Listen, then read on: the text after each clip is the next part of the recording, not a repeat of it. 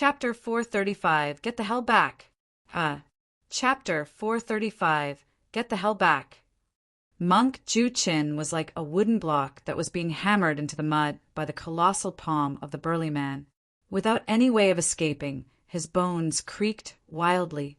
Melee combat fights were the most dangerous, and victory was often determined within a few exchanges of moves. By underestimating his enemy, Monk Ju-chen's enraged diamond gaze and lion roar, two of the Buddhist secret skills, were countered consecutively, and in a moment of daze, the burly man seized the initiative. His single mistake had led him to this state. Right now, Monk Ju-chen was motionlessly pushed against the ground by the palm. Even if Monk Ju-chen had 1,000 more techniques, he couldn't use any of them at this moment, nor could he summon the Buddhist spirit weapons in his possession. This was a fight based completely on strength. As long as Monk Ju-chen was distracted and lost focus of his strength, he would be crushed into sludge by the burly man's palm without even a corpse left. Even Demonist Ji was dumbfounded. What was the background of this man? To think that he could pin the successor of Diamond Monastery motionlessly on the spot. Suddenly, the burly man nodded with a flicker of admiration in his eyes. The fact that you're able to withstand this is quite something. Indeed, Diamond Monastery is impressive. Demonist Ji was now tongue-tied. What was he doing? Wasn't his tone way too arrogant? In Tianhuang mainland, which cultivator had the rights to speak to the successor of Diamond Monastery in that manner? The strangest thing was that the burly man seemed to have meant what he said from the bottom of his heart.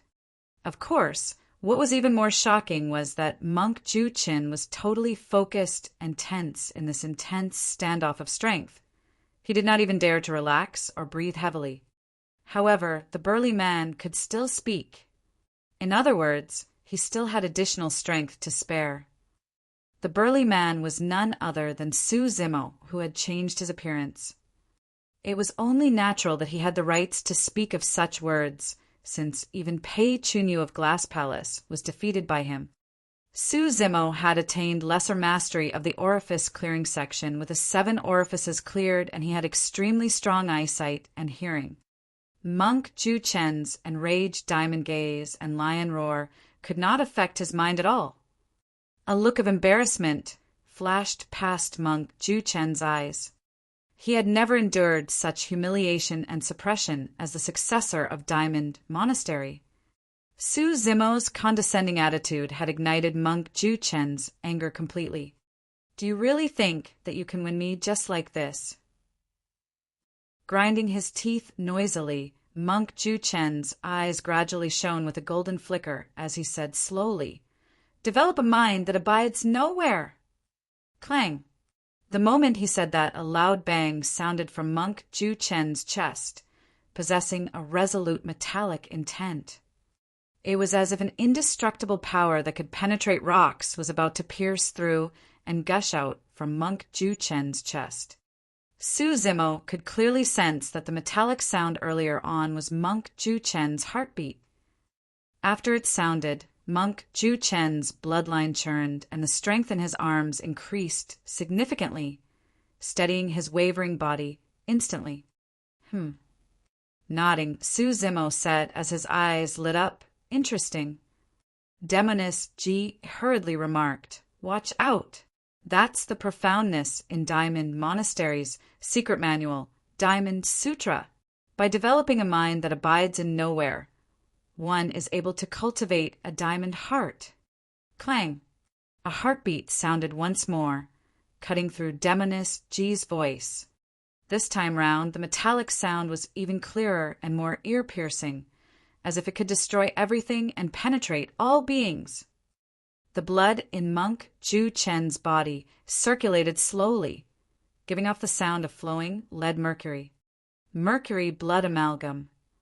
That was almost the limit of the power of bloodline. The only thing above that was the legendary tsunami blood. Monk Ju-chen's arm strength increased significantly, and he propped up Su Zimo's palm. As his aura climbed, his eyes shone with frenzy. Demonis G continued. Each time the diamond heart thumps, it would swap blood with the marrow and refine his tendons and bones.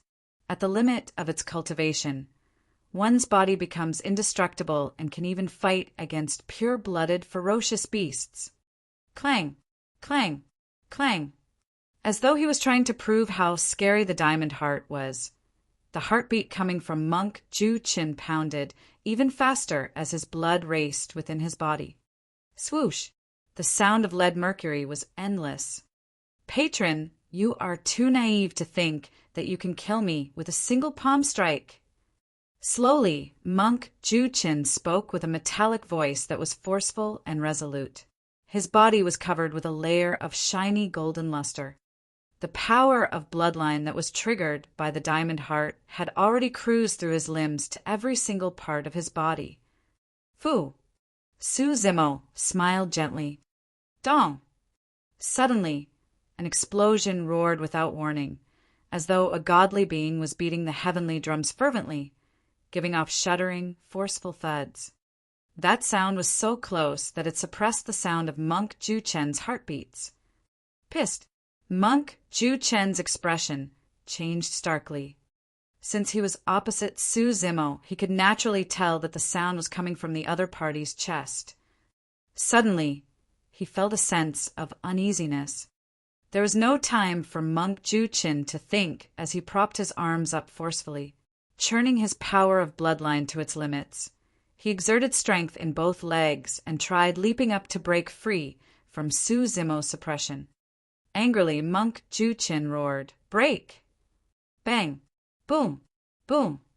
Suddenly, a thunderous bang sounded from within Su Zimo's body. It was forceful and massive, similar to how waves crashed onto shores. Standing in front of Su Zimo, Monk Ju Chin felt like he was hallucinating. It felt as though he was a small boat in a raging sea that could capsize at any moment, washing him away without a corpse left. That wasn't the force of a human. That was the might of the universe. Tsunami blood. Demonis G's ears twitched when she heard that sound as she exclaimed in shock. Throughout history, it was known that the limit of bloodline cultivation was at tsunami blood level. There were extremely few cultivators who had managed to accomplish it. She had come across one of them before. Back then, underground, with the existence of the ancient Spirit Lock formation, that person single-handedly defeated 5 fiend heirs in a domineering and decisive manner. Although many years had passed, the scene remained in the depths of her memories as though it had happened yesterday. No matter how she tried, Demonis G could not compare the burly man before her with the green-robed cultivator from her recollections who had delicate facial features. Get the hell back! Su Zimo's expression was calm, and as was his tone. However, his blood surged like a tsunami in a terrifying manner. His muscular palm was filled with blood, and green veins popped out as it expanded significantly once more, blocking Monk Ju Chen's line of sight and any path of escape before crushing down savagely on him. Ugh! Grunting dully, Monk Ju Chen made use of the burst power from his diamond heart and leaped up. Before he could break free from Su Zimo's palm, he was pushed down once more. The gold light on Monk Ju Chen's arms dimmed. Poof! His flesh exploded into a blood mist. Monk Ju Chen's entire body shuddered, bending his spine while his knees were almost on the ground. He felt as if there was a towering mountain above him, as if the heavens had collapsed and wanted to destroy him. Chapter 436, Retreating in Defeat. Chapter 436, Retreating in Defeat. If this carried on, Monk Ju Chin would be dead within 3 breaths. Roar! Suddenly, a ferocious beast roared deafeningly. A dark shadow darted over and covered the skies, carrying forth a tragic aura that was suffocating. The Lu-Wu that was dozens of feet tall lunged over with a stench of blood. Its eyes were vicious as it bared its sharp fangs and claws with a menacing expression. Su Zimo furrowed his brows slightly. pure-blooded, ferocious beasts were extremely strong, and even perfect spirit weapons were not superior against their fangs and claws. In fact, there were even some special weapons that were crafted from the bones, fangs, and claws of pure-blooded, ferocious beasts. Good move. Su Zimo's expression was unchanged as he continued suppressing Monk Juchin with one hand. His other hand turned into a fist, and his large tendons pulsated with his bloodline. Expanding swiftly, his fist was akin to a purplish-green seal with a torrential blood chi. He stood on the spot like a towering ancient god as he smashed that purplish-green seal of a fist heavily towards the Lu Wu's head. The aura of that punch was terrifying, and in an instant, even the air ruptured with a deafening bang. As a pure-blooded, ferocious beast, the Lu Wu naturally knew how powerful that punch was. Although its bones were tough, it did not dare to fight head-on against Su Zimo's fist as it hurriedly received the blow with its claws. Bang! There was a deafening sound. The Lu Wu shuddered and fell from midair. Su Zimo stood where he was without budging at all as his tendons and bones sounded loudly. His eyes were bright, filled with a torrential combat intent. Demoness Ji felt her heart skip a beat. This was a truly ruthless man. Humans were born with weak bodies without sharp fangs or claws. The fact that someone was able to cultivate to a point where he could contend against pure-blooded, ferocious beasts was simply too rare. What was even scarier was that the burly man was actually fighting against two beings at the same time. Suppressing Monk Juchin with one hand, he fought against the pure-blooded, ferocious beast with the other. Despite that, the shocking thing was that his combat strength was not diminished and he was not disadvantaged, even though his strength was divided. When did such a ferocious person appear on Tianhuang mainland? Which sect did this cultivator belong to? The thing that confused Demoness Ji the most was that she could not detect traces of secret skills or techniques from any sect from this burly man. Roar! Although the Lu Wu fell from midair, it was not injured and leaped up once more with a jerk. It shook its 9 tails, and 1,000 corpses that were skewered on them exploded. Blood spewed everywhere, forming a mountain of corpses and blood. Swoosh, swoosh, swoosh. The Lu Wu tread on that mountain of corpses and blood and charged over with its 9 tails swaying like whips. The wind howled as it engulfed Su Zimo. The reason why pure-blooded, ferocious beasts were so strong was not purely because of the purity of their bloodline and their terrifying strength. It was because they possessed killing moves that other demon beasts did not have. Take the hook snake back in the Fog Valley, for example. Its tail had a gigantic hook that was laced with poison. That hook was indestructible and sharp. Even Night Spirit would not be able to defend against it with its body. It was the same for the Lu Wu before them. Swaying behind, its 9 tails formed a sealed space, and they could attack from various directions. It was like dealing with 9 steel whips that were extremely difficult and troublesome to defend against. Piak! Reaching out, Su Zimo scooped in midair and grabbed one of the Lu Wu's thick tails. However, he could not defend against the other 8 tails.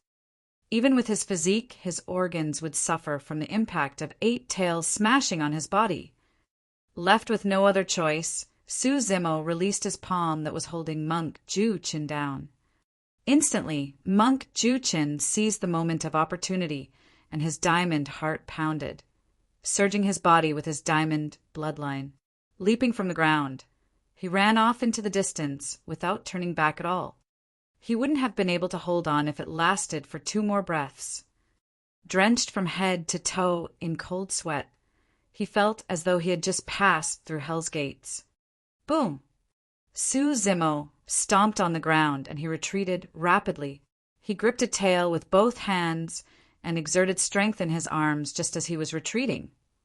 The tremendous force was transferred to the Lu Wu through its tail. It shuddered immensely, and its body nearly broke apart. Instantly, the other 8 tails lost their strength and directions.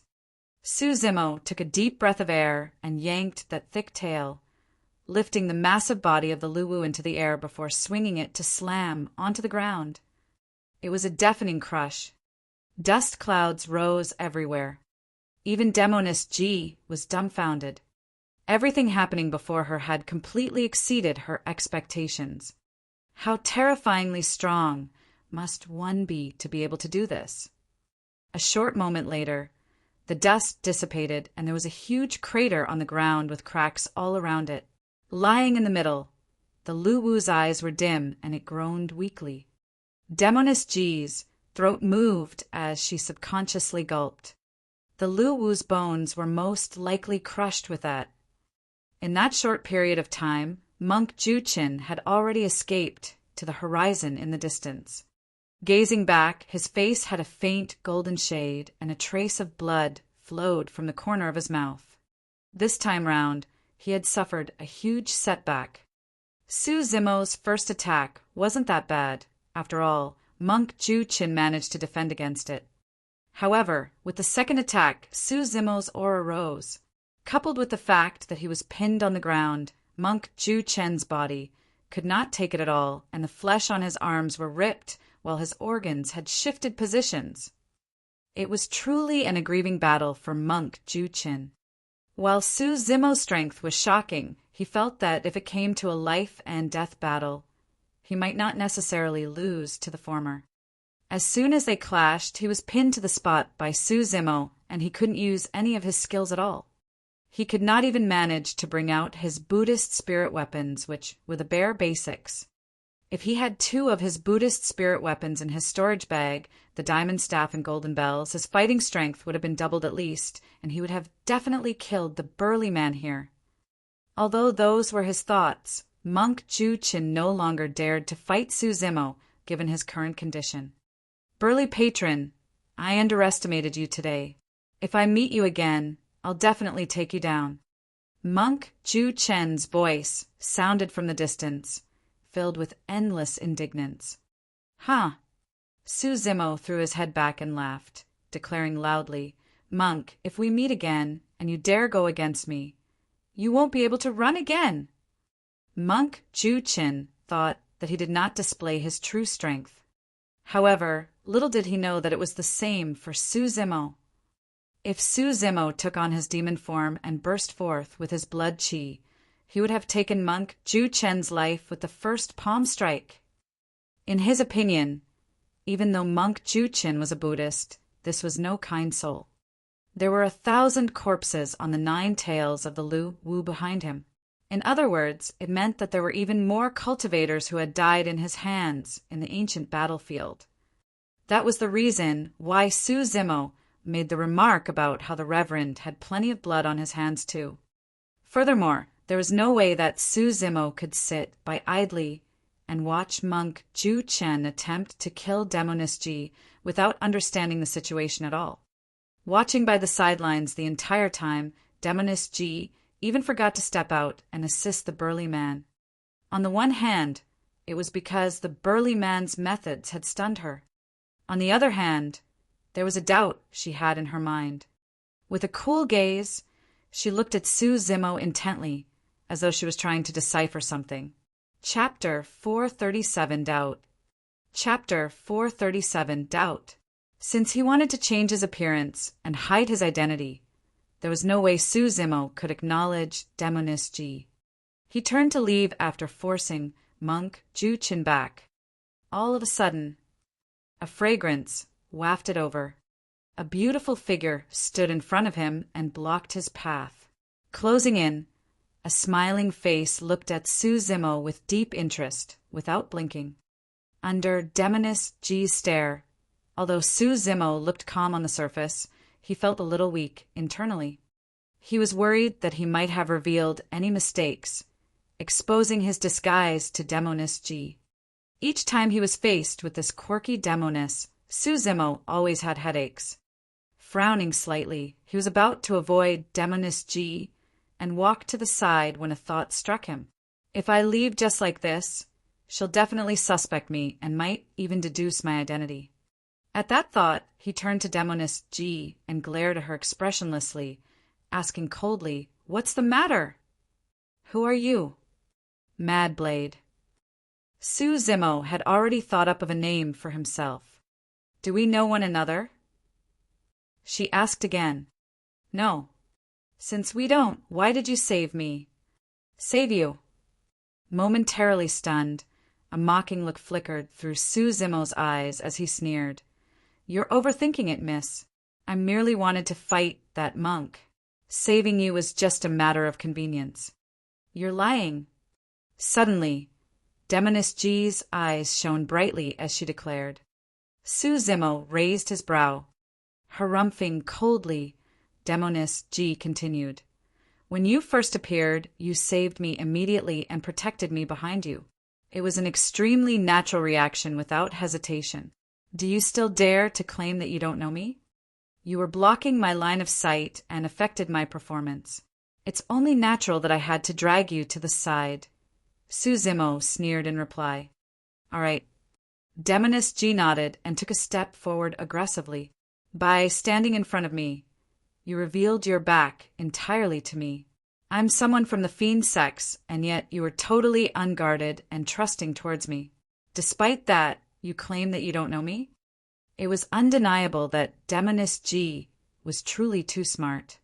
Su Zimo thought that he had not made any mistakes after changing his appearance. To think that he had revealed such a flaw, just as Demoness G had said, how could one of two people who had just met trust the other party so easily as to reveal their backs exposed entirely? After a moment of silence, Su Zimo replied indifferently, Even if I expose my back to you, do you think that you can injure me? Although it was a brazen statement, in reality, it avoided Demoness G's question. She declared again, Also, now that I'm not wearing my veil, there's no way anyone who's seeing my face for the first time can be as calm as you. You must have seen me before. Demoness G was truly qualified to say something like that. The pure maiden of the fiend sex was different from the fiend heirs. There was a fiend heir that corresponded to each cultivation realm within the fiend sections. For example, Shui Yang of Malevolent Earth sect was the number one amongst all the Foundation establishment cultivators in the sect, and hence, he was the Foundation establishment fiend heir. There was another fiend heir at Golden Core Realm. Upon entering the Golden Core Realm, Shui Yang would lose his title as the fiend heir, and if he wanted to become one, he would have to challenge the Golden Core Fiend Heir. The Golden Core Fiend Heir cannot deny the challenge as well. The fight to be a fiend heir of the fiend sex was extremely cruel, and every single fiend heir was exceptional. They stood above countless corpses of their fellow sect mates, and their hands were tainted with the same blood. Such competition was encouraged among the fiend sections. However, it was different for the Pure Maiden. From the Qi condensation realm all the way to the Golden Core realm, or even higher, there was only a single disciple of Pure Maiden sect that could obtain the true inheritance of the sect. Unless the current generation's Pure Maiden dies or loses her qualifications, Pure Maiden sect would not select a new successor. Pure Maiden sect had extremely high expectations for their Pure Maidens, and it was not an exaggeration to say that the candidate is 1 in a billion. Every generation's Pure Maiden was born with a natural charm that could topple worlds, with every wink, smile, and action of theirs. Once they were truly grown up, they would definitely be peerless demonesses who could bewitch the masses. In the battle earlier, Demoness G was totally countered because she was dealing with the successor of Diamond Monastery. If it was the successor of any other sect, they would have to consider if they could handle the bewitchment of the Pure Maiden of the Fiend sections.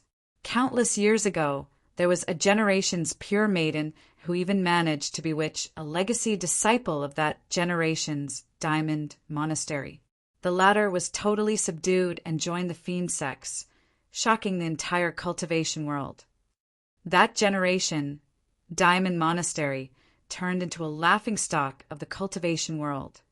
That was the reason why Diamond Monastery and Pure Maiden sect had a long-standing feud that spanned beyond their different daos. Ever since Su Zimo appeared, he was too composed despite seeing Demoness G's face. There was no ripple in his eyes. It was only natural that Demoness G became suspicious. Turning around, Suzimo's gaze shifted slowly on Demoness G. Finally, his bold gaze landed on Demoness G's flawless and almost breathtaking face, grinning. "Woman, you're quite interesting. Are you hinting to me that you want to be my Tao companion?" Demoness G furrowed her brows slightly. She was extremely familiar with the look that the burly man was giving off. It was a kind of gaze that made her disgusted. Although Pure Maiden Sect and Cloud Rain Sect seemed similar, they were vastly different. Cloud Rain Sect cultivated the Tao of indulgence, although every generation's Pure Maiden cultivated the Tao of bewitchment. They had to maintain their chastity for the sake of their Tao. If a Pure Maiden became someone's Tao companion, it would be equivalent to them crippling their entire lives' cultivation. They would also be stripped of the title of Pure Maiden and expelled from the sect. If a Pure Maiden lost her cultivation and the backing of the fiend sects while retaining her flawlessly charming looks, their fates were clearly imaginable. They would most likely become the slaves of other cultivators and live a life worse than death. Although countless cultivators had fallen to Demoness G's charms up till this point of her cultivation, she had never had any physical contact with any man. Apart from a single person, a green-robed figure flashed through Demoness G's mind, and she bit her lips. That day, the two of them were stuck in a stone coffin that was extremely cramped.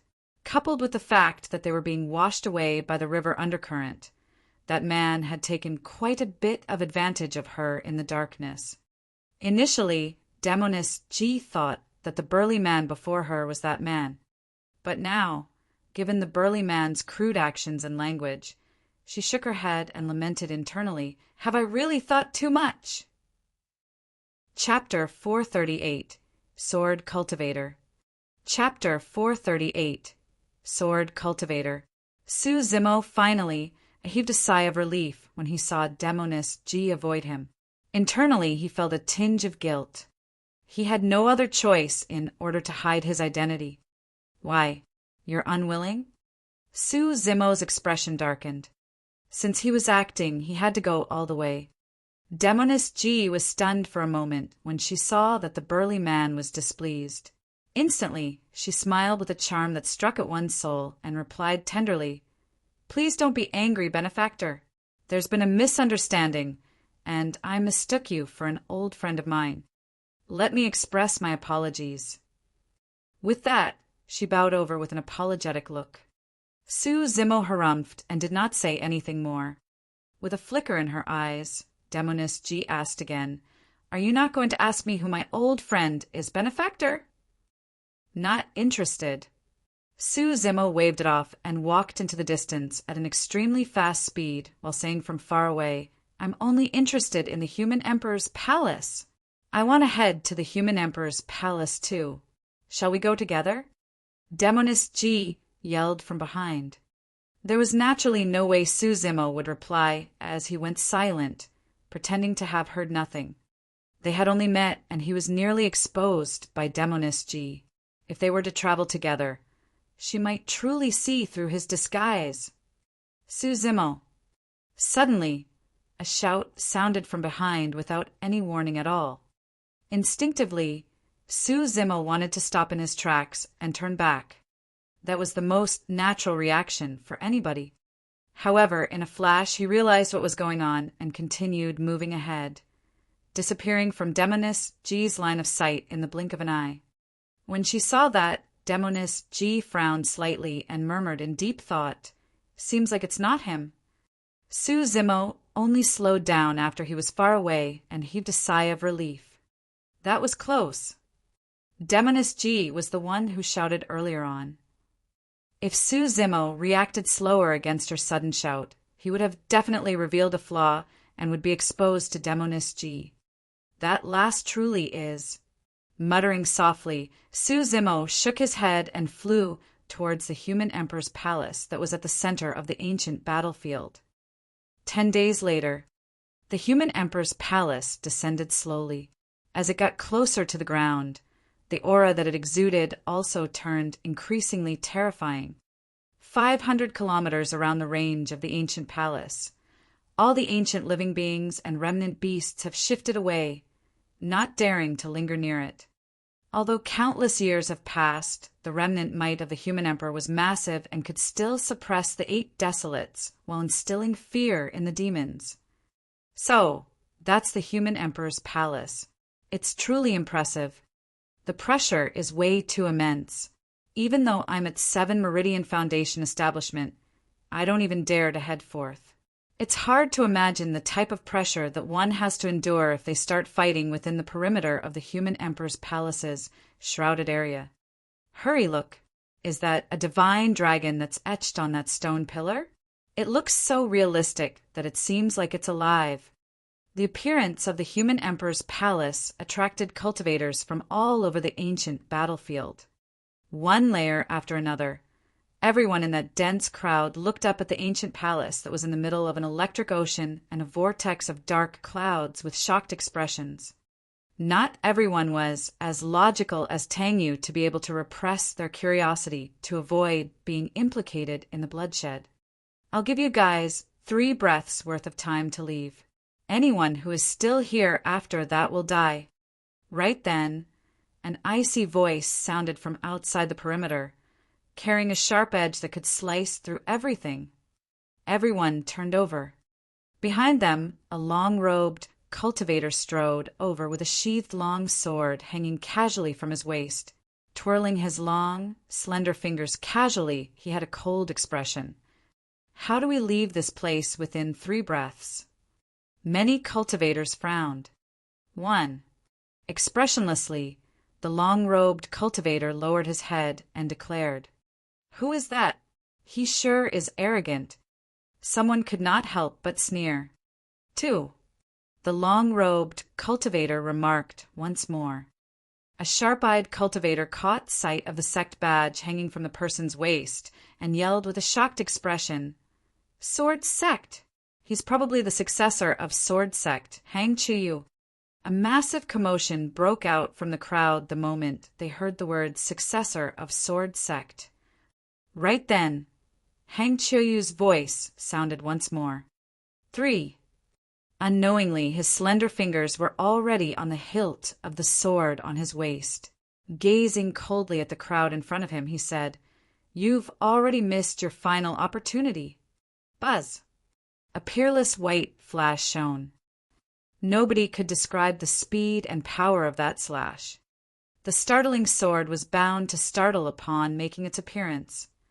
In that instant, all the cultivators facing Hang Chiyu were blinded by that bedazzling sword beam and could not open their eyes. The next moment, they felt their throats turn cold as a warm, sticky liquid started spewing outside with a nauseating stench. It was fresh blood. Dozens of cultivators that stood in front of Hang Chiyu fell at the same time, collapsing to the ground. Their throats were slit by the sword and they died, unable to rest in peace. Almost everyone who came to the vicinity of the human emperor's palace were at 7 Meridian Foundation establishment and were rather capable. However, those dozens of cultivators died on the spot without even having the chance to take out their spirit weapons. That was how terrifying the might of his single slash was. The cultivators behind him were horrified as they took out protection talismans from their storage bags and crushed them instantly. Right after, they summoned their flying swords and defensive spirit weapons such as shields and heart protecting mirrors before calming down. Swash! By the time they were prepared and looked ahead, Hang Chiyu had already vanished. A gentle breeze blew across. Hang Chiyu had already charged into the crowd with a startling sword. A sword beam rose, followed by a bloody flash. Some of the cultivators were cut in half with fresh blood spewing and countless, nauseating internal organs flowing out. Protection talismans were nothing but paper against Hang Chiyu's sword. Clang! A cultivator defended the startling sword with his shield, and a crisp sound echoed upon the collision.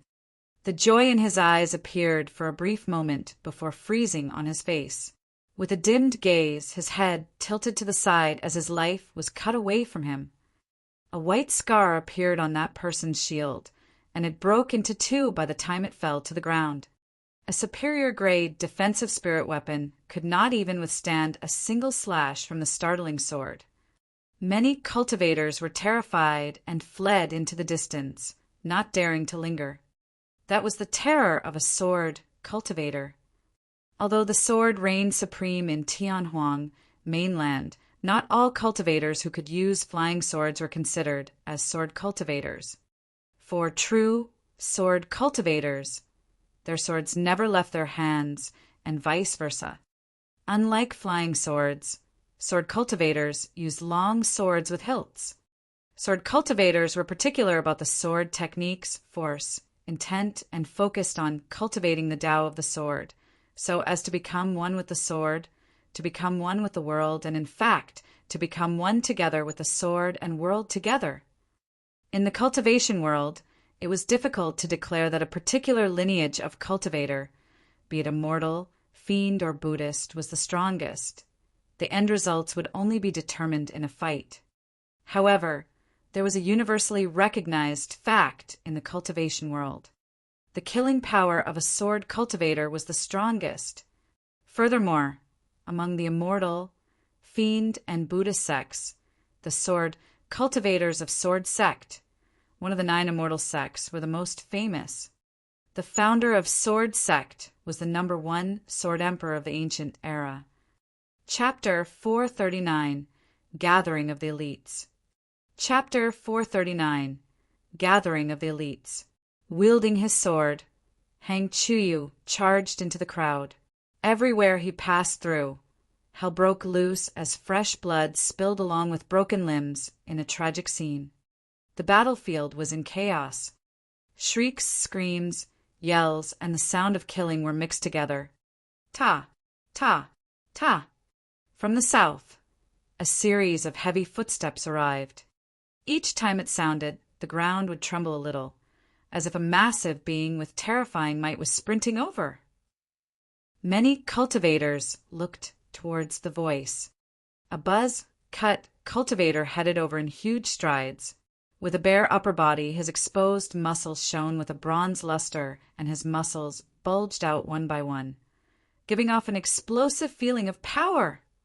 The person carried a gigantic iron spear on his shoulder that was pitch black and heavy, exuding a violent aura from head to toe. His eyes burned as he laughed with a domineering aura. A bunch of reckless idiots. How dare you guys try to taint the human emperor's palace? Hurry, run. It's someone from the fiend sects. That's the fiend heir of Overlord Palace, Pang Yu. Run. Pang Yu slapped the spear on his shoulder, and it bounced into the air as he shouted, "It's too late to run now." Swoosh! The iron spear tore through the air, turning into a dark ray of light as the wind howled. Following the spear, Pang Yu charged into the crowd.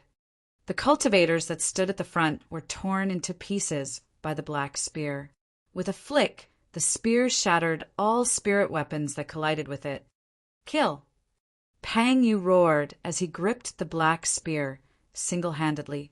He swept in reverse and sliced dozens of cultivators in the crowd into pieces with the strength of a massive army.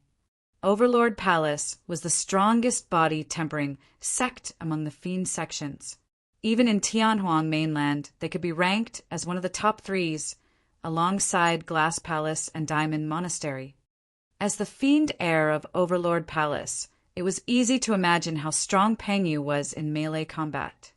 This was a killing feast. 8 spirit meridians shone on Pang Yu's body, and spirit energy surged while his bloodline roared. Everywhere his spear passed, people were bound to die, as no one could withstand its sharpness. On the other side, a purple aura arrived. It produced an unrestrained pressure as though an emperor has arrived. Hurry, run.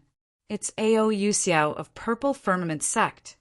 The crowd in the east was also in a mess as cultivators scattered in all directions.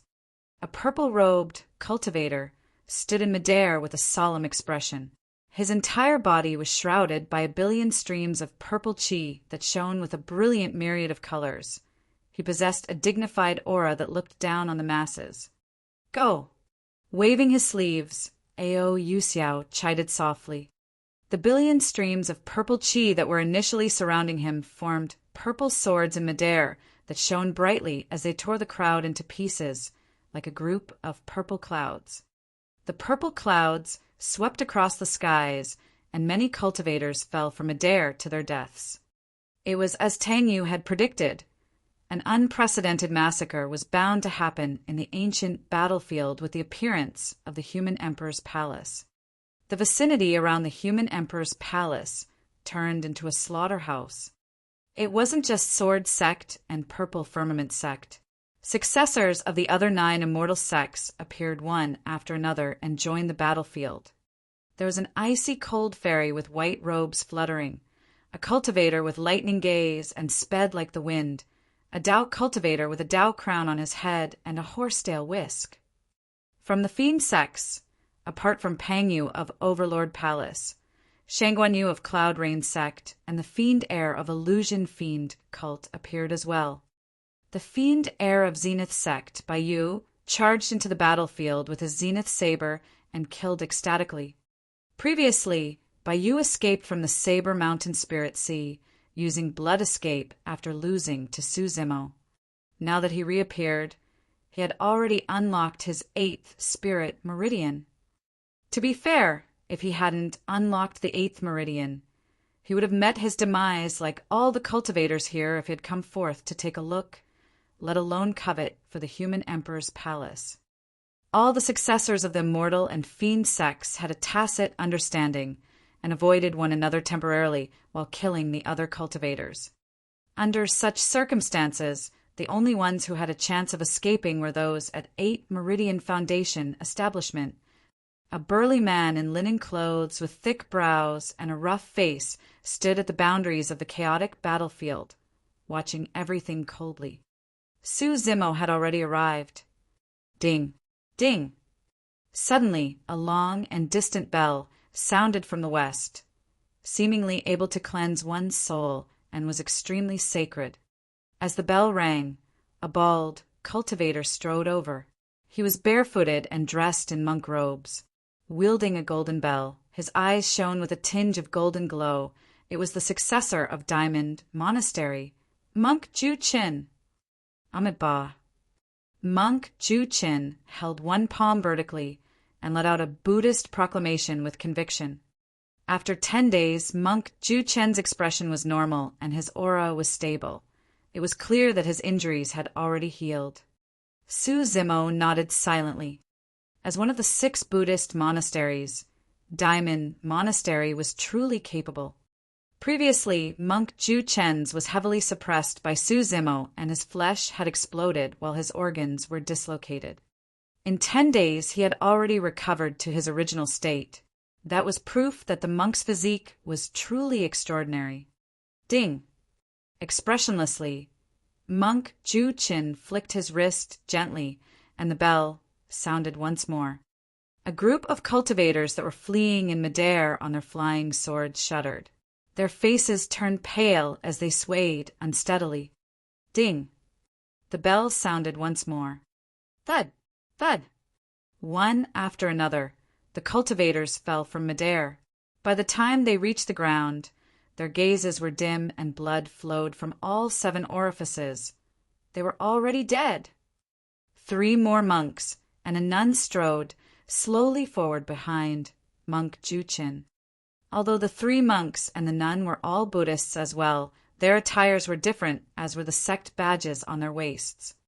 Among the 6 Buddhist monasteries, 5 successors had appeared. It was a gathering of the elites. In this battle, some cultivators from other sects or itinerant cultivators who thought that they were strong finally understood the terror of the mortal, fiend, and Buddhist sections. Although they were also at 8 Meridian Foundation establishment, they were no match for the successors of those sects. The number of cultivators around the human emperor's palace decreased, but the number of corpses increased as blood flowed like a river. Finally, someone caught sight of Su Zimo, who was standing at the boundaries. It was Baiyu, the fiend heir of Zenith sect. Naturally, he did not know that this was Su Zimo who had changed his appearance. Otherwise, he wouldn't have advanced alone without any reservations. Baiyu's expression was cold as he held the bloody Zenith saber in his hands. He glared at Su Zimo without any shred of emotion. Although Su Zimo was expressionless, a flicker of mockery flashed through his eyes. Die! Baiyu swung his Zenith saber and created a bloodied arc in midair before it descended upon Su Zimo's head.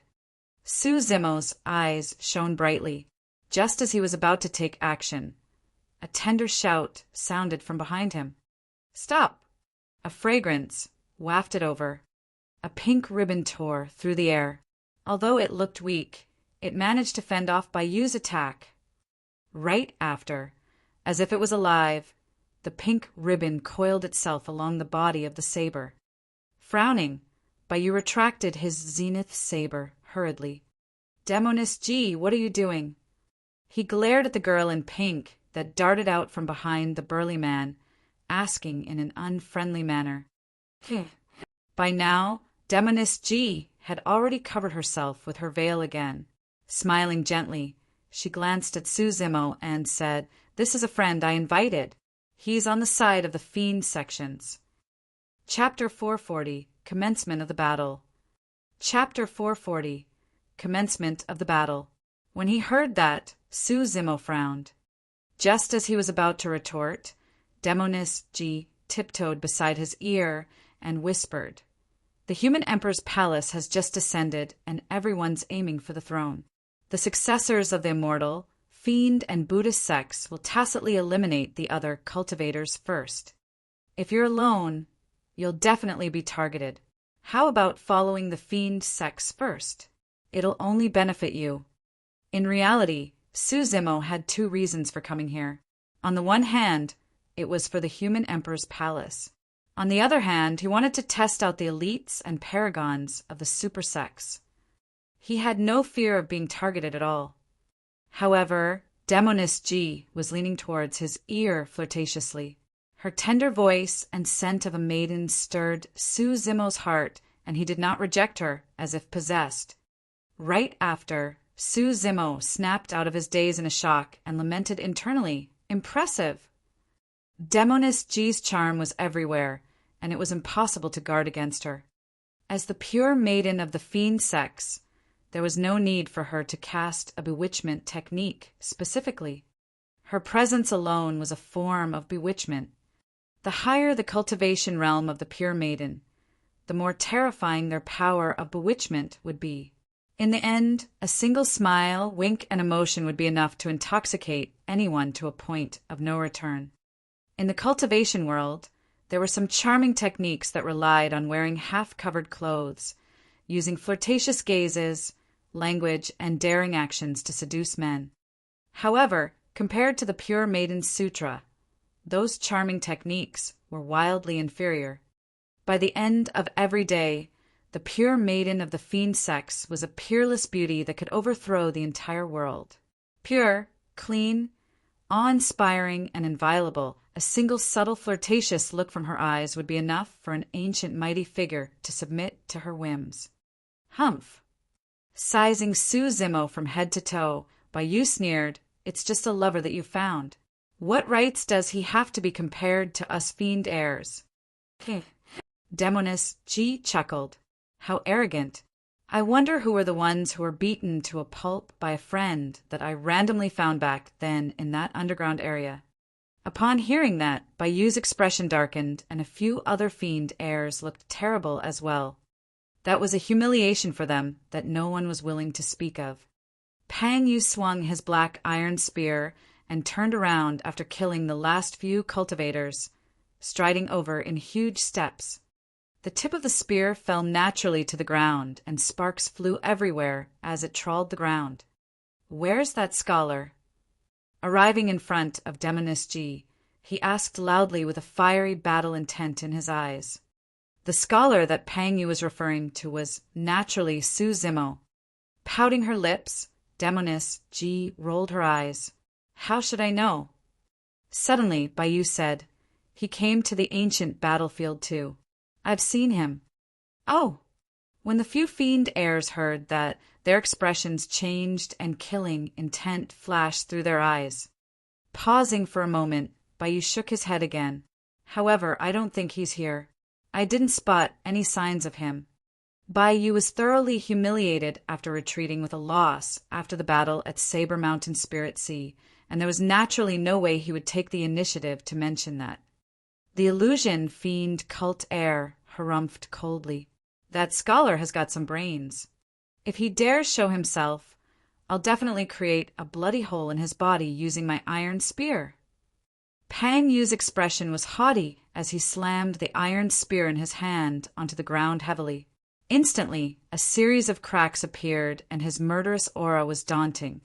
Su Zimo's expression was calm and there were no ripples in his eyes. Shifting his gaze, Pang Yu sized up Su Zimo and nodded while smiling. Not bad, you've got some guts.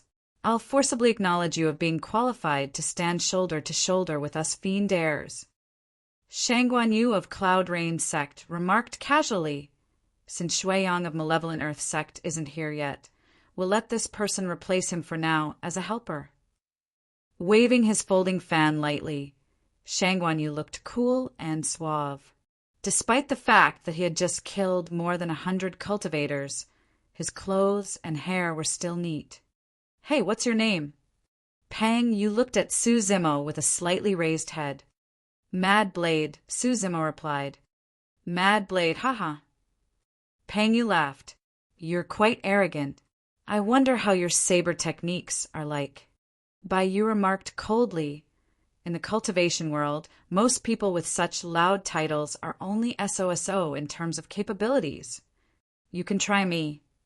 Su Zimo said indifferently. Do you have a death wish? Baiyu's expression changed as killing intent rose in his heart. You're wild. Interesting. Sweeping his iron spear, Pang Yu blocked Baiyu and shook his head with a stern expression. Don't fight first. Something isn't right. Everyone followed Pang Yu's gaze. The battlefield was mostly cleaned up, and the only people left under the cover of the human emperor's palace were the successors of the immortal, fiend, and Buddhist sections. Among them, successors from 7 of the 9 immortal sects were present, including Hang Chiyu of Sword Sect and Ao Yuxiao of Purple Firmament Sect. Of the 6 Buddhist monasteries, 5 successors were present.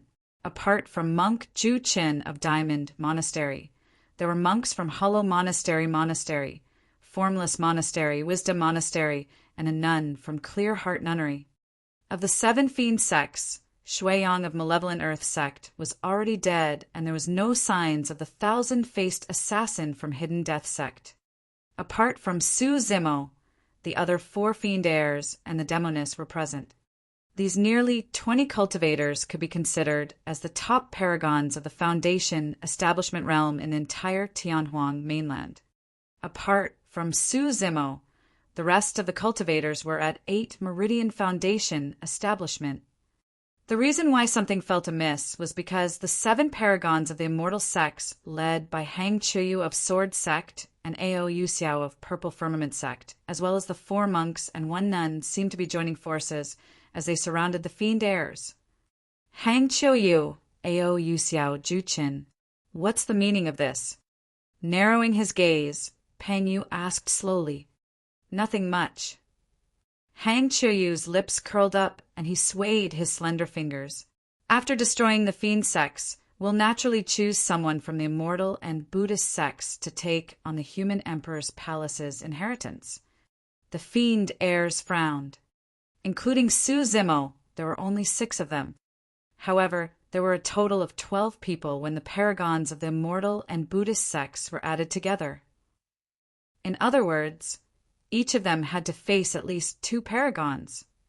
Pang Yu of Overlord Palace was publicly acknowledged as the strongest among the fiend heirs. However, he would not dare to claim victory against Hang Chiyu, Ao Yuxiao, and Ju Qin, let alone if he had to deal with 2 people at one go. Demoness Ji raised her voice. The situation is clear right now with 3 distinct lineages and a total of 18 cultivators. We can just fight in pairs to decide the final victor to obtain the human emperor's palace's inheritance. That will be considered as fairness. Monk Zhu Chen's gaze swept past Su Zimo and paused for a brief moment before landing on Demoness Ji's face as he sneered. The situation will be even clearer after destroying the fiend sections. Fair. Ao Yuxiao shook his head. There's no fairness to speak of in front of the human emperor's palace. Furthermore, fiends are evil beings that should be punished. Su Zimo, if you see that the situation is not right, don't be stubborn and leave this place quickly. Suddenly, Demoness Ji extended her finger and poked Su Zimo's waist, whispering to him. Chapter 441, Start of the Nightmare. Chapter 441, Start of the Nightmare. I was exposed. Although Su Zimo was expressionless on the surface, he was internally shocked. Don't deny it. It's definitely you. Demoness Ji inched over and whispered. You can't hide it from me. My instincts have always been keen. I don't know what you're talking about. Su Zimo replied indifferently before shifting his gaze towards the dozen, or so figures, standing at the outer perimeter of the human emperor's palace. All of those cultivators were white-haired and old. Although their eyes were turbid and they seemed like they were at the end of their lives, there were still terrifying auras being exuded from them. They were sealers. Demoness Ji commented. Don't worry, the sealers won't dare to strike, given the circumstances. With the immortal, fiend, and Buddhist sects at a stalemate, as long as one of the factions strike and make use of their golden core powers, the sealers from the other 2 factions would also be implicated. By then, all parties would suffer great losses and perish. The 12 cultivators of the immortal and Buddhist sects walked over slowly in 2 rows, keeping their eyes on the 6 people on the side of the fiend sects, Su Zimo included. Hang Cheyu of Sword Sect targeted Pang Yu of Overlord Palace right away. Ao Yuxiao of Purple Firmament Sect targeted the Fiend Heir of Illusion Fiend Cult as well. It was a battle between the strong. The successor of Snowdrift Valley of the Immortal Sects was a cold woman in white robes. She controlled a silver needle with a frosty aura and specialized in penetrating protection talismans and inner armors. The nun of Clear Heart Nunnery wielded a long sword that shimmered coldly. The 2 female cultivators of the immortal and Buddhist sects set their sights on Demoness Ji right away. Seems like I'll have to take care of that unknown person then. The successor of Heavenly Dipper Sect smiled faintly. With a wave of his sleeves, a flying sword that shimmered with 5 spirit lights tore through the air and headed straight for Su Zimo's head. Sweeping his head, Su Zimo nodded to himself. It was as expected of the top super sects of Tianhuang mainland. With powerful foundations, most of their paragons were in possession of perfect spirit weapons. Su Zimo was not flustered at all as he brushed past his storage bag, causing a saber to appear in his palms. Clang! His saber trembled and shone with 4 spirit patterns. It was a supreme-grade spirit saber that he had found in the Elixir Pool sect ruins. Since he wanted to hide his identity, there was naturally no way Su Zimo would take out a weapon as signature as his blood quencher. Otherwise, he would be exposed by Demoness Ji and by you immediately. Although he could not make use of blood quencher, Su Zimo had no intention of concealing the 5 stances of the Sea Calming Manual. The reason for that was because he knew that apart from him, there was another successor who knew of those 5 stances in the cultivation world. Sure. The flying sword tore through the air and shone with 5 spirit lights. Like a blazing sun that was filled with astral chi, it had an intimidating aura and arrived in an instant. Su Zimo's expression did not change as the spirit energy in his body surged wildly, causing 7 spirit meridians to shine underneath his robes. So you're a piece of trash. When Baiyu swept his gaze and caught sight of that, he could not help but sneer. The other fiend heirs let out disappointed expressions as well. On the other hand, the paragons of the immortal and Buddhist sects looked relaxed. 7 Meridian Foundation establishment cultivators were considered as rare geniuses in the cultivation world, and in the Great Zhou dynasty, they were even rarer. However, for the many paragons present, 7 Meridian Foundation establishment cultivators were equivalent to trash that wouldn't be able to last for more than 10 breaths in a massive fight as such. Even for cultivators of other sects that were also at 8 Meridian Foundation establishment, they were far weaker than the successors of super sects, let alone 7 Meridian Foundation establishment cultivators. The fiend heirs were already frustrated, given the fact that they were in dire straits. When they saw this, they were even more upset. Shang Guanyu of Cloud Rain sect opened his folding fan and defended against 2 incoming flying swords while sneering, "Demoness Ji, your judgment is truly getting worse." Among the paragons present, only 2 of them did not show any contempt. One of them was Demoness Ji, and the other was monk Zhu Qin, who had suffered a loss in the hands of Su Zimo previously. Clang! An ear-piercing sound of metal clashing echoed in the void. Sparks flew as Su Zimo swung his supreme grade spirit saber against the incoming flying sword. Instantly, the astral chi on the sword was shattered by an immense force and dissipated on the spot. Buzz! The sword quivered unsteadily, showing signs of falling. The expressions of a few paragons changed when they saw this. Something isn't right. Such burst power. Watch out. That man's a body-tempered cultivator. Swash! Su Zimo had already vanished from the spot, and within a couple of steps, he arrived in front of the successor of Heavenly Dipper sect. His eyes shone brightly with a surging killing intent as he slammed down with his saber. The blade cut through the void at an extremely fast speed, and it was so forceful that heat was emitting from the saber. So fast! The successor of Heavenly Dipper sect realized that the situation was bad, and his hair stood on ends as his pupils constricted. He was too careless. With that moment of carelessness, he had lost the initiative and was now the disadvantaged party who was in danger. Swoosh! Slapping his storage bag, he swiftly pulled out a dark gold shield and injected spirit energy into it, lifting it above his head as it expanded. Clang! Another loud boom sounded when the saber clashed against the shield. Ugh! The light on the shield dimmed, as if the spirit light was severed by Su Zimo's saber. With a dull grunt, the successor of Heavenly Dipper sect almost knelt onto the ground. As he lifted his shield with one arm, the successor gripped his other hand into a fist that was surrounded by astral chi. He threw a punch at Su Zimo's chest like a long spear. This was the successor of one of the 9 immortal sects, Heavenly Dipper sect, no matter what.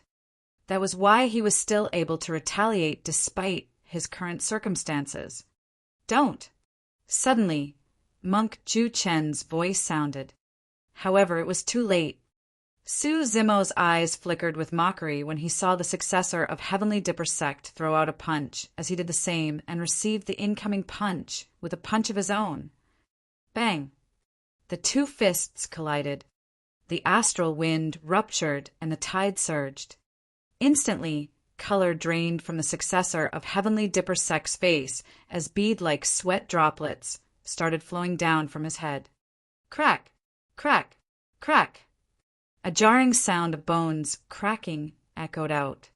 A few paragons turned towards the sound instinctively, and their expressions changed.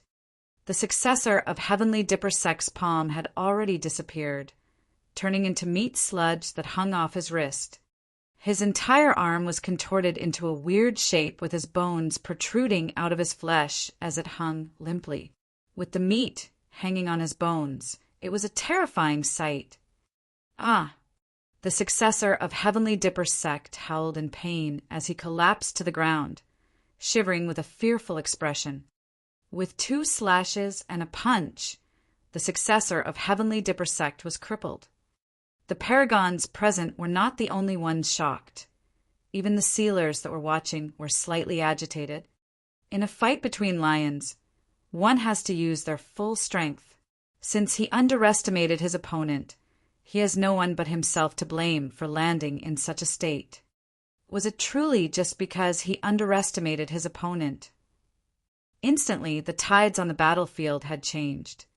Nobody expected that the successor of Heavenly Dipper sect would land in a tragic state with a crippled arm after a single exchange of blows. This meant that a paragon had already lost the rights to fight for the human emperor's inheritance and had to withdraw. The paragons present looked at the successor of Heavenly Dipper sect with a pitiable expression. Up till this point, the paragons had not realized that a nightmare that would continue to haunt them for many years to come had just begun. Compared to some of the others present, the fate of Heavenly Dipper sect's successor was considered lucky. Chapter 442. How dare you provoke me again? Chapter 442. How dare you provoke me again? What's this mad blade's background? He's got some skills. Pang Yu roared in laughter as he swept his spear horizontally, forcing Hang Chiu, who was coming at him, to retreat with a thrust. Compared to malevolent Earth sect's spear techniques, Pang Yu's spear technique was much less complex. It was just a simple thrust from the middle level. However, its momentum was oppressive and the spear's ferociousness was shot forth completely. He was not disadvantaged even against two opponents. Sword sect's Hang Chiu's sword technique was not weak at all, and his sword chi was extremely sharp, possessing both offense and defense. Colliding continuously against Pang Yu's gigantic spear, the sound of metal clanging rang repeatedly as sparks flew endlessly. On the side of the fiend sects, apart from Pang Yu, who could hold his ground in a 1 versus 2, the other fiend heirs were completely disadvantaged. For Shangguan Yu of Cloud Rain sect and Demoness Ji of Pure Maiden sect, who were weaker in combat strength to begin with, they were in a perilous situation and were completely suppressed, forced to retreat continuously. On the other side, the fiend heir of Illusion Fiend cult might not necessarily win Ao Yuxiao of Purple Firmament sect in a 1-on-1 fight. Now that the successor of Clear Wind Temple was assisting Ao Yuxiao, the fiend heir of Illusion Fiend cult was at a loss and the situation was not looking good for him. If this battle continued, the few fiend heirs were bound to lose. On the battlefield, the only variable was the burly man in linen clothes with an unknown background, known to everyone as Mad Blade. Ding! After crippling Heavenly Dipper sect's successor with 2 slashes and a punch, Su Zimo heard a piercing ring of a bell beside him. The bell rang for a long time and was never-ending, like a sharp thorn that pierced his head repeatedly. With a golden bell in hand, Monk Juqin had already arrived behind Su Zimo. That was a spirit weapon of the Buddhist sects, the golden bell. Its body was a bell made of purple gold copper, and its mouth was circular with rounded edges. Exquisite patterns were engraved all over its body. The golden bell in Monk Juqin's hand was nourished by the Buddhist light in Diamond Monastery. Day and night it listened to the chanting of scriptures by monks, and it possessed an inexplicably noble power.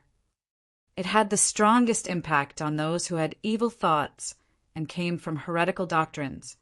Cultivators that were weaker would die on the spot, bleeding from all orifices. When Monk Juqin arrived here, he killed dozens of 7 Meridian Foundation establishment cultivators with just the ringing sound of the golden bell alone. That was proof of how terrifying its might was. However, it was a pity that, although the bell was powerful, its impact was almost negligible for Su Zimo, who had cleared all 7 orifices. Swoosh! An evil gust of wind blew behind him. Wielding his diamond staff, Monk Juqin stabbed at Su Zimo's head with astounding strength. Clang! Su Zimo did not even turn back and made a backhand slash, as though he had eyes behind his back, clashing heavily against the diamond staff. A loud sound was heard as sparks flew everywhere. One side was a reactionary counterattack, while the other side was a preemptive strike. However, Su Zimo did not yield. Yet, Monk Juchin was forced to retreat half a step back. How strong! That person's physique is actually comparable to the successor of Diamond Monastery. The paragons were astounded upon seeing this. Initially, when Su Zimo crippled Heavenly Dippersek's successor, everyone thought that it was merely because the latter underestimated his opponent and was caught unaware. But now that Su Zimo was not disadvantaged after a head-on clash with Monk Juchin, the paragons of the immortal and Buddhist sects frowned, and their expressions gradually turned grim. They did not know that at the moment, Monk Juchin was even more shocked. His diamond staff, a perfect spirit weapon of the Buddhist sects as well, was stronger than the golden bell. The diamond staff, also known as the treasure staff or demon vanquishing staff, was one of the unique weapons of Diamond Monastery. It symbolized invincibility and unyielding dominance that was capable of suppressing all evil. Initially, Monk Juchin thought that he could suppress Su Zimo confidently by relying on those two spirit weapons. However, even with those two spirit weapons, he did not gain any advantage. Instead, he was the one disadvantaged right now. Turning around, Su Zimo grinned and said, "Monk, after I spared your life the previous time, how dare you provoke me again?" Boom! Su Zimo stomped his feet and the ground and mountains shook. With a bang, he burst forward and appeared in front of Monk Juchin in the blink of an eye. Circulating his bloodline, he swung his arms and cut down with his saber, as if he wanted to rip the void apart. Develop a mind that abides nowhere. Monk Juchin chanted his Buddhist scriptures as his diamond heart burst forth with the power of bloodline. Instantly his figure expanded along with his aura. Roar! From the depths of Monk Juchin's mouth came a furious roar that sounded like a mythical lion and was able to shock one's mind. Two bedazzling golden beams shot out from his eyes like a descending Vajra with a terrifying might. It was as though Monk Juchin's body had disappeared, and in his place stood a mighty lion with golden fur that roared into the sky fearlessly. Even Shangguan Yu and the others who were watching from the perimeter of the battlefield were shocked, let alone Su Zimo, who was facing the impact directly. Many secret skills of the Buddhist sects were truly effective at countering the fiend sections. However, it was a pity that Monk Juchin was facing Su Zimo. Su Zimo's cultivation basis was the mystic classic of the 12 demon kings of the great wilderness. Furthermore, he had even devoured half a dragon. After meeting with Su Zimo's demonish gaze, the fearless lion developed an innate sense of fear, and its aura weakened momentarily. Clang! The spirit saber collided against the diamond staff, and a jarring sound of metal clashing rang. Monk Juchin retreated once more. Swash! Before he could catch his breath, a second strike had already descended. Su Zimo's stamina and physique was terrifying and was far beyond what Monk Juchin could compare with. While the Diamond Sutra merely tempered one's body, the mystic classic of the 12 demon kings of the great wilderness transformed Su Zimo entirely into an existence that was even more terrifying than pure-blooded, ferocious beasts. Clang! Monk Juchin could only raise his diamond staff once more to defend against the second strike. By now, his arms had gone numb and no longer had any feeling as he was forced to retreat once more with a pale expression. When the successor of Hollow Monastery saw that, he charged toward Su Zimo, leaving the successor of Wisdom Monastery to fight alone with Shangguan Yu of Cloud Rain Sect. Swoosh! Hollow Monastery's successor wielded an alloy steel rod, which slammed down as he leaped upwards. The wind howled with a buzzing sound as though the mountains were about to be crushed into dust. Ah! Right then, a shriek sounded from the other side of the battlefield.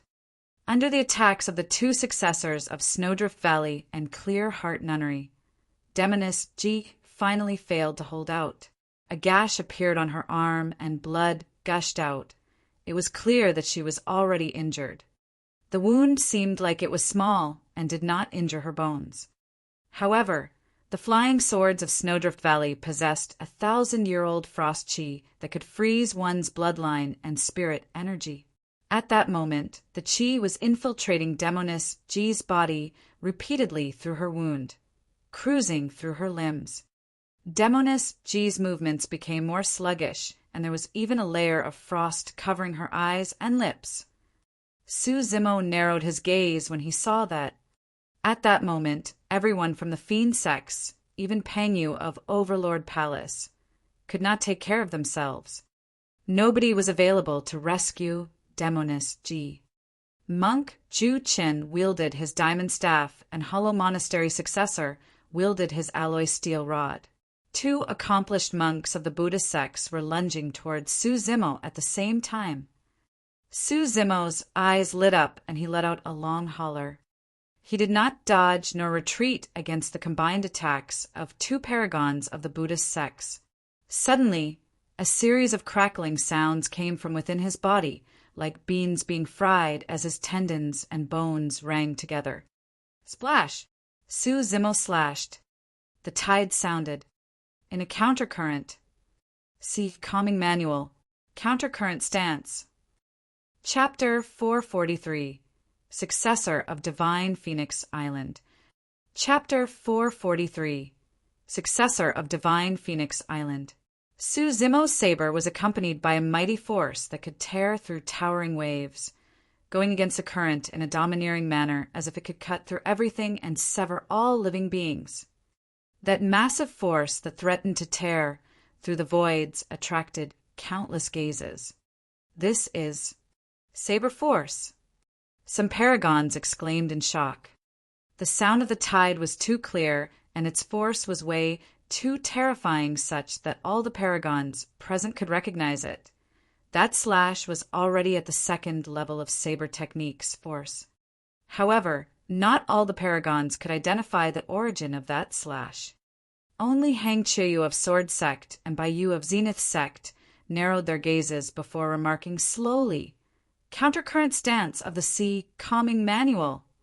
The moment those words were said, a huge wave of shock swept through the battlefield. While not everyone was able to recognize the origin of that saber technique, all of them have heard of the sea calming manual. It was the ultimate technique used by the first Saber Emperor to sweep across the world. Back in the ancient era, the Saber Emperor left Tianhuang mainland and traveled overseas. Right now, in the cultivation world, there was only a single successor of a place that knew of that saber technique. Divine Phoenix Island. He's the successor of Divine Phoenix Island. No wonder he doesn't dare to reveal his sect badge. The major factions of the cultivation world were the 9 immortal sects, 7 fiend sects, 6 Buddhist monasteries, 5 heretical doctrines for unorthodox groups, 3 aristocrat families, 2 islands, and 1 palace. Among them, the 2 islands were established overseas and rarely set foot on Tianhuang mainland. Without much news, they were the most mysterious. Divine Phoenix Island was one of the 2 islands. Due to the relationship between the Saber Emperor and Sword Emperor in the ancient era, the feud between the 2 super sects, Divine Phoenix Island and Sword Sect, had also existed for a long time. Each time a successor of Divine Phoenix Island stepped foot onto Tianhuang mainland, it would naturally cause a huge commotion in the continent and bloodshed as well. He's the successor of Divine Phoenix Island. The last time a successor of Divine Phoenix Island appeared was 10,000 years ago. In the distance, the sealers muttered and frowned slightly. Everyone had heard the news of the Saber Mountain spirit sea disappearing and someone obtaining the inheritance of the Saber Emperor. However, it was impossible for someone to reach the level of force within such a short period of time. The only possibility was if it was the successor of Divine Phoenix Island who had cultivated the Tao of the Saber since he was young and immersed himself in the sea calming manual for many years. On the battlefield, almost all the paragons believed that this burly man in linen clothes came from Divine Phoenix Island. However, Bayou of Zenith's sect had a grim expression and a dark gaze that lingered for a long time on Su Zimo. He did not know whether the successor of Divine Phoenix Island entered the ancient battlefield.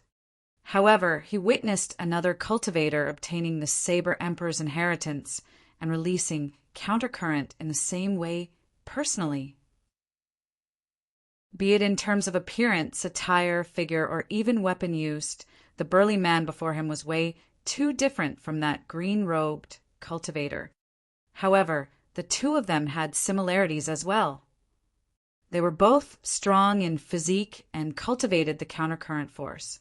Furthermore, based on the green-robed cultivator's cultivation realm back then, it would make sense for him to be at 7 Meridian Foundation establishment right now. Most importantly, the burly man and green-robe cultivator were both related to Demoness G. Before Bayou could finish his thought, a change happened on the battlefield. Monk Ju Qin and Hollow Monastery successor endured the greatest pressure faced with Su Zimo's attack, and they were extremely shocked. By now, it was too late for the both of them to stop. Clang! Clang! There were 2 loud bangs that happened at the same time.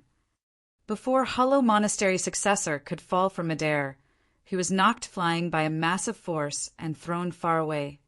His alloy steel rod was sent flying, and he spat out a mouthful of blood as he fell onto the ground. Eyes tightly shut with a pale expression, he had already fainted. He was severely injured after a single attack. Yet another paragon had lost the rights to fight. Monk Ju Chun gripped his diamond staff firmly with both hands and used all his strength, channeling the spirit energy in his dantian to its limits. Opening his eyes widely, his blood chi surged and his body was covered with a tough layer as he chanted, "Indestructible diamond!" Thud! Thud! Thud! Even so, he could not stop the massive force and retreated continuously. With each step, a deep footprint would appear on the ground. After retreating 7 steps, Monk Ju Chen was still unable to steady himself as he fell on his, but with blood oozing from the side of his lips in a pathetic manner. Compared to Hollow Monastery's successor, he was only mildly injured and could still fight. Su Zimo did not stop after forcing back 2 paragons with a single slash. In a flash, he appeared on another side of the battlefield in the blink of an eye. Right now, Demoness G was in a perilous situation.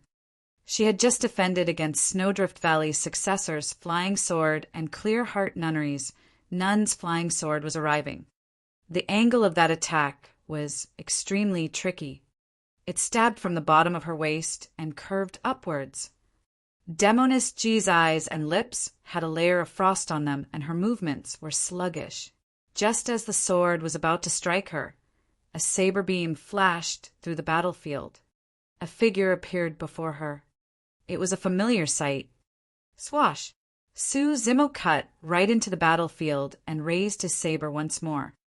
Unlike Countercurrent, this attack was extremely soft, as if ripples were forming on the surface of a lake as a shimmering light coiled, Clear Heart Nunneries, Nun's sword inside instantly. Cling! Clang! There were a series of collisions. With each collision, the nun's face would turn paler. See Calming Manual, Ripple Stance. The ripple stance was as smooth as water, and once released, it would attack relentlessly until another saber beam flashed. The sword in the hands of the nun was repelled, and her exposed chest was met with a slash. Poof! Flashes of blood appeared. Ah! Exclaiming, the nun staggered in retreat as a bloodied wound appeared on her chest with blood flowing out. It was lucky that she had crushed a protection talisman earlier on, or that slash would have cut her into 2. Another paragon was forced out of the fight. Shoo! The sound of a sharp blade tearing through the air was chilling. Slashing in reverse, Su Zimo struck the incoming flying sword, and a layer of frost appeared on his saber. At the same time, the voice of Snowdrift Valley's successor sounded. Frost Seal! A cold wind that seeped into one's bones struck Su Zimo, and he felt as though someone had poured a basin of cold water from above. Under the watchful gazes of many, a thick layer of ice could be seen forming on Su Zimo's body in a visible speed. Starting from his head, it spread gradually and covered his entire body.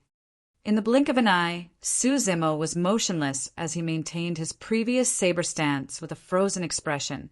He had turned into a lifelike ice sculpture. At the sight of that, some paragons heaved a sigh of relief. The strength that Su Zimo displayed was way too terrifying. Furthermore, it was so overwhelming that 3 paragons had fallen in his hands. Of the many paragons present, no one had absolute confidence of suppressing him. Good move, fellow Taoist Ling Han. It's no wonder why you're the successor of Snowdrift Valley. Amazing to think that you froze the successor of Divine Phoenix Island instantly with a single frost seal. Some paragons praised one after another. Demoness Ji's heart sank as endless worry surged in her eyes. Without even purging away the frost chi within her, she shivered and wanted to head forth to rescue Su Zimo. It's too late. Ling Han, the successor of Snowdrift Valley, descended from the skies with her white robes fluttering. She declared coldly with a haughty expression, "That's Snowdrift Valley's secret skill. Anyone that's struck by it will have their bloodlines and spirit energy frozen, and they'll die within 10 breaths. Is that so?" Suddenly, a strange voice sounded from the battlefield. Chapter 444, Saber and Sword Showdown. Chapter 444, Saber and Sword Showdown. Everyone could clearly tell that the voice came from within the ice sculpture. Crack, crack, crack. Along with cracking sounds, a series of cracks appeared on the ice sculpture, extending and growing until they covered the entire body. Snowdrift Valley's Ling Han's expression changed as disbelief filled her eyes. Boom! There was a deafening sound. Right in front of everyone, the ice sculpture exploded, revealing a tall and burly figure. The sound of a tsunami could be heard from that person's body as it echoed in a shuddering manner. "Tsunami blood!" someone exclaimed softly. This sudden change caused many paragons that were fighting to stop temporarily and turn their gazes over.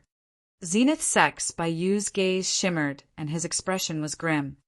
The burly man before him had yet another similarity with the green-robed cultivator at the Saber Mountain Spirit Sea. Both of them were at the Tsunami Blood Realm. Of course, it was quite an absurd guess, and it was mostly due to Bayu's intuition. While it was possible for a cultivator to change his appearance by making use of some concealment technique or mask-type spirit weapon, it was impossible for them to change so drastically in terms of figure. That was something that could not be explained. Sensing Bayu's gaze, Su Zimo was expressionless as killing intent rose in his heart. Su Zimo was filled with boiling blood that cruised through his limbs and organs, purging away the frost chi within him. The frost between his brows and hair was gone, and steam rose from his head. Surrounded by the mist, Su Zimo was like a supreme immortal king that could not be ignored. Ha ha ha! Casting an arrogant, sidelong glance at Snowdrift Valley's successor not far away, Su Zimo could not help but burst into laughter. What bullshit frost seal is that? That's all there is to it? Ling Han's face was deathly pale, and her arms were trembling in anger. There had never been anyone who looked down on Snowdrift Valley's secret skill like this. In other words, if Divine Phoenix Island's successor had not managed to cultivate to the realm of tsunami blood, there was no way he would have been able to break free from the power of Frost Seal. Su Zimo retreated a couple of steps and glanced at Demoness Ji, who was shivering from head to toe. Frowning slightly, he reached out and held her palm, circulating his spirit energy, causing it to surge into her body. Although Su Zimo's cultivation realm was a level lower than the paragons present, his spirit energy was much purer and richer, carrying a scorching heat like a blazing sun. A warm energy surged within Demoness Ji's body, purging the frost chi from her slowly. Perhaps it was because she had recovered some blood chi or perhaps it was some other reason. But Demoness G's pale face blushed with a darker shade of red. She lowered her head slightly in a shy and charming manner, causing everyone's hearts to flutter. The paragons present had different expressions upon seeing this. Everyone could tell that Divine Phoenix Island's successor had a very different attitude towards the pure maiden of the fiend sections. It didn't seem like he was bewitched by her. It was impossible that the both of them had a casual relationship. Divine Phoenix Island's successor was clearly very worried about the pure maiden of the fiend sex, worried that she might get injured. Humph! Flicking his wrist, Shang Guanyu of Cloud Rain's sect opened his folding fan and said in a salty tone, "Demoness G, don't you have any ethics? You even hooked up with the successor of Divine Phoenix Island." Demoness G ignored everyone's strange gazes. She merely pursed her red lips and looked at Su Zimo unblinkingly, as though she was covered in a layer of mist. Softly she said, "You still want to deny it." Her voice was extremely soft, such that only the two of them could hear it. Pulling her behind him, Su Zimo said softly, "Heal your injuries first." Demoness G smiled. Warmth flowed through her heart. Su Zimo's statement was akin to a silent acknowledgement of her deduction. Earlier on, when this person came forth and forced monk Ju Qin back while exposing his back to her, Demoness G had already guessed it. However, she did not dare confirm her guess at that time. It was only until earlier on when this person appeared again to prevent her from taking lethal damage that Demoness G was certain that this was Su Zimo. She knew in her heart that everything Su Zimo did was because of her sister, Yaoshua. However, that did not matter to her. At the very least, there was someone who would trust and protect her unconditionally in this world, even if that meant going against all the paragons.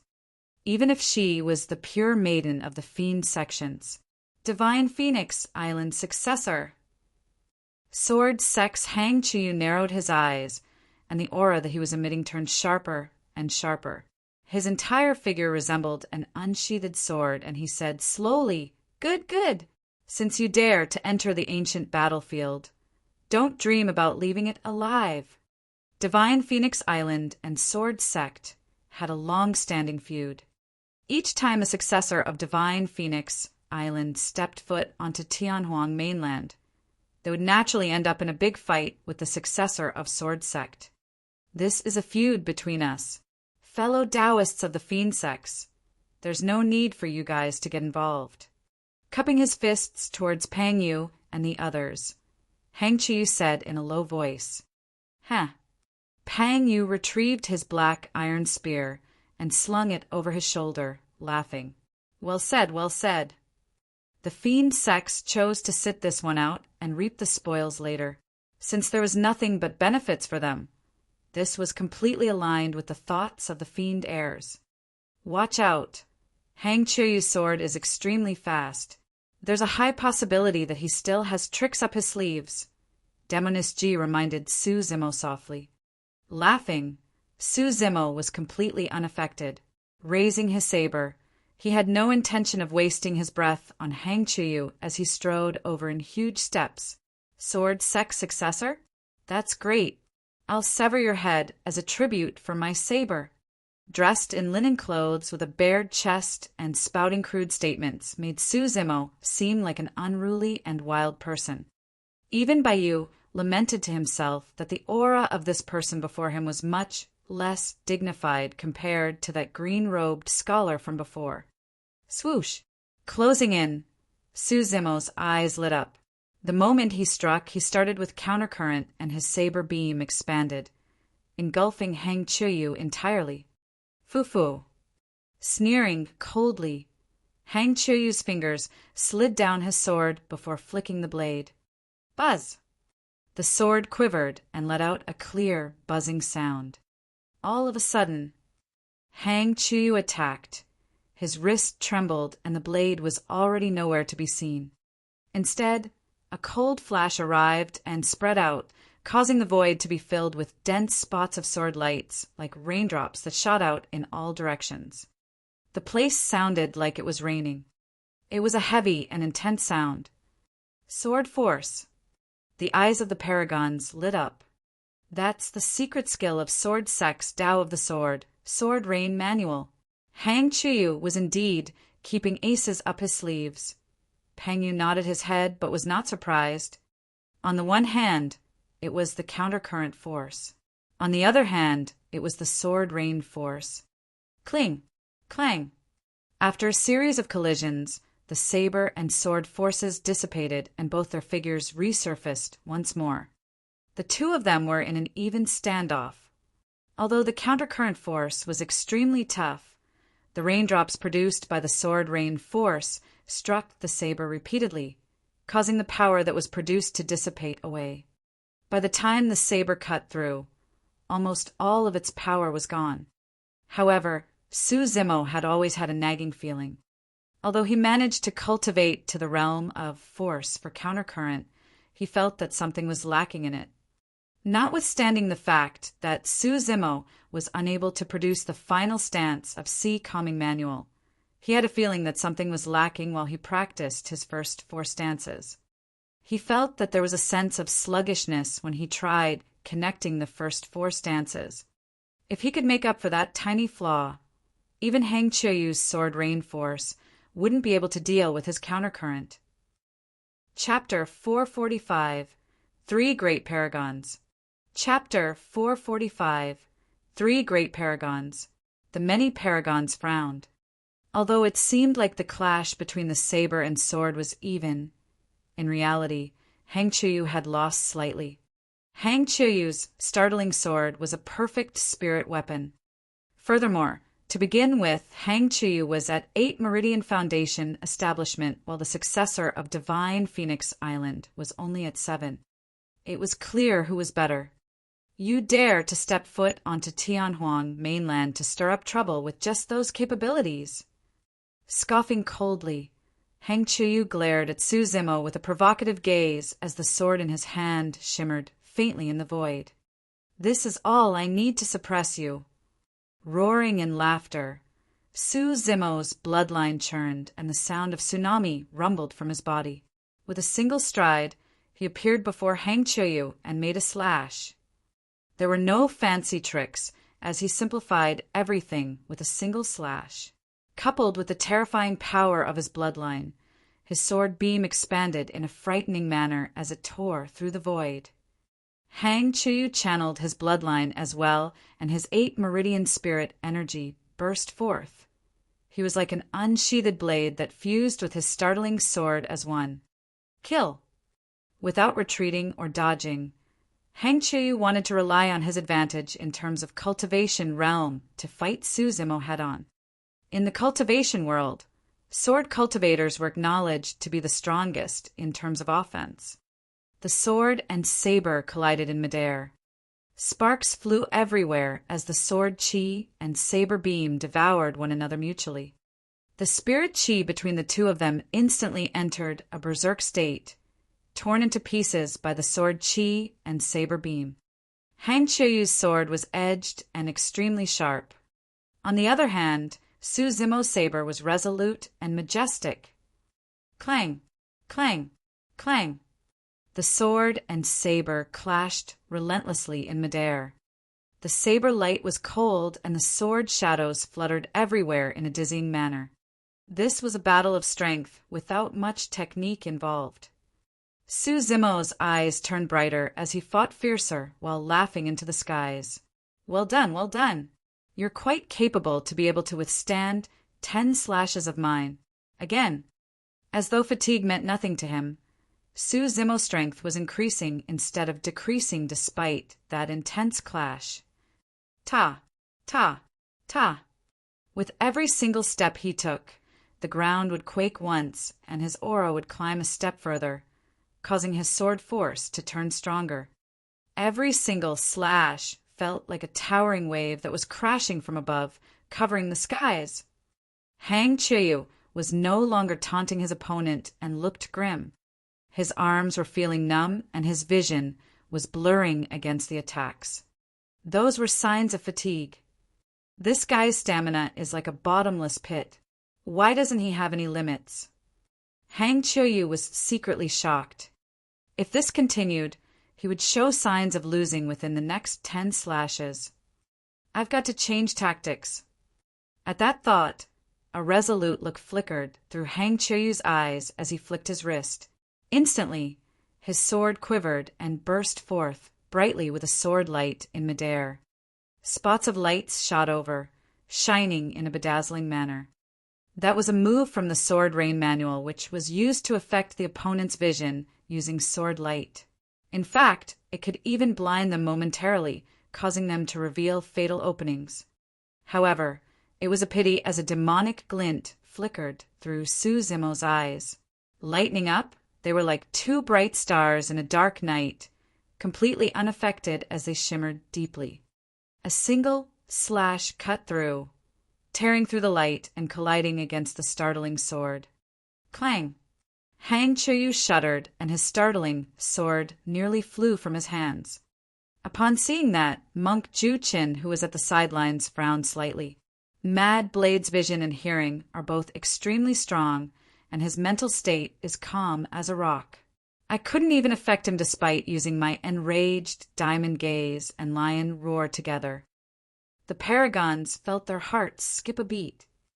Everyone thought about how difficult it would be for them if they had to be faced with the enraged diamond gaze and lion roar together.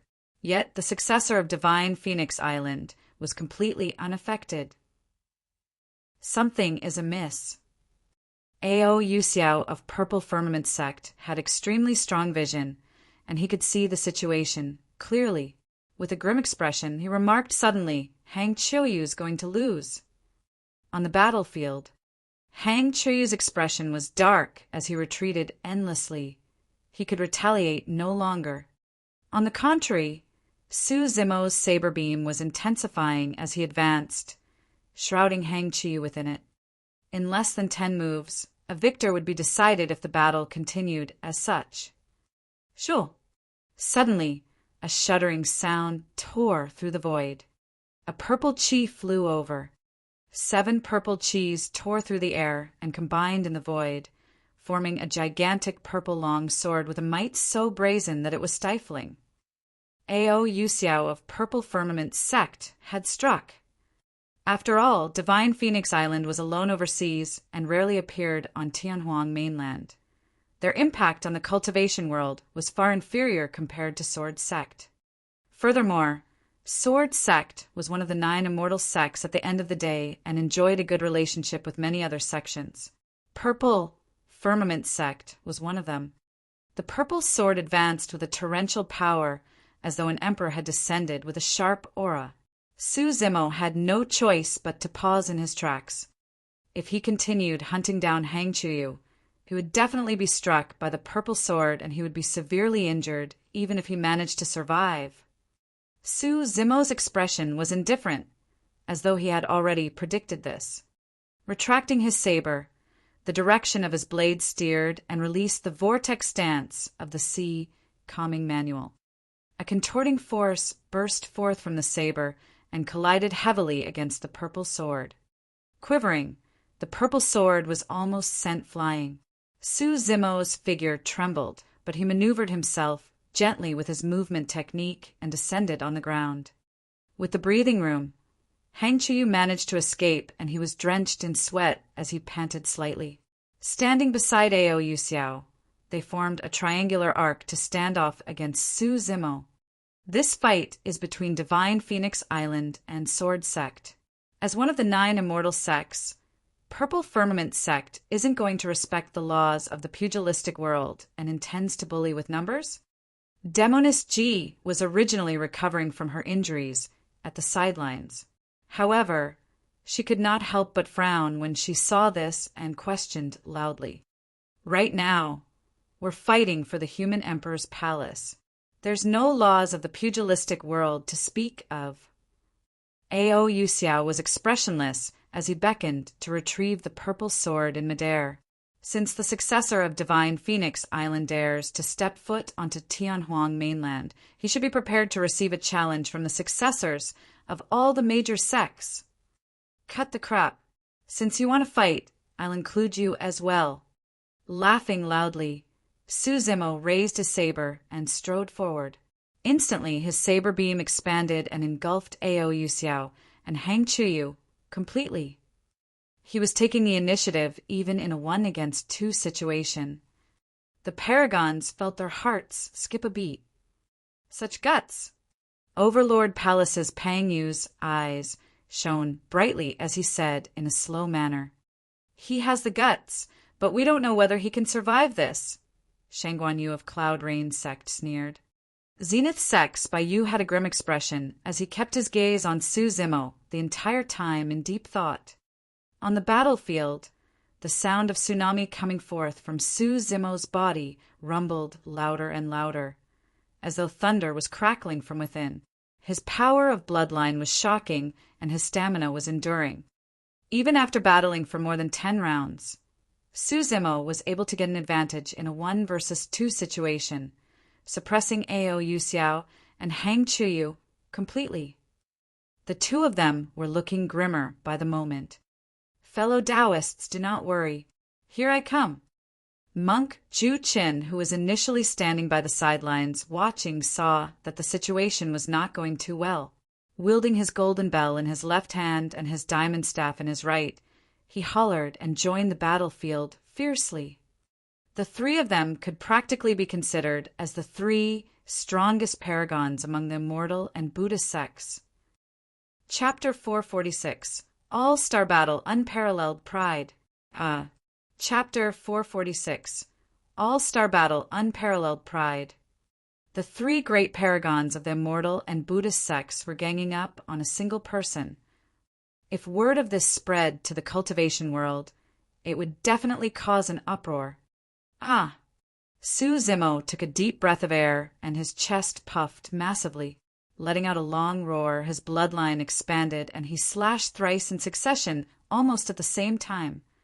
Each slash carried forth a shuddering power shock wave. Bang! Bang! Bang! The first slash struck the startling sword, forcing Hang Chuyu back. The second slash struck the purple sword.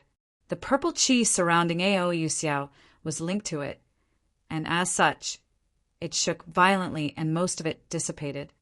The final slash struck the diamond staff, causing Monk Zhu Qin to grunt dully. His expression changed starkly as he staggered in retreat repeatedly. Su Zimo was fearless against the combined attacks of the 3 great paragons. Instead, the power he emitted was even more terrifying, and his aura was fiercer, as though it could suppress everything. The 3 of them were not the only ones shocked. Even all the paragons watching were stunned. How did Divine Phoenix Island create someone like that?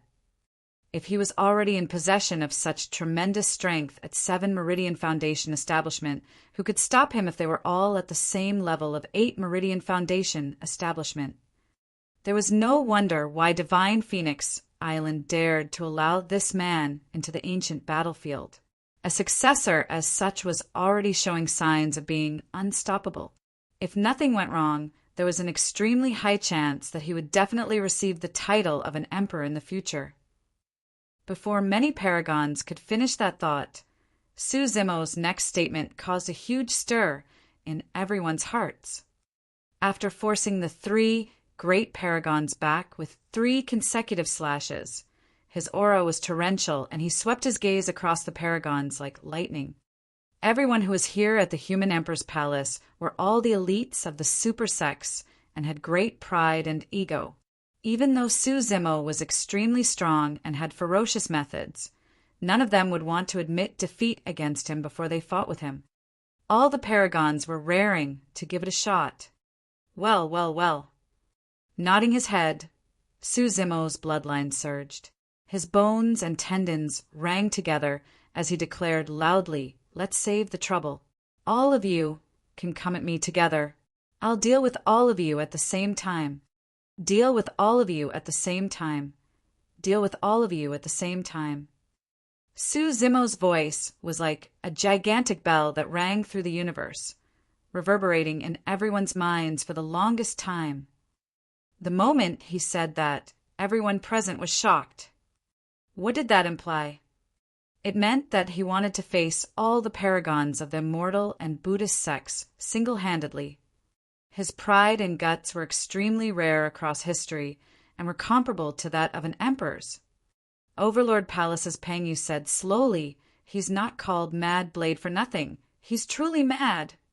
Even Pang Yu could not help but acknowledge his inferiority at that moment. No matter the outcome of this battle, he wouldn't have dared to make that bold statement personally. He was not the only one.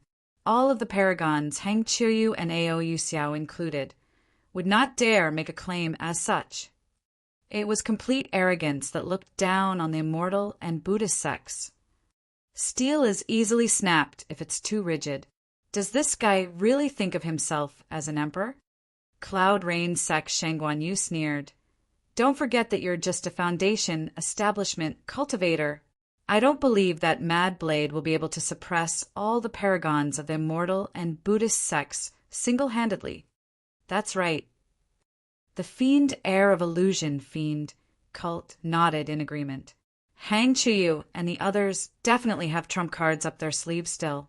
If they fight till the end and piss off all the paragons, causing them to fight with all their might, that man is bound to die.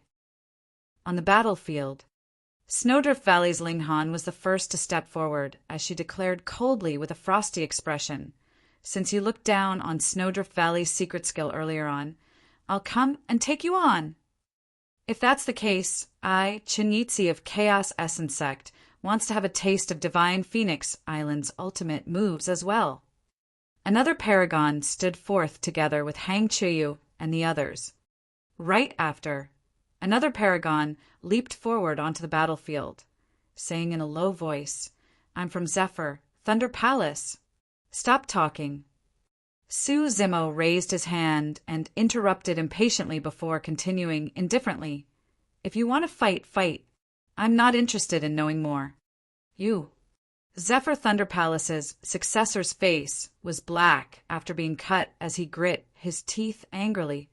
In the blink of an eye, Hang Qiuyu's group of three, Snowdrift Valley's Ling Han, Chaos Essence Sect's Chinitsi, Zephyr Thunder Palace's successor, Clear Wind Temple successor, Formless Monastery successor, and Wisdom Monastery successor arrived on the battlefield. The 9 paragons looked unfriendly as they moved slowly, surrounding Su Zimo in the middle. Demoness Ji was instantly panicked when she saw that. Looking at the fiend heirs around her, she asked with a frown, "Are you guys just going to stand by and watch? If Mad Blade loses, the successors of the immortal and Buddhist sects are going to turn their attention to us, and we of the fiend sects are still going to be disadvantaged." He asked for this. Cloud Rain Sex Shangguanyu laughed. Furthermore, who knows?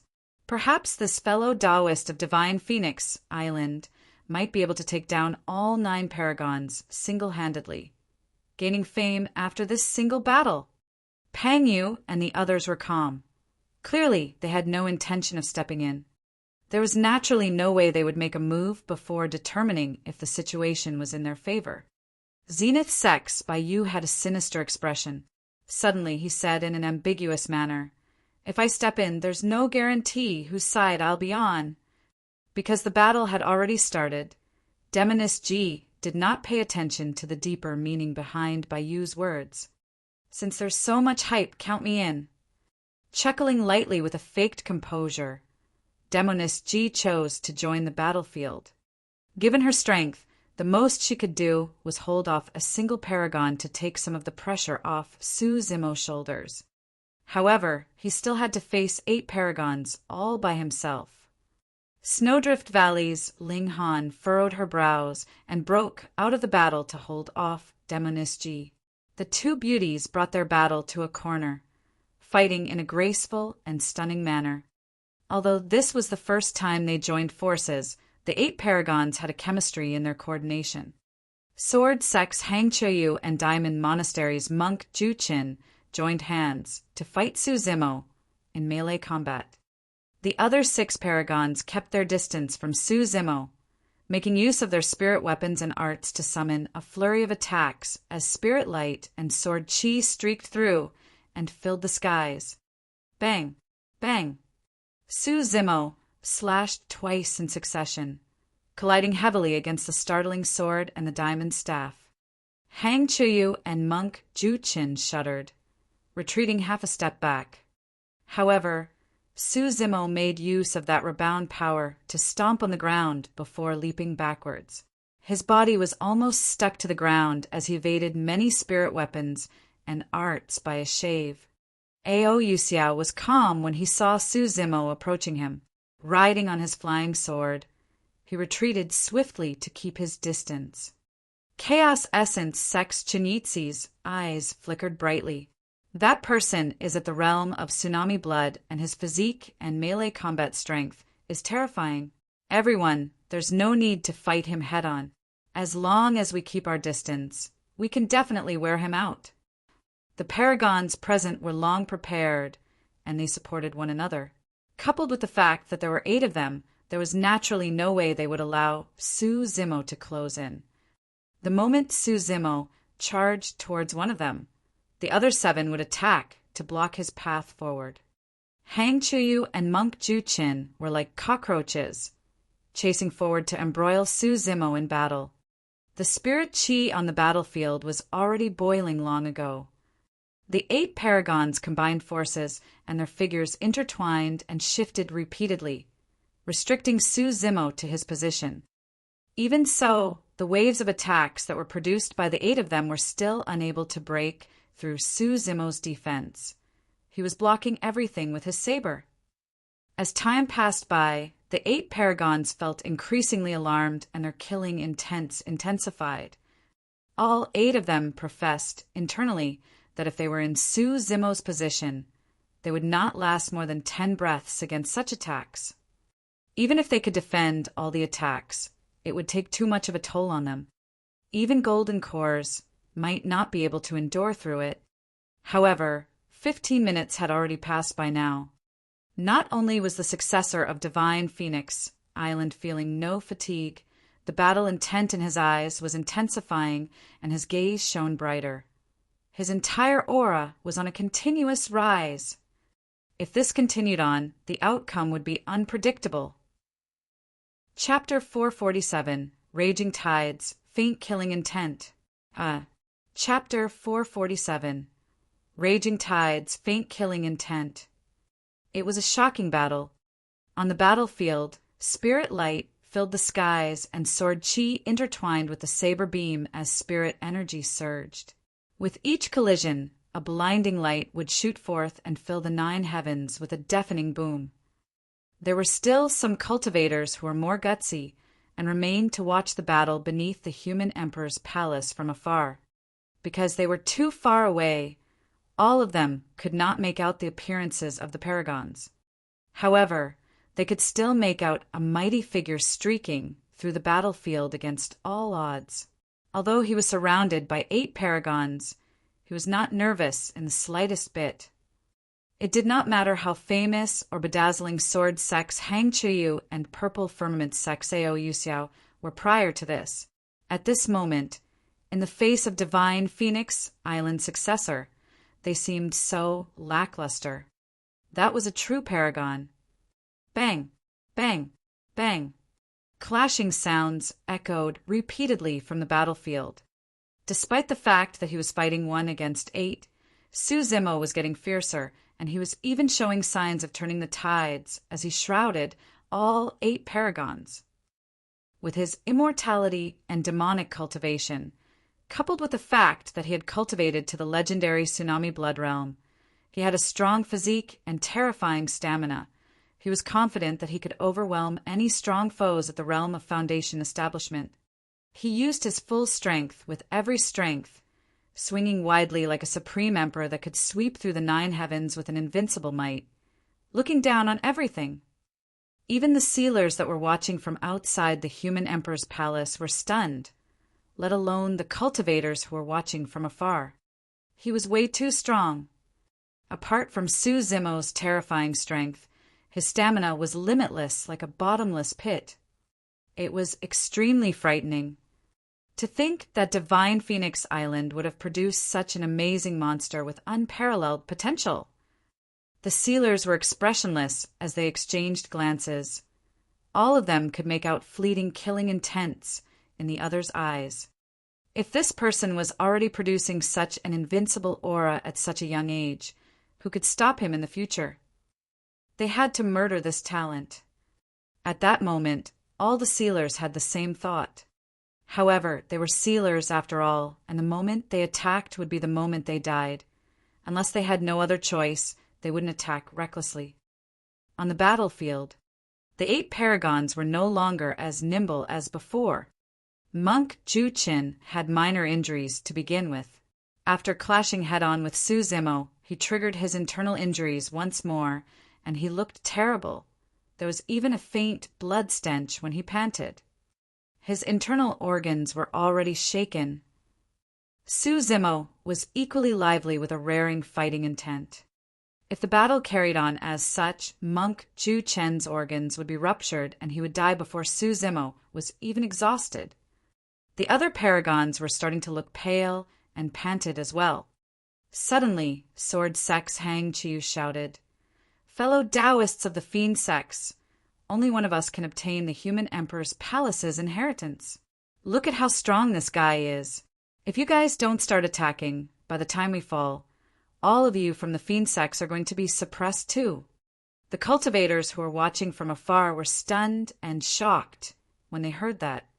If the Fiend heirs were to take part in the fight, it would mean that the paragons of the immortal, Buddhist, and Fiend sects would be ganging up on a cultivator of the same cultivation realm. Even ancient emperors would not have been treated the same way. The few Fiend heirs had conflicting expressions. However, in their opinions, Hang Chiuyu's words made sense as well. Once the paragons of the immortal and Buddhist sects fall, the few of them won't be a match for that person. There was a high chance that he would be the one to obtain the human emperor's palace's inheritance. Overlord Palace's Pang Yu loved to fight to begin with.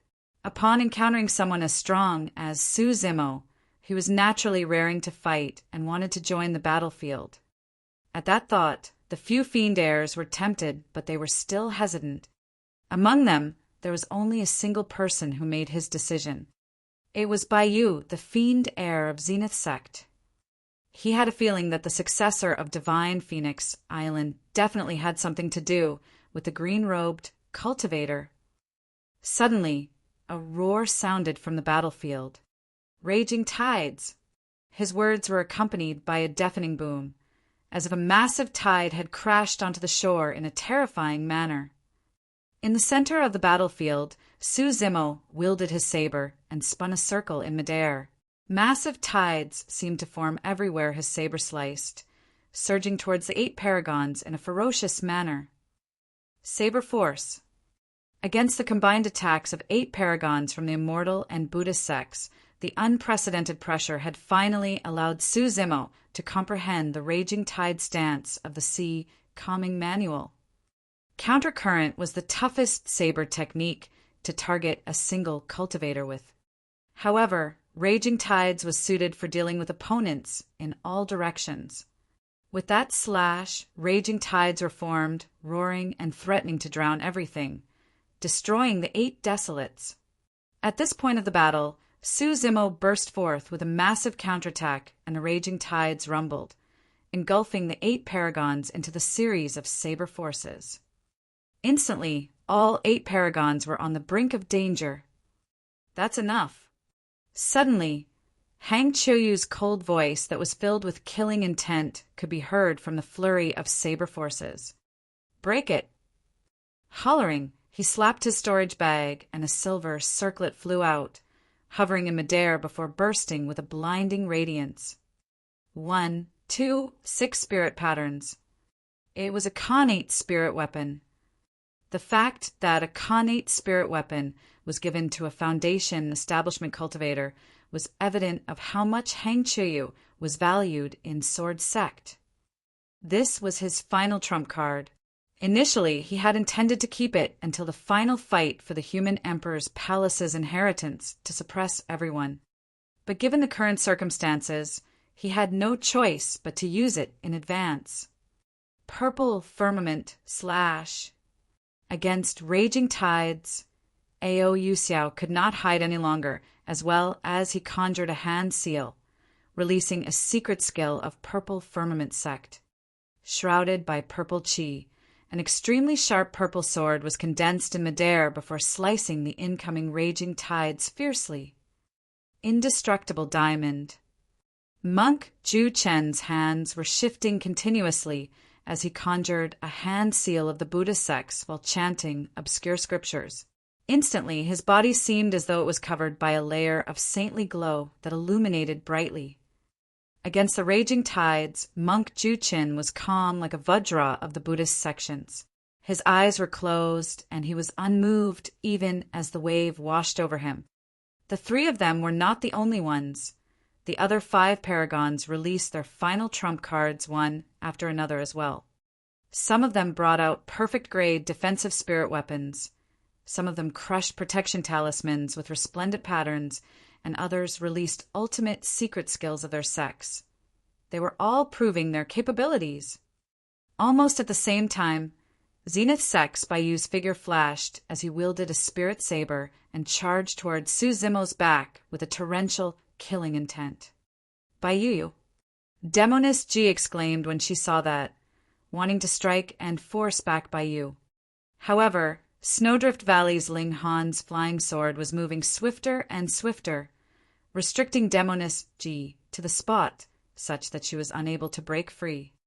The situation on the battlefield was shifting rapidly, and Su Zimo's raging tides expanded widely, looking as though it was about to defeat the 8 paragons soon. Yet, all 8 of them released their trump cards unexpectedly and withstood raging tides head-on.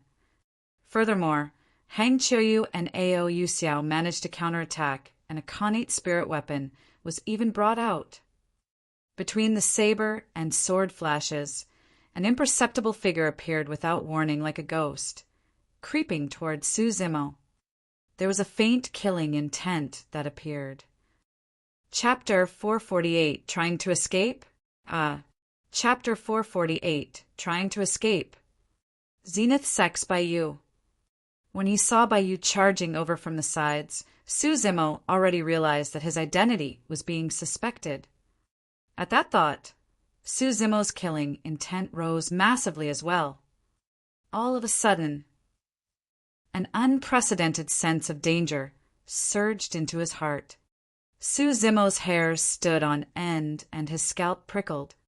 The feeling of danger did not come from Hang Qiuyu, Ao Yuxiao, any of the 8 paragons or Zenith Sex Bayu who was charging towards him from behind. It was someone else. It was someone that Su Zimo could not see with his eyes. However, his keen spirit perception gained from cultivating the mystic classic of the 12 demon kings of the great wilderness informed him that an extremely scary cultivator was hidden in a corner, waiting to deal him a fatal blow. The attacker's angle could be considered as perfect as it was in Su Zimo's blind spot. The timing of the attack was also perfect without any flaws at all.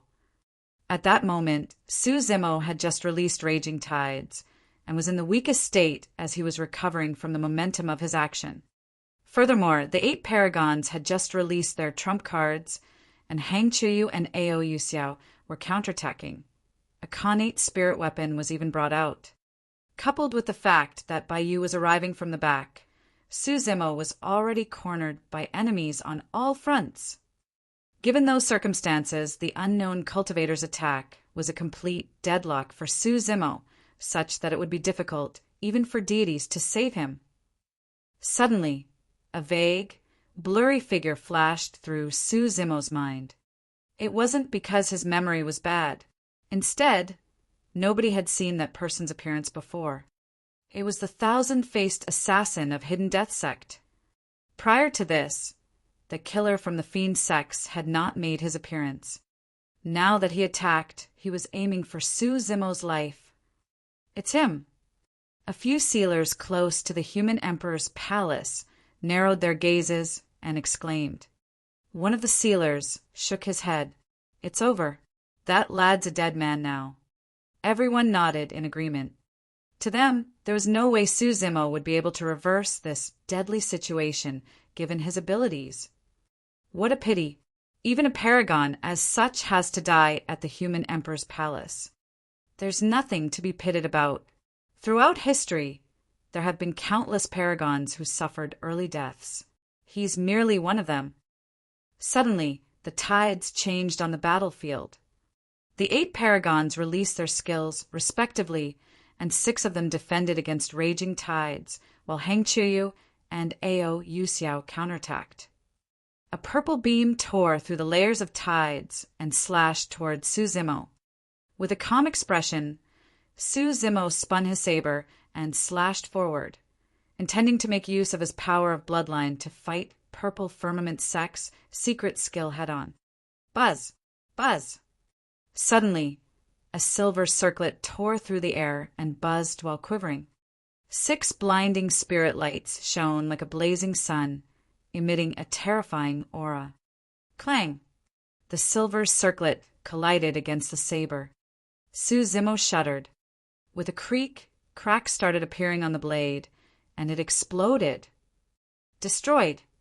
A supreme-grade spirit weapon was destroyed just like that. That was how terrifying Khanate spirit weapons were. After circling in midair, the silver circlet reversed towards Suzimo again. At the same time, Ao Yuxiao's purple firmament slash descended. Arriving at the back, Bayu's zenith saber slashed out at a sinister angle with a nauseating blood stench. The sounds of ghosts howling could be heard vaguely. Saber force. After losing to Suzimo the previous time round, Bayu managed to break through as well and comprehended a saber force of the zenith saber. 3 ultimate killing moves descended at the same time. At the exact moment, an imperceptible figure appeared, wielding a long, slender sword that was as thin as cicada wings. The person's appearance was ordinary, and his eyes were listless like a dead fish. The killing intent that he possessed was completely innate, but his sword was aimed at the back of Suzimo's head and was almost instantaneous.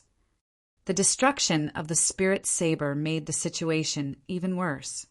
Suzimo was barehanded and had nowhere to retreat now. Upon seeing that, Snowdrift Valley's Linghan and Demoness Ji stopped in their tracks instinctively. Ah!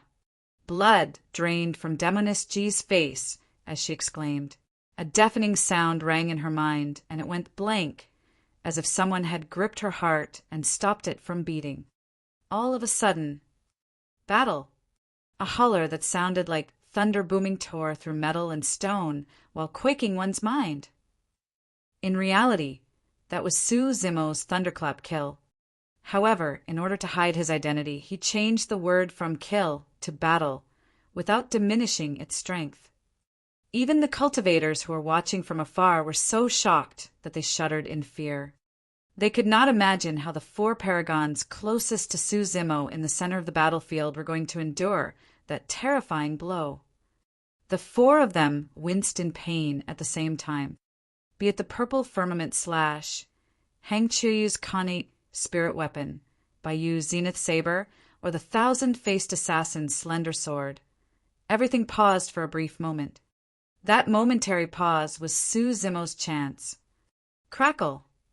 Leaping upwards, his tendons and bones sounded at the same time, and his entire body crumpled into a ball.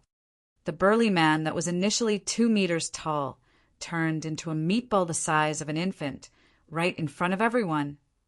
While his methods may seem ordinary if they were performed by an ancient mighty figure or patriarch, the fact that a Foundation establishment cultivator was doing it was unbelievable.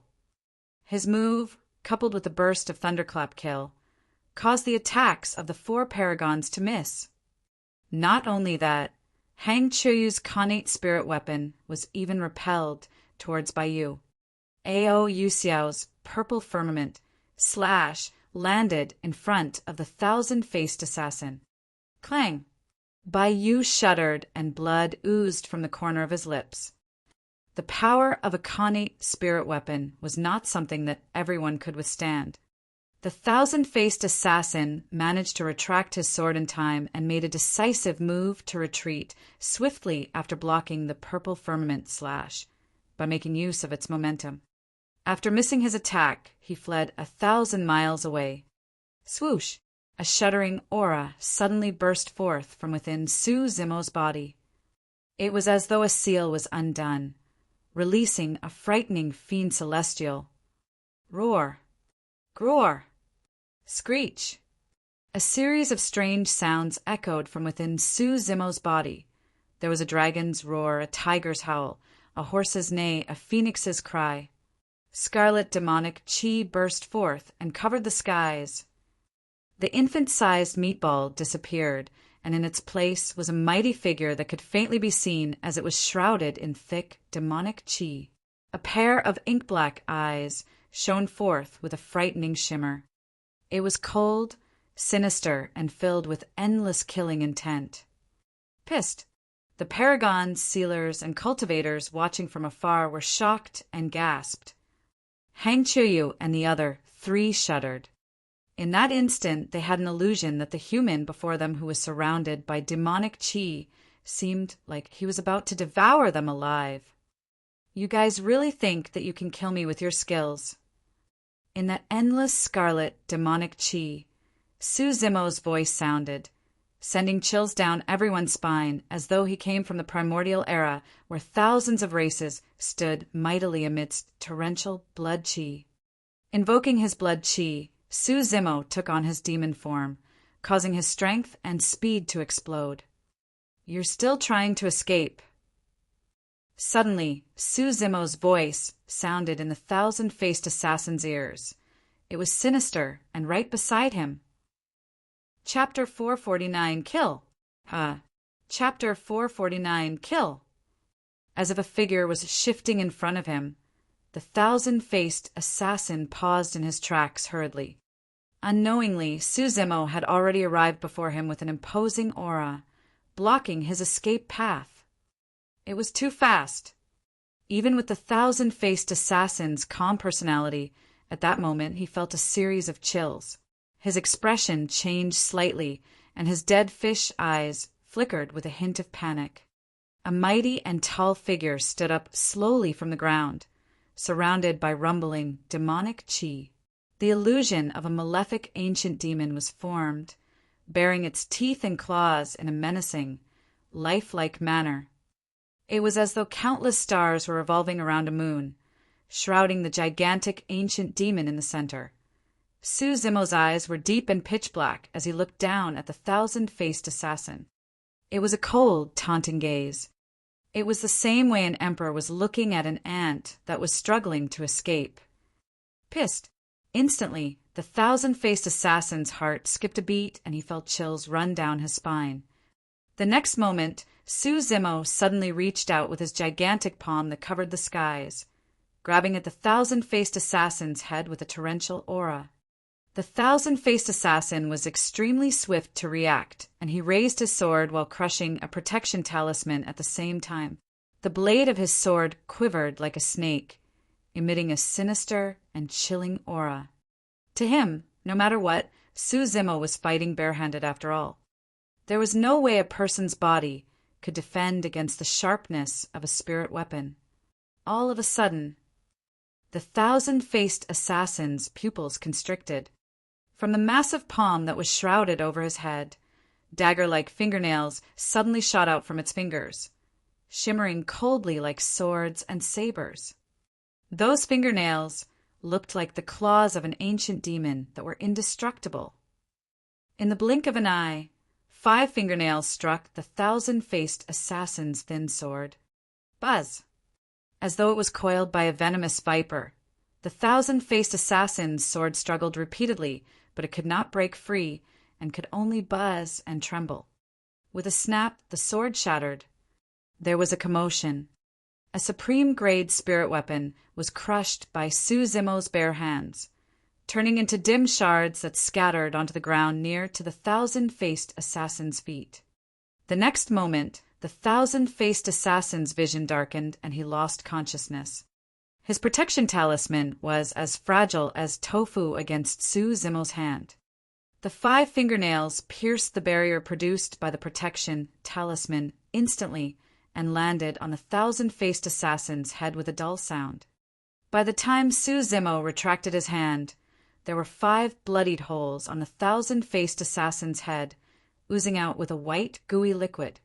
The thousand-faced assassin's dead fish eyes no longer lit up as he collapsed while standing upright, his life snapped away. The fiend heir of Hidden Death Sect was killed right beneath the human emperor's palace. Everything went silent. A paragon had just died. It did not matter how strong or how glorious the thousand-faced assassin was prior to this. At this moment, he was no different from one of the lifeless corpses under the human emperor's palace. The heavens are often jealous of those who are talented. Since they were the objects of jealousy, they would often encounter ordeals unimaginable by the ordinary cultivator. At the end of the day, talents that fall are eventually forgotten by the masses. Not every sect among the major factions of Tianhuang mainland sent in sealers. Poison Sect, the Fiend Sect's Pure Maiden Sect, and Hidden Death Sect did not send in sealers. To Hidden Death Sect, the thousand-faced assassin would definitely be able to roam freely and undefeated across the ancient battlefield. Even if he failed in his assassinations, he could flee far away. Throughout history, there had been fiend heirs of Hidden Death Sect who have failed in the ancient battlefield, but there was never one that was killed. Right now, there was no sealer from Hidden Death Sect to take revenge for the death of the thousand-faced assassin. Su Zimo did not stop after killing the thousand-faced assassin. Taking huge strides, he arrived before Zenith Sect's Baiyu in the blink of an eye and smiled sinisterly with a cruel glint. This is bad. He wants to silence me. Baiyu was scared out of his wits as his blood flowed so quickly that his heart almost exploded. When Su Zimo shrank into a meatball earlier to avoid the 4 killing moves, Baiyu's questions were all answered. If one could shrink to that state, wouldn't it be extremely easy for this person to change his figure and alter his appearance? Despite the fact that he was faced with 8 other paragons, this person ignored them and rushed right in front of him. Baiyu was even more certain now that this was the green-robed cultivator. As the fiend heir of Zenith Sect, Baiyu was able to compose himself instantly and swung his Zenith saber, slashing towards the incoming Su Zimo while yelling, "You are!" Battle. Before Baiyu could complete his sentence, Su Zimo roared. The distance between them was too close. Baiyu shuddered violently, and he swallowed his words back from the shock. He lost his hearing, and blood oozed out from his ears. The pain was so bad that his features were all contorted. Using his palm like a cleaver, Su Zimo chopped down on the wrist that Baiyu was wielding his saber with. Snap! The sound of bones cracking rang out, and his wrist was snapped. Sneering, Su Zimo closed in and reached out, grabbing Baiyu by the throat and lifting the latter up. Wringing his arm, he gripped Baiyu's throat violently and shook. Crackle! Accompanied by a crisp sound, Baiyu's skeleton was shaken out of position by Su Zimo. Even if he had immense strength, he wouldn't be able to use a single bit at this moment. Baiyu's entire body was flaying limply as Su Zimo lifted him up. Because he was choked by the throat, his entire face was bloated and purplish such that he couldn't speak at all. "How dare you?" "Stop! Don't!" The first statement came from a blood-robed old man who was watching from afar. He was Zenith Sect's sealer. The second statement came from the few fiend heirs. The third statement came from Demoness G. Zenith Sect's sealer is already rushing over. If you kill him, the sealer will definitely attack you, using his strength as a golden core. Do not be reckless. Demoness G tried persuading anxiously. Su Zimo said nothing and merely shook his head. Notwithstanding the fact that Baiyu attacked him multiple times, The fact that Bayou knew his identity meant that Suzimo could not let this guy survive.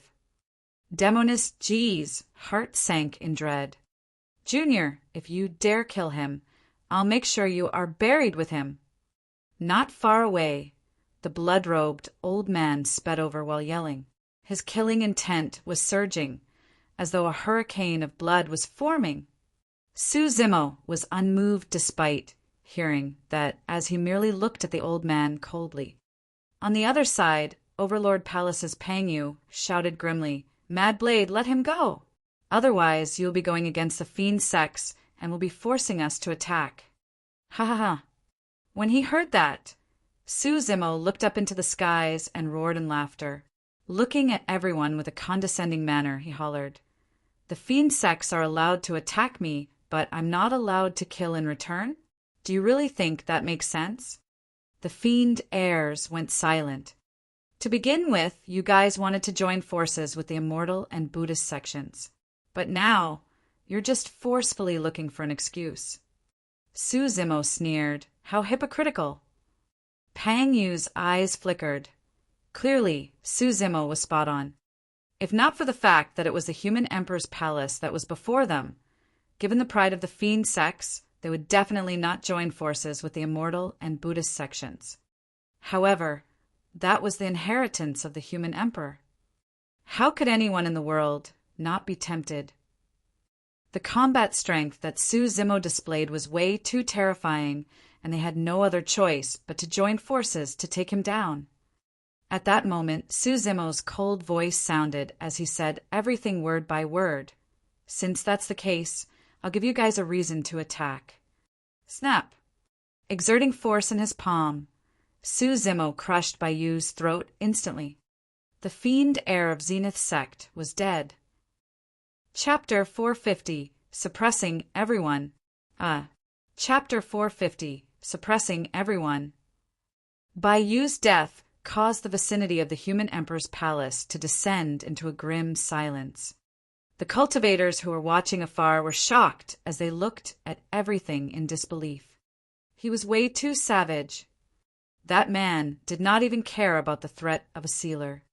Even though he had already offended the Immortal and Buddhist sects, the successor of Divine Phoenix Island was still brazen and decisive in his kills, taking down 2 fiend heirs with utter dominance.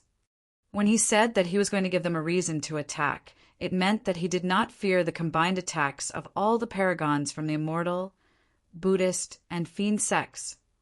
Emperors were the strongest existences in Tianhuang mainland and had extraordinary bearings. Every single cultivator that was present right now, including the sealers, did not have the chance to come across an emperor before. However, at this moment, the same thought flashed through everyone's minds. Back when the emperors were at Foundation Establishment Realm, this should be how they were like. It's over. Her heart sank. With Bayou's death, there was now no way back, and Suzimo was about to face an enraged sealer. Although he was close to the end of his life, he was still a golden core after all. The many paragons of the Immortal, Buddhist, and fiend sects looked at Suzimo as though they were looking at a dead man. Their gazes were filled with mockery and pity. There was no longer a need for them to make a move. Zenith's sect sealer who had just entered the battlefield was more than enough to kill Suzimo. Suzimo's expression was unchanged as he looked at the incoming blood-robed old man. The scarlet, demonic chi that was surrounding him did not diminish, and his eyes shone fiercely. "I don't care what you are." The blood-robed old man glared at Suzimo with a heavy killing intent as his aura climbed. "I'm going to kill you right now." Before he was finished with a statement, a saber appeared in the blood-robed old man's hand. Swash! Although it was only a supreme-grade spirit weapon, coupled with the strength of a golden core, a torrential saber beam filled with blood chi arrived before Suzimo instantly. Ow! The sounds of ghosts wailing could be heard. It was as though a chilling mountain of corpses and a sea of blood had appeared right in front of Suzimo. The next moment, to everyone's shock, Suzimo actually took a step forward. Gripping his right fist, He punched fiercely towards the incoming saber. He truly doesn't know his limits. There's no choice. There's no time for him to retreat anyways. He might as well meet the attack and die a slightly more dignified death. The paragon sneered. Demoness G turned her head away, as though she could not bear to continue watching. Boom! The fist and saber collided, letting out a resounding bang. Everyone was rooted on the spot as they looked at what happened in absolute disbelief. The bloody scene that everyone imagined did not play out. Su Zimo's right fist was not cut into two after meeting with the slash. After a short pause, Su Zimo let out a dull grunt and spat out a mouthful of blood. He was sent flying and landed on the ground far away, standing motionlessly as the scarlet, demonic chi around his dissipated gradually. At the same time, a few ghastly cracks appeared behind the blood-robed old man. It was as though the void was being ripped apart as a chilling wind gusted. The dimensional tear. The blood-robed old man's eyes dimmed. That was the fate of a sealer. Since they broke the rules of the ancient battlefield, they had to be punished. However, he had no regrets since he was able to kill Su Zimo. Although Su Zimo managed to defend against the sharpness of the spirit saber, the blood-robed old man believed that there was no way a 7-meridian foundation establishment cultivator could withstand the strength of a golden core. A powerful suction power arrived. The blood-robed old man was pulled into the dimensional tear uncontrollably, and blood scars appeared on his face. He was about to be shredded by the dimension. All of a sudden, Su Zimo, who was initially sprawled on the ground, moved, coughed, and rose. He was not dead. The blood-robed old man was agitated, and his eyes were filled with indignance. His mouth was open, as though he wanted to say something. The next moment, with a bang, he vanished entirely, turning into a mist of blood with no corpse left. A moment later, the tears in the void closed gradually. Divine Phoenix Island's mad blade is truly frightening. Even the full attack of a sealer couldn't kill him. I think he's not far from death anyways. I reckon that his organs should be ruptured and he shouldn't have long to live. How did he manage to defend against that attack barehanded? I'm not sure. If Su Zimo was using any defensive spirit weapon, his palm would have shone with the light of its spirit patterns. However, when both parties clashed, everyone saw that Su Zimo was barehanded. The reason why he could defend against the golden core saber was due to his blood-bone palm. If he had received the attack with his left hand, Su Zimo's left arm would be crippled after the slash. However, although the blood-bone palm could defend against the sharpness of the spirit weapon, it could not block out the power of a golden core completely. That sort of power was annihilating for a foundation establishment cultivator. However, Su Zimo's physique was way too strong, and his regeneration capabilities were shocking. He had a body that was even more terrifying than pure-blooded, ferocious beasts. Although his organs were shaken and he spat out a mouthful of blood, Su Zimo's injuries were already mostly recovered within a couple of breaths. A mere sealer was not enough to injure Sealer's foundation. The sound of footsteps rustled as multiple figures grouped up around Su Zimo once more. This time round, other than the 8 paragons of the immortal and Buddha sects, even the remaining 3 fiend heirs of the fiend sects had closed in. All of them glared at Su Zimo coldly, whipping out their weapons with killing intents on their faces. Apart from Demoness G, all the paragons were prepared to join forces to kill Su Zimo. They wanted to take his life while he was at his weakest. However, all the paragons were wrong about one thing. Su Zimo was not as severely injured as they had imagined. That minor injury was almost negligible for him. Furthermore, the attack of the sealer coupled with the alliance of the paragons of the immortal, Buddhist, and fiend sects had thoroughly invoked Su Zimo's feral instinct.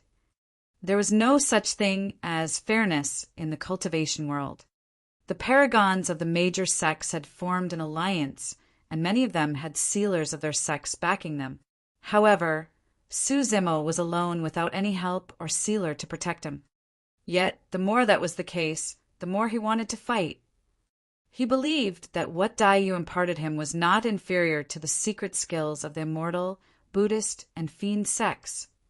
He believed that even if the paragons joined forces, they wouldn't be able to take him down. He believed that even without the backing of a major sect, he could break through everything and reach the peak. Fufufu. Suzimo laughed and surveyed his surroundings with a torrential battle intent. His eyes were filled with a demonic glint as he said slowly, Well. Since you guys want to join forces, I'll have to suppress all of you. Rubbish. Sword Sex Hang Chuyu sneered. Madblade, there's no need for you to put on a front. I don't believe you still have the strength to fight after receiving the full attack of a sealer. Cloud Rain Sex Shangguanyu opened his folding fan and said sinisterly, Madblade, you're a demon. Even if the immortal, Buddhist, and fiend sects join hands, we're working together to take down a variant race and exact justice for the heavens. That's right. Ao Yuxiao said grimly, Since we're not of the same race, you definitely harbor evil intents. A beast like you is something that's ought to be killed. Chapter 451, Invincible. He's invincible. Chapter 451, Invincible. He's invincible. I'm a beast, and you want to kill me. Suzimo's blood qi gathered and exploded, causing scarlet demonic qi to surge into the air. He glared coldly at Ao Yuxiao before smirking and barking icily, I'll kill you first! Variant race, exacting justice for the heavens, those were nothing but excuses. Even if Suzimo did not take on his demon form, the paragons of the immortal, Buddhist, and fiend sects would have formed an alliance still and killed him. Who wouldn't be tempted with the inheritance of the human emperor right before them? There was no such thing as fairness and justice in the cultivation world. It was way too common to see people killing others to steal their treasures. This was a cruel world that abides by the laws of the jungle, similar to Songlang mountain range. It was the survival of the fittest. The hands of every cultivator were tainted with endless blood. The higher one's cultivation realm was, the more corpses would be stacked beneath their feet. Boom! Suzimo stomped on the ground and let out a deafening bang. In the blink of an eye, he vanished from the spot and sprinted towards Ao Yuxiao. It was too fast. A series of afterimages were formed in the void. Ao Yuxiao's expression changed starkly. Before he could react, a malefic aura that was suffocating had already reached him. A mighty figure arrived before him, shrouded with scarlet demonic qi. Those eyes were blindingly bright and shone with a demonic glint filled with killing intent. The purple qi that surrounded Ao Yuxiao was corroded by the thick demonic qi, melting swiftly like the way snow reacted to the scorching sun. Condense. Realizing that it was too late to dodge, Ao Yuxiao roared and crushed his protection talisman while conjuring a hand seal, causing the spirit qi in the air to boil. Spirit qi and his purple qi intertwined, condensing into a long sword with surging purple qi in front of Ao Yuxiao. It revealed its sharp edge and shot toward Suzimo. Break it! Closing in, Suzimo yelled and swung his arm. His fist was filled with green veins and his flesh flooded with blood, expanding swiftly as it descended like a gigantic seal. Boom! The gigantic seal collided against the purple sword and let out a resounding bang that was deafening. The purple sword was shattered by a single punch from Suzimo. Ao Yuxiao shuddered and spat out a mouthful of blood, staggering backwards. Before he could catch his breath, his vision turned black, and that fist-turned seal crushed down once more with endless ferocity. The second punch had arrived. Snap! The protection talisman was like paper against Suzimo's demon form, shattering instantly against the punch. Poof! Immediately after, the punch descended and pummeled down on Ao Yuxiao's head, smashing it. The paragon of purple firmament sect was dead. The sealers that were watching from the outer perimeter of the human emperor's palace were stunned, let alone the cultivators watching from afar. That was an 8-meridian foundation establishment cultivator. He could not last 3 moves against the successor of Divine Phoenix Island and was killed in 2 punches. Furthermore, prior to that, that person was just dealt a full blow by a sealer and was severely injured. How did he manage to produce such terrifying strength still? Snap! A thunderbolt descended onto Su Zimo's head. The eyes of Zephyr Thunder Palace's successor lit up as he roared in laughter. Haha! You won't last long now that you're struck by Zephyr Thunder Palace's secret skill. Normally speaking, the power of thunder was the most effective in countering demons and evil beings. It was just a pity that Su Zimo's bloodline possessed the power of thunder as well. When Zephyr Thunder Palace's secret skill surged into Su Zimo's body, it was devoured by his bloodline, and his blood chi even rose because of that. Swash! Before Zephyr Thunder Palace's successor could finish laughing, Su Zimo's figure flashed, and he arrived before the former almost instantly. That person was scared out of his wits and was frightfully pale. Even if one wasn't severely injured after being struck by Zephyr Thunder Palace's secret skill, they should be paralyzed by the effect of thunder. He had never come across someone like Su Zimo who was still so vigorous after being struck by thunder. He was completely unaffected. Fellow Taoists, save me! That person shrieked and swiftly withdrew a mirror from his storage bag.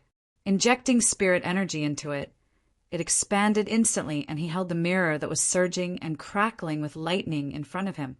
Boom! Su Zimo punched the mirror. Crack! Crack! Crack!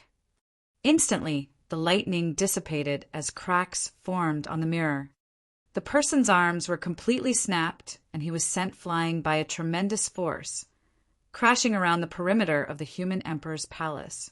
Blood flowed out continuously from his mouth, and he had already fainted. Just as Su Zimo was about to close in and kill that person, the other paragons arrived. Snowdrift Valley's secret skill, Chaos Essence Sect's flying sword, Monk Ju Chen's diamond staff, Hang Chiuyu's startling sword. Spirit arts filled the skies. Sword chi streaked everywhere, and resplendent talismans that were bedazzling all flew toward Su Zimo like a flurry of raindrops, almost engulfing him. Given the circumstances, Su Zimo was still composed, and his eyes shone with a deep glint.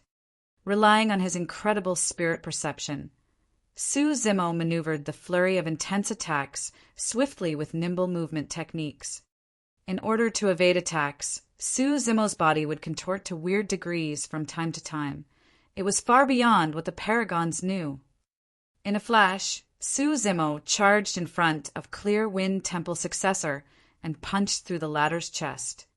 The successor of Clear Wind Temple was dead. The moment these paragons were closed in by Su Zimo, they could not withstand a single blow. After taking on his demon form, the burst of speed and power from Su Zimo was way too terrifying, and he was able to sweep through any strong foes of the Foundation establishment realm. Secret skill, Illusory Fiend. Illusion Fiend Cult's heir shouted softly and extended his palm, shifting his fingers in front of Su Zimo's eyes. They moved mysteriously in a rhythm, playing out images that seemed illusory. The secret skill of Illusion Fiend Cult could bring out the evil thoughts within a cultivator's mind, causing them to form mental fiends that they cannot escape from before eventually turning into fiends themselves. However, it was a pity that Su Zimo's gaze was like a knife and his mind was resolute. He couldn't be tempted at all. In his eyes, the methods of the Illusion Fiend Cult's heir were akin to child's play that were worthless. What nonsense secret skill is that? What an embarrassment! Buckling his knees, Su Zimo broke through all the illusions and smashed right into the Illusion Fiend Cult's heir's chest. The illusion fiend cult's heir's body exploded into different parts in midair, dropping down as bloodied flesh and filling the air with a blood scent. Die! Pang Yu wielded his iron spear and burst forth with his power of bloodline. Spirit energy surged in his 8 spirit meridians, and his power was at its limits as he pierced towards Su Zimo's head. Get lost! Hollering loudly, Su Zimo suddenly spun around and retaliated with a punch. His right hand that contained the blood-bone palm collided against the black iron spear like an indestructible force. Pang Yu could sense a massive amount of power surging over through his spear that was impossible to defend against. There was a momentary pause. Instantly, blood drained from Pang Yu's face as he yelled in pain. His palm split open with blood gushing out, and his black iron spear was sent flying with Su Zimo's punch. The spear shot towards Cloud Rain Sek Shangguanyu, who was charging over. Shangguanyu opened his folding fan, and his expression changed the moment it made contact with the spear. Instantly he twisted his body, trying to avoid the incoming spear. Although the spear was merely flying due to Su Zimo's punch, the power that it possessed was still something that Shangguanyu could not withstand. Poof! Although he managed to avoid fatal damage, his shoulder was still pierced by the spear, revealing a hole the size of a fist with the bones surrounding that area smashed into bits. Pang Yu's arms were shaking uncontrollably and fell limply to both sides. With his aura completely gone, he fled while muttering with a quivering voice, "Invincible! He's invincible!" Even the most battle-hungry and untamed fiend heir of Overlord Palace had to bow down in the face of Su Zimo. Chapter 452, Number 1 Beneath Golden Core. Chapter 452, Number 1 Beneath Golden Core. Invincible. All the cultivators watching from afar had disbelief in their eyes, and their mouths were agape for the longest time. With an invincible might, this man was single-handedly suppressing the paragons of the immortal, Buddhist, and fiend sects.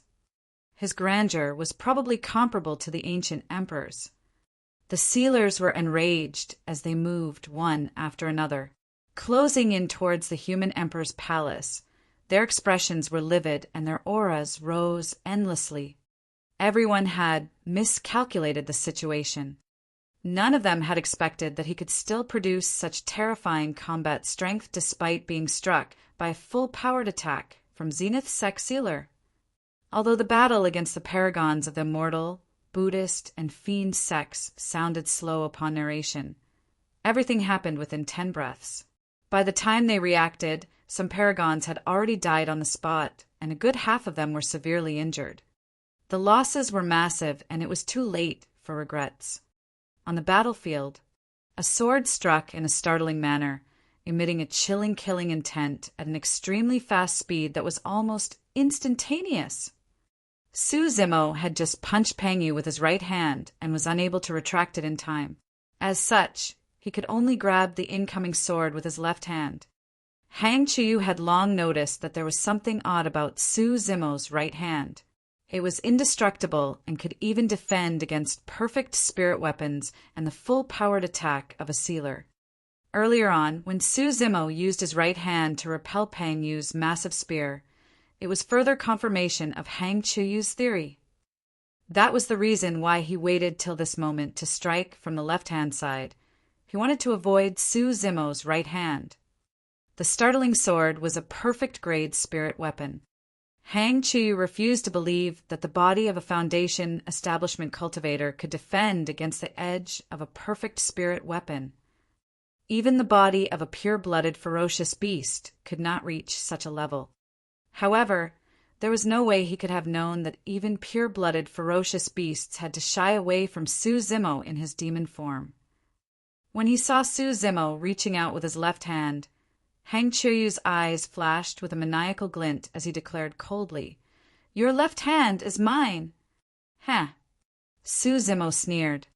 He gripped the startling sword with his left palm directly, and the sword let out a sinisterly cold aura.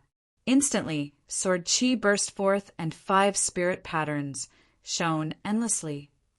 Buzz! Buzz! Sword chi streaked all around and flashes of blood appeared. A series of cuts appeared on Su Zimo's left hand.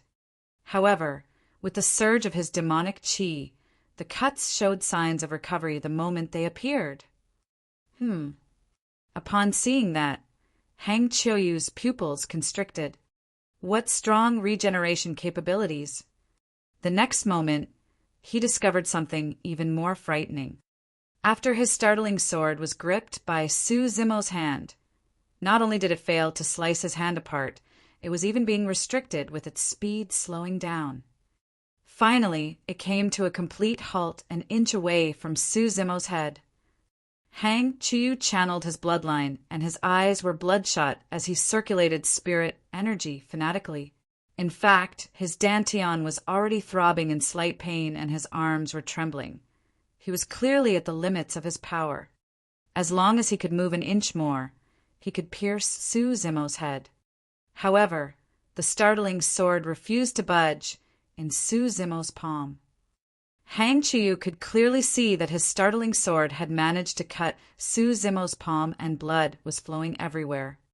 In fact, he could even sense the sluggish motion caused by the blade of the sword digging into Su Zimo's flesh and bone. However, all his effort was wasted because of that inch of difference. As the scarlet, demonic chi surged, the sword chi around the blade was no longer as intense and sharp as before as it was slowly restricted and swallowed up. Su Zimo's blood spilled onto the startling sword. The spirit light on the sword gradually dimmed, as though it was being corroded by some sort of power. Pissed, Hang Qiuyu's eyes were filled with fright when he saw the blood on his startling sword. Nobody could understand the fear he felt at that moment. What sort of bloodline did this man possess such that he was even able to suppress the spirit light of a perfect spirit weapon? What did everything before him imply? It meant that if a perfect spirit weapon was soaked in the man's blood, it would be destroyed before long. There were countless legends in the cultivation world. In the ancient manuals of Sword Sect, there was a statement recorded that a single drop of blood from an immortal was more than enough to crush mountains, tunnel through the voids, and kill ancient mighty figures. Naturally, Hang Qiuyu thought nothing of those legends. Even if they were immortals, could their bloodline possess such terrifying and exaggerated power? At this very moment, Hang Qiuyu realized that a person's bloodline could truly be cultivated to that level. The person before him was merely at foundation establishment realm, and yet his bloodline was already this powerful. If he were to truly become a mighty figure, patriarch, or the immortals of the legends, a single drop of his blood would truly be enough to destroy a group of living beings. Right now, the startling sword was not even in Hang Qiuyu's control, let alone capable of crippling that man's palm. After it was tainted by Su Zimo's blood, Hang Qiuyu could clearly sense that the connection between him and the startling sword was getting fainter and was at the threat of severing at any moment. Amitabha. Monk Ju Qin wielded his diamond staff and shone with a golden luster. His eyes burned like a torch, and he had already arrived, exuding an inviolable might. Demon, I'm here to purify you. You're not qualified. Su Zimo's expression was unchanged as his right hand, that was now free, turned into a fist once more and welcomed the incoming diamond staff fiercely. Bang! Shaking violently, Monk Ju Chen's palm was split open and his diamond staff was sent flying. Gripping the startling sword with his left hand, Su Zimo took a huge stride with his right leg and leaned in. Before Monk Ju Chen could react, a figure slammed over towards his chest, leaning into him. Ugh! Monk Ju Chen's eyes widened. A terrifying power surged into his body through the other party, and instantly Monk Ju Chen's mind went blank and he was knocked flying. Bang! Landing heavily on the ground. He spat out a mouthful of blood and his gaze dimmed. His protection talisman and the golden barrier that he created through the Diamond Sutra were all shattered as well. A series of cuts appeared densely on his face in a frightening manner. His flesh was ruptured. He didn't die. Su-Zimo furrowed his brows slightly. After he took on his demon form and his strength increased exponentially, that lean-in should have been enough to kill 10 monk Ju-Chens. Shifting his gaze, Su-Zimo caught sight of the golden kasaya worn by monk Ju-Chin, and he understood instantly. That golden kasaya must have been an extremely strong defensive spirit weapon. Otherwise, even his indestructible diamond body would have been smashed into a blood mist. Struggling to stand up, there was no aura left around monk Ju-Chin as he staggered to escape like a pathetic dog. Ha ha ha! Su-Zimo roared in laughter and eyed the wretched back view of monk Ju-Chin escaping while yelling, "You want to purify me with those skills? Go back and cultivate for another 10 years first." When he heard that, monk Ju-Chen's legs buckled and he nearly fell over. As the successor of Diamond Monastery and a paragon of the Buddha sects, he had never endured such humiliation before. Filled with indignation and utterly humiliated, monk Ju-Chin was so pent up and upset that he spat out yet another mouthful of blood. Ugh! His chest was much relieved after he spat out that mouthful of blood, and he lamented deeply. That man is probably invincible among the Foundation establishment realm. At that moment, everyone realized that after this battle, as long as the successor of Divine Phoenix Island survives, he would be the number 1 beneath the Golden Core realm. Chapter 453. Another Dead Paragon. Chapter 453. Another Dead Paragon. The battle was not over yet.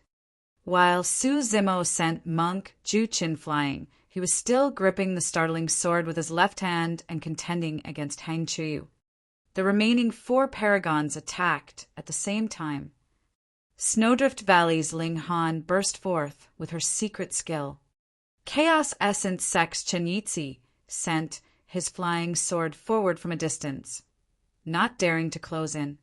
Wisdom Monastery successor tapped his feet on the ground and closed in, conjuring a series of afterimages with both hands as he released an ultimate secret skill, Wisdom Palm Strike. Wisdom Palm Strike possessed the power to strike an object through a medium.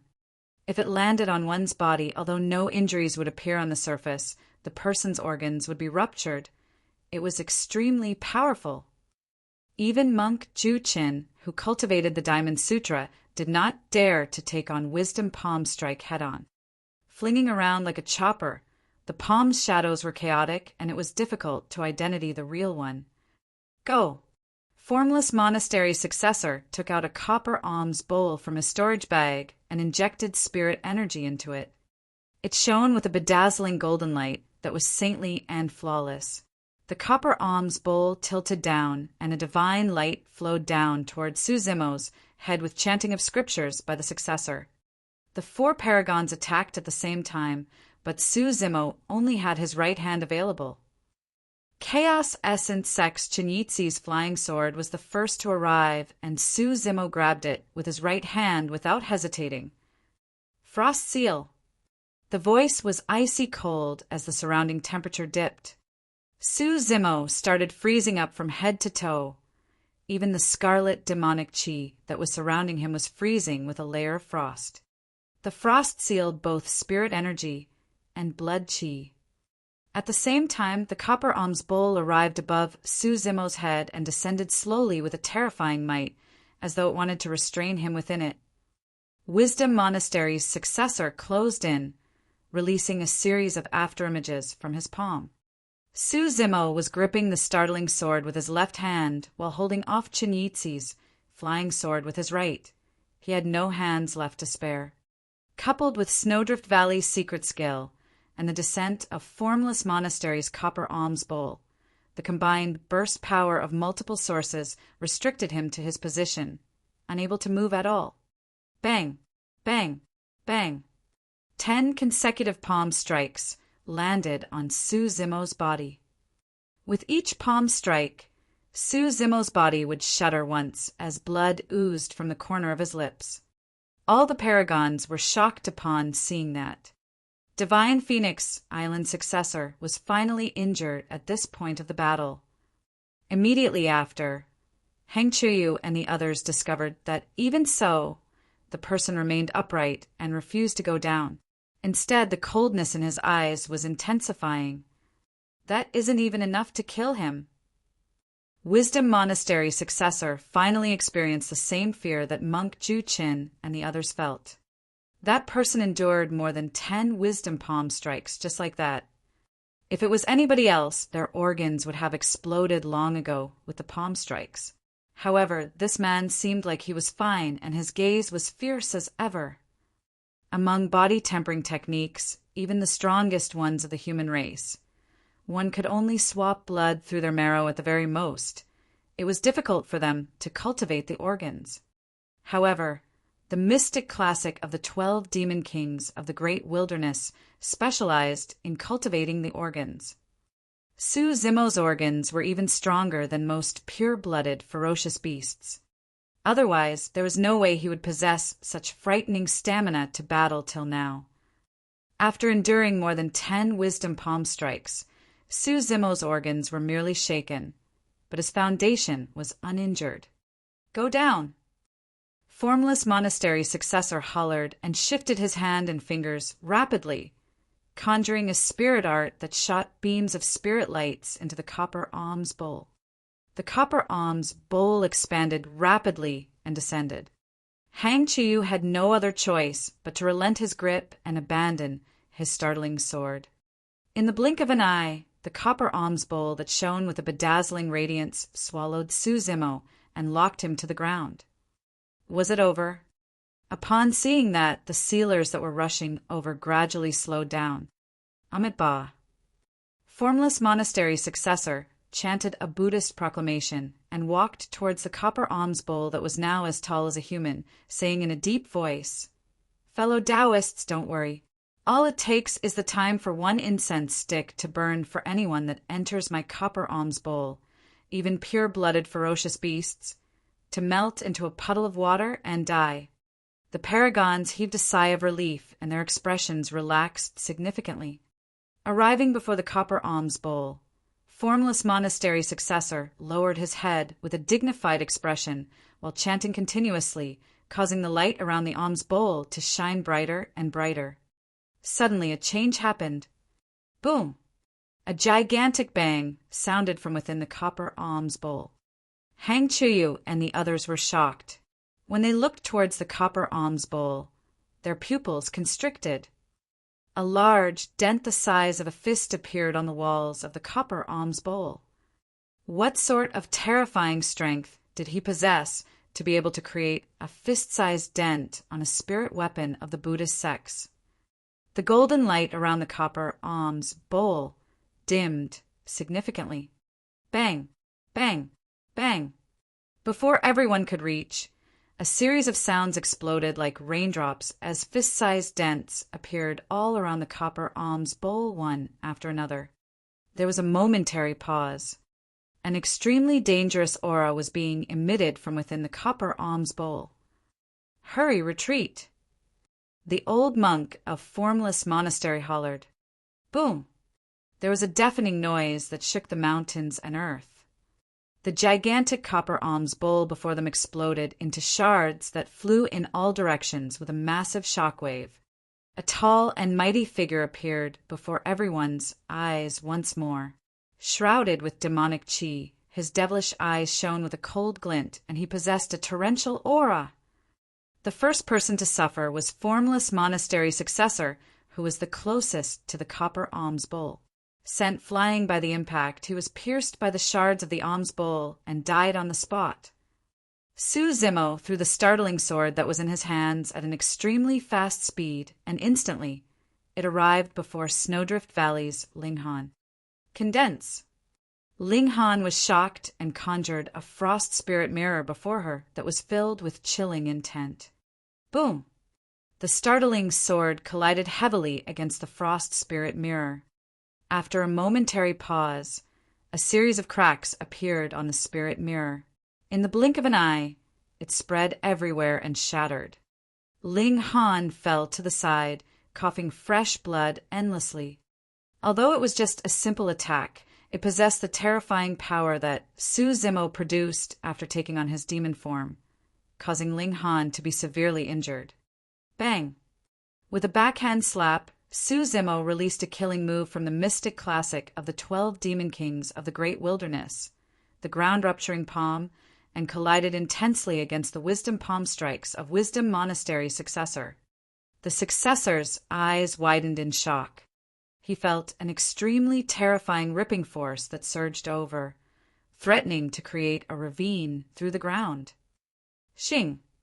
A blood mist spewed out. The flesh on the Wisdom Monastery successor's arm was ripped off, and his bones were completely broken as he flew off. In the blink of an eye, a paragon died, and 2 more had to leave the battle. Su Zimo's gaze shifted towards Chaos Essence Sex Chen Yitzi, throwing the flying sword in his hands towards the latter. The sword streaked through the air and arrived instantly. There was no way Chen Yitzi would dare receive the attack as he shifted his footsteps, wanting to dodge to the side. Unexpectedly, Chen Yitzi's vision blurred, and a tall figure had already arrived in front of him, exuding a terrifying might and endless killing intent. He had arrived almost at the same time as the sword. How fast? Chen Yitzi's eyelids twitched crazily. Boom! Arriving before Chen Yitzi, Su Zimo released the plow heaven stride and stomped heavily on the ground. Instantly, Chen Yitzi's legs buckled and he slowed down. The sword pierced through his body. Chen Yitzi's eyes went dim as a stream of blood spurted out from his chest, severing his life. The paragon of Chaos Essence sect was dead too. Chapter 454, Joining Forces to Kill. Chapter 454, Joining Forces to Kill. A resolute intent flickered through Hang Qiuyu's eyes as he turned to flee. Humph! Su Zimo harumphed coldly and caught up to Hang Qiuyu with a few huge strides. He extended his right hand and punched heavily towards the latter's back. Boom! A gigantic fist that resembled a large seal descended from the skies. Instantly, spirit chi exploded with a resounding bang in a terrifying manner. Hang Qiuyu caught sight of it from the side of his eyes and was terrified. If he was struck by that, he wouldn't survive even if he had 10 lives. Sword escape. Keeping his cool in the situation, Hang Qiuyu shouted softly, and the sword chi within him surged out rampantly. Like an unsheathed sword, he flashed and turned into a streak of light, fleeing into the distance. His speed had already crossed the limits. This was a secret skill of Sword Sect that was similar to Blood Escape, but lasted for a shorter time. Naturally, the side effects were much less as well. The gigantic seal above was about to descend. However, Hang Qiuyu's sudden speed burst made it such that the seal was about to miss. Hang Qiuyu was delighted. He could already see the sealers charging over. As long as he could withstand another few breaths, the situation would change entirely. At that moment, the sound of a bowstring being pulled sounded in Hang Qiuyu's ears. Pang! Pang! Pang! He turned slightly and looked towards his back. However, the sight of what was coming scared him out of his wits. Su Zimo was right behind him, shifting like a shadow as his eyes shone with a demonic glint. With a surging killing intent, the former's bones and tendons sounded and his arm expanded multiple inches under the intense stretching. How was that the arm of a human? It was clearly the trunk of a primordial divine elephant.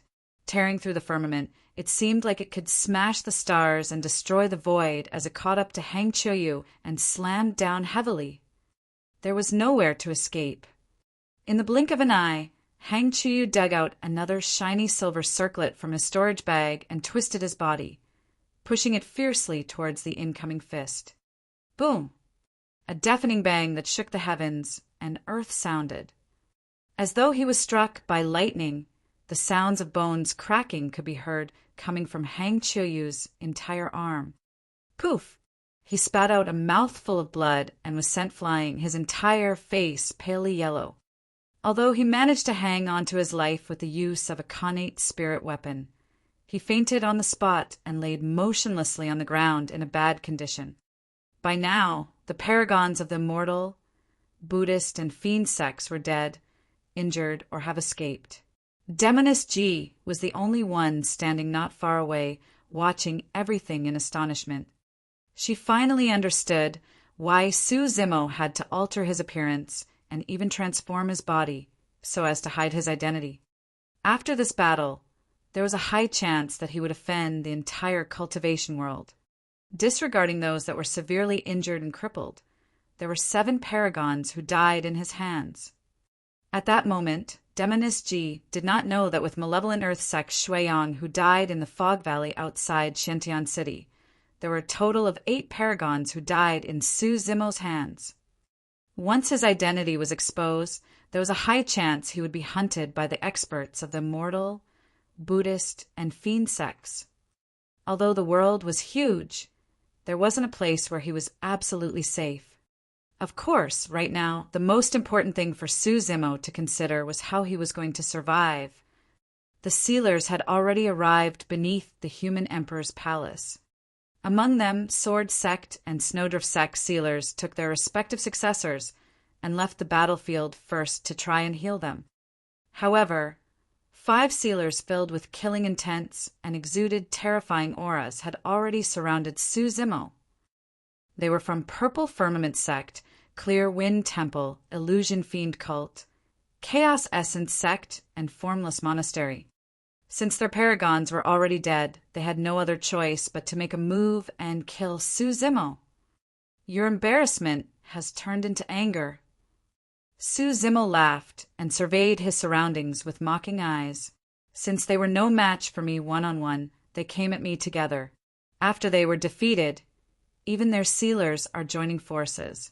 Fu, that's all there is to the 3 great factions. Bastard of Divine Phoenix Island, your provocations mean nothing to us. You are still going to die. Purple Firmament Sect Sealer had a calm tone, and he was unmoved. Huh. Su Zimo sneered. Old asshole, you think too highly of yourself. I merely wanted to see how shameless cultivators of Purple Firmament Sect were. Bastard, since you're not from our race, you are our common enemy. Clear Wind Temple's sealer waved the horsetail whip in his hands and hollered, Amit Ba. Formless Monastery sealer said grimly, Patron, you have no one but your stubbornness to blame for your plight today. A tall tree attracts strong winds. That has always been the case throughout history. Illusion Fiend Cult's sealer laughed sinisterly. You guys from the immortal and Buddhist sects are truly hypocritical, always finding all sorts of excuses for your actions. I'll let you understand today that the reason why we're joining hands is to murder you because you are talented. Murder me? Su Zimo took a deep breath of air and his blood chi exploded. Despite the fact that he was facing 5 sealers, his aura climbed once more as he yelled, Let's see if you guys have what it takes. He was looking down on 5 golden cores as a foundation, establishment, cultivator. Regardless of the outcome of the battle, his words alone were enough to set the cultivators watching from afar in shock with racing hearts. At that moment, all the paragons seemed absolutely inferior. Bang! Boom! Boom! Right then, a sudden sound came from within the human emperor's palace that caused everyone's hearts to skip a beat. Everyone subconsciously looked up. A gigantic cave appeared at the center of the human emperor's palace. It was pitch black, mysteriously dark, and let out waves of terrifying might. The entrance to the human emperor's palace had appeared. This meant that the human emperor's palace has already silently acknowledged someone as a successor. Attack! The 5 sealers shouted and attacked together with a tacit understanding. None of them could sit by and watch Su Zimo enter the human emperor's palace to receive the inheritance. They had to kill him right here. If Su Zimo were to die, the human emperor's palace would either disappear or pick a new successor. There was no way the human emperor's palace would leave its inheritance to a corpse. Die! Purple Firmament Sec Sealer roared and waved his sleeves, causing the endless purple chi that surrounded him to condense into a gigantic sword that shot toward Suzimo. The purple sword tore through the air and created a gigantic ravine on the ground, causing the earth to toss over and dust to fly everywhere. Suzimo had already attained lesser mastery of the mystic classic of the 12 demon kings of the great wilderness's orifice clearing section. He was also at 7 Meridian Foundation establishment realm. Be it his immortal or demonic cultivation, he had not reached their limits, and even in his demon form, his strength was not enough to take on golden cores. If he was faced with a single old sealer, he might have a shot at victory. However, there was no way he could win if all 5 of them attacked at the same time. He had to endure through it. At this life and death moment, Suzimo's powers were already channeled to their limits, and his bloodline surged while his tendons and bones rang together. Demonic chi rumbled around him, forming menacing demon beasts that were lifelike and filled with killing intent. There was a wild bovine with raised horns, a bear demon that was roaring while standing upright, a coiling anaconda, a demon ape with large arms. Roar! Taking a deep breath of air, Suzimo puffed his chest and paused for a moment before letting out an earth-shaking roar in the direction of Purple Firmament Sec Sealer. The ancient demons surrounding him roared at the same time. The void shook, contorting the entire space itself. Suzimo was like the king of all demons. In the blink of an eye, the world changed. Chapter 455 About to Die? Chapter 455 About to Die. Even the 5 sealers felt a chill upon sensing the malefic aura let out by Suzimo. This lad must not survive. He was already able to suppress the paragons of the immortal, Buddhist, and fiend sects at 7 Meridian Foundation establishment if he were to obtain the human emperor's inheritance. It was hard to imagine, and they did not dare to either. The stronger the strength and potential displayed by Suzimo, the more resolved the 5 sealers were to kill him. Scarlet demonic chi rumbled, and the lifelike ancient demons charged while howling, biting and slamming towards the incoming purple sword. Bang! Bang! Bang! The sword tore through the air with endless might and a terrifying sharp edge, defeating the ancient demons that were formed with demonic chi one after another. The purple chi and demonic chi, 2 different powers, collided and corroded one another endlessly. With the dissipation of each demon beast, the scarlet demonic chi surrounding Suzimo would dim slightly. The purple sword's power was also clearly not as intense as it was initially as its light dimmed. Boom! It was yet another deafening sound. The purple sword collided against the last demon beast. All the demon beasts and demonic chi had dispersed, and the purple sword turned into streams of purple chi that returned to the world as well. Suzimo managed to defend against the full-powered attack of a sealer. Furthermore, he defended against it without taking any damage. Suzimo panted heavily. This time round, he had expended almost all of his strength. Ever since he arrived, he had been fighting. If not for the fact that he possessed shocking stamina and ferocious blood, chi, due to his constant cultivation of the mystic classic of the 12 demon kings of the great wilderness, he would have been exhausted long ago. Right now, after defending the sword of Purple Firmament Sec Sealer, Suzimo felt weakness surge into his head and his arms and feet were powerless. He was thoroughly exhausted. If not for the fact that he was constantly surrounded by strong foes, he would have collapsed long ago. After invoking the power of a golden core, there was only a single outcome for a sealer. They would be mercilessly devoured by a dimensional tear in the ancient battlefield. A series of rips appeared behind Purple Firmament Sec Sealer as a sinister wind howled in a mysterious manner. Looking over, Suzimo sneered with mockery in his eyes. Purple Firmament Sex Sealer grit his teeth in indignance. Bastard, you don't have to be smug. It won't be long before you'll be joining me.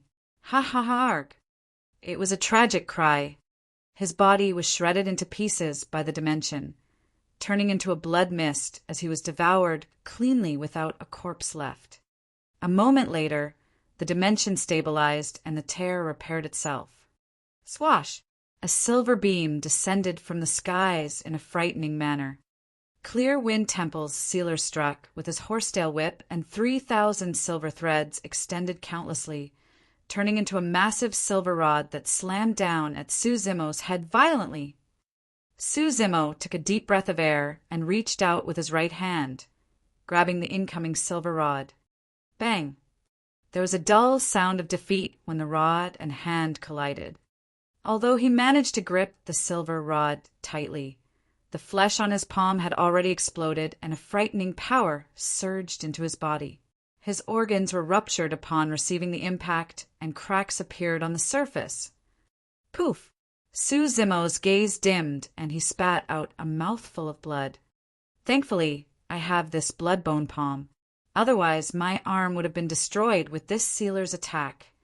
He lamented internally in gratefulness. Ha, naive.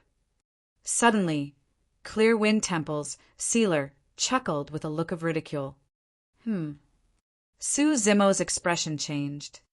Suddenly, the silver rod spread open from his palm, and the 3,000 threads whipped him on the back viciously. Piak! Flashes of blood appeared, accompanied by the sounds of bones cracking. Suzimo's face turned pale as his knees buckled, almost kneeling on the ground. The change was extremely sudden. The horsetail whip seemed like it was alive and sentient and shifted between flexibility and toughness instantly. Suzimo's back was whipped into a mess of flesh and blood, as though countless knives were gliding across.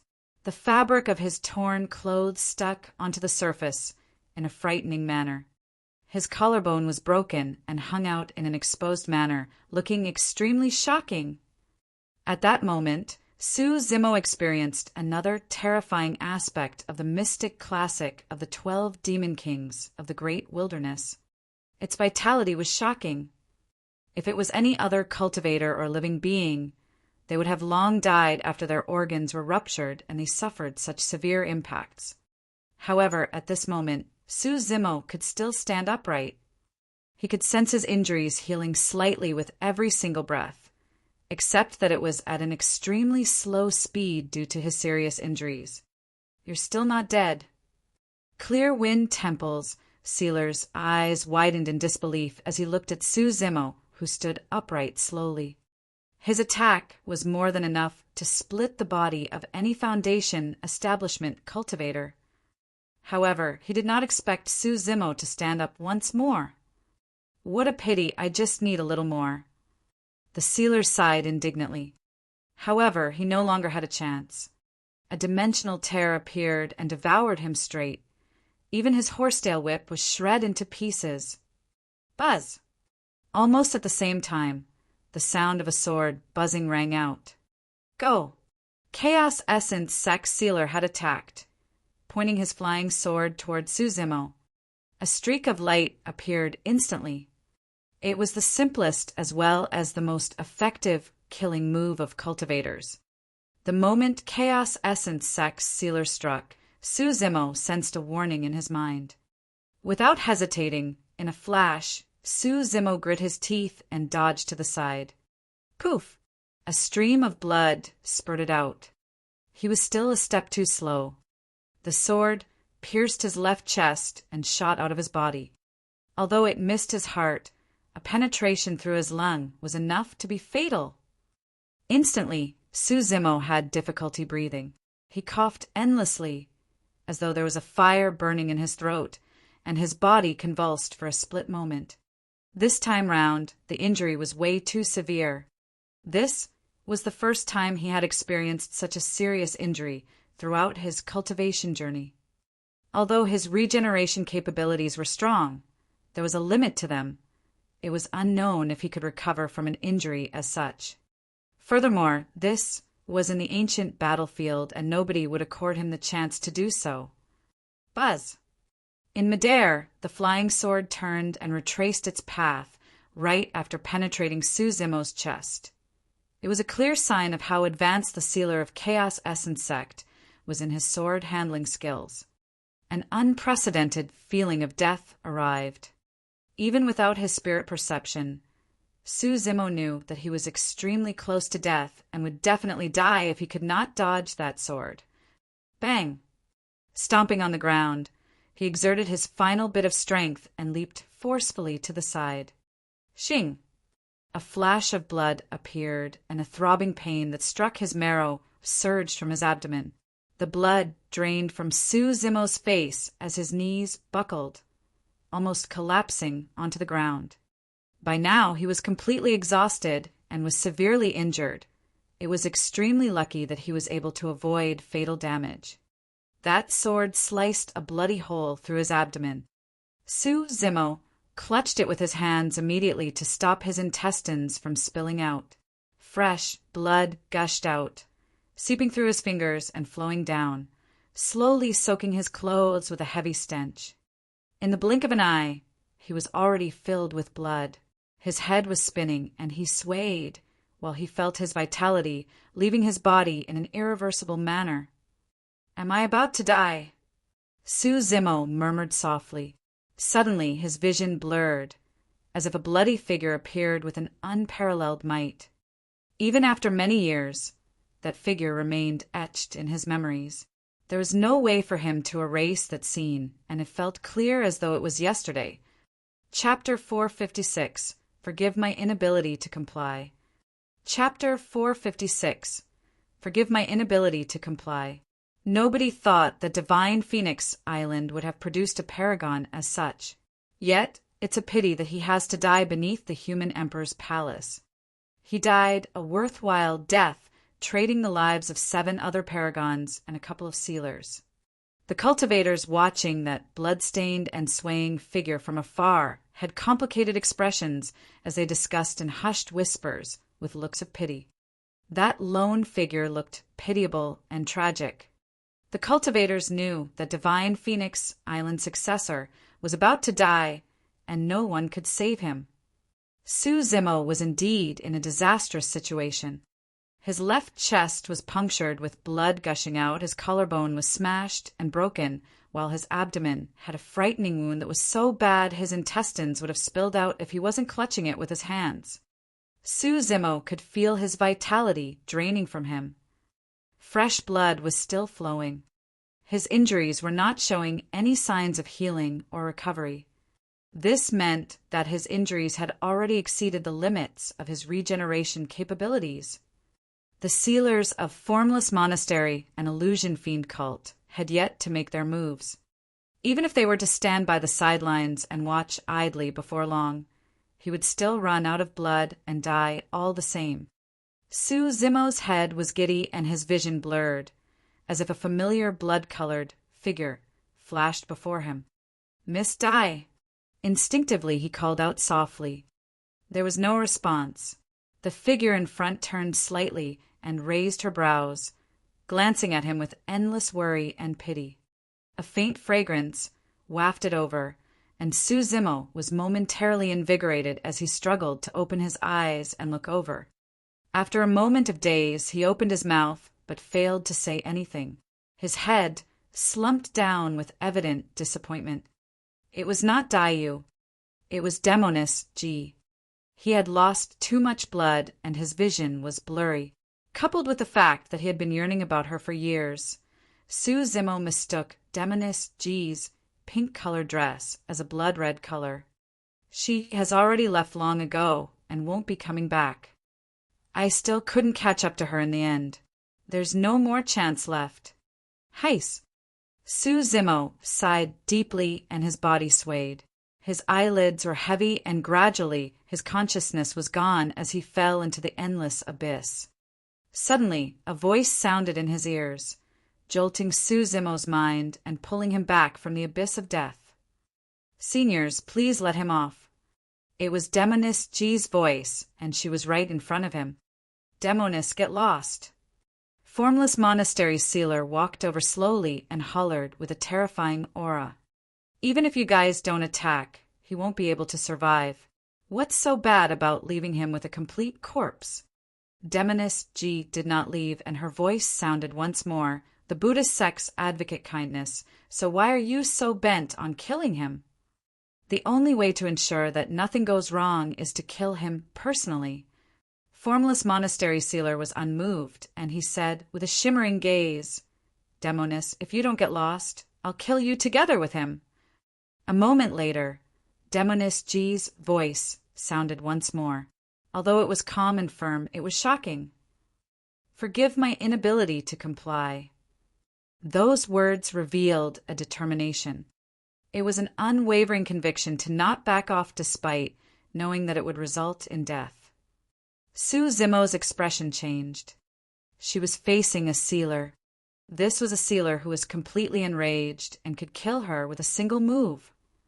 Su Zimo did not expect that, given the circumstances, Demoness G would stand forth and defend him with reckless abandon unyieldingly.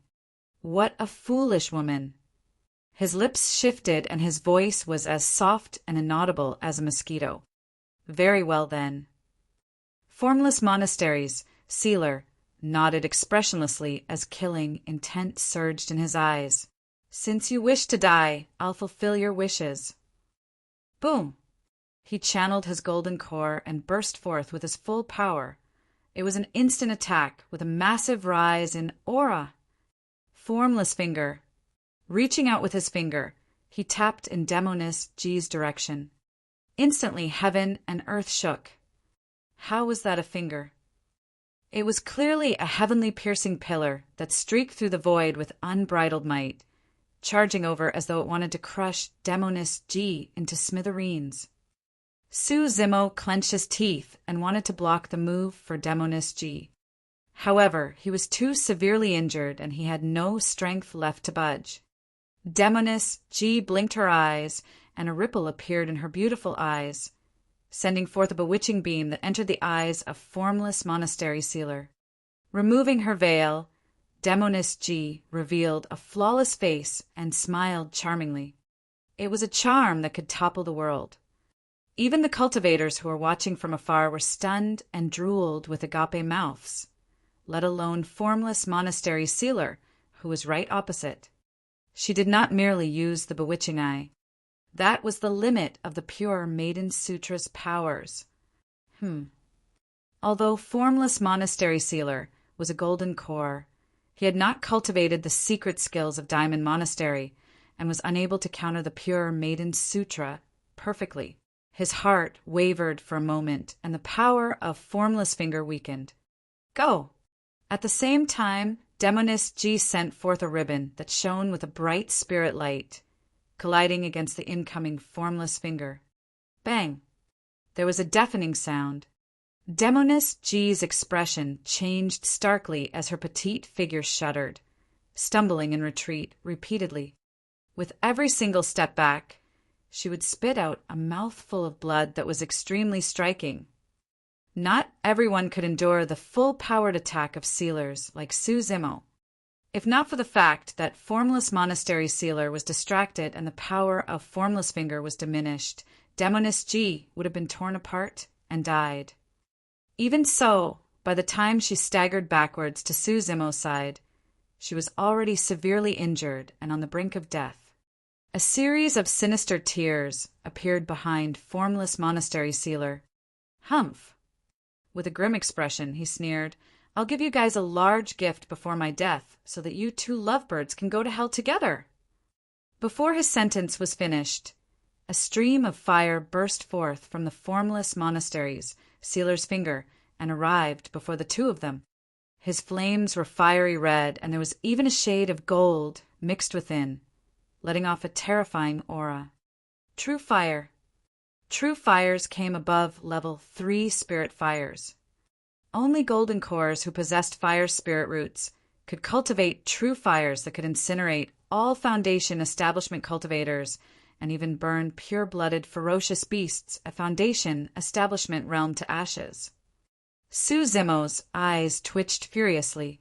He was a weapon refinement master as well and had mastery over flames. Naturally, he knew of how powerful true fires were. Previously, none of the sealers produced true fires because they were not cultivators with fire spirit roots. Heaving a deep breath of air, Suzimo used all his might to push away Demoness G, who was in front of him while bellowing deeply, "Get away!" Swoosh! The flames landed on Suzimo and surged, burning his entire body. In the blink of an eye, he was a man engulfed in flames. Chapter 457, Hand of a Divine Spirit. Chapter 457, Hand of a Divine Spirit. ARR, ARR, ARR. Suzimo hunched over with his eyes tightly shut. He was in immeasurable pain as his throat let out a hoarse cry. The true fire burned furiously, and his body convulsed. Even his flesh sizzled with crackling sounds, as his flesh was burnt black in a terrifying sight. In the fire, Suzimo's face was faintly visible, and he was in such deep pain that his features were contorted to an unrecognizable degree. Demoness G's heart ached when she saw the state he was in, and her eyes misted. Cough! Her internal injuries acted up, and she coughed out another 2 mouthfuls of black blood. There were even pieces of her ruptured organs, and it looked terrifying. To think that I would still end up dying here. Demoness G's eyes dimmed, and she sounded wistful.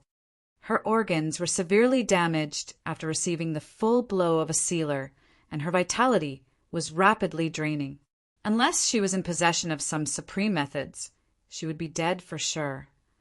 However, in the ancient battlefield, golden cores were already the mightiest figures. How could anyone save her? How could that be? Suddenly, a soft exclamation, filled with disbelief, sounded not far away. It was the voice of illusion fiend cult sealer. Instinctively, Demoness G followed the sealer's gaze and looked toward Suzimo once more.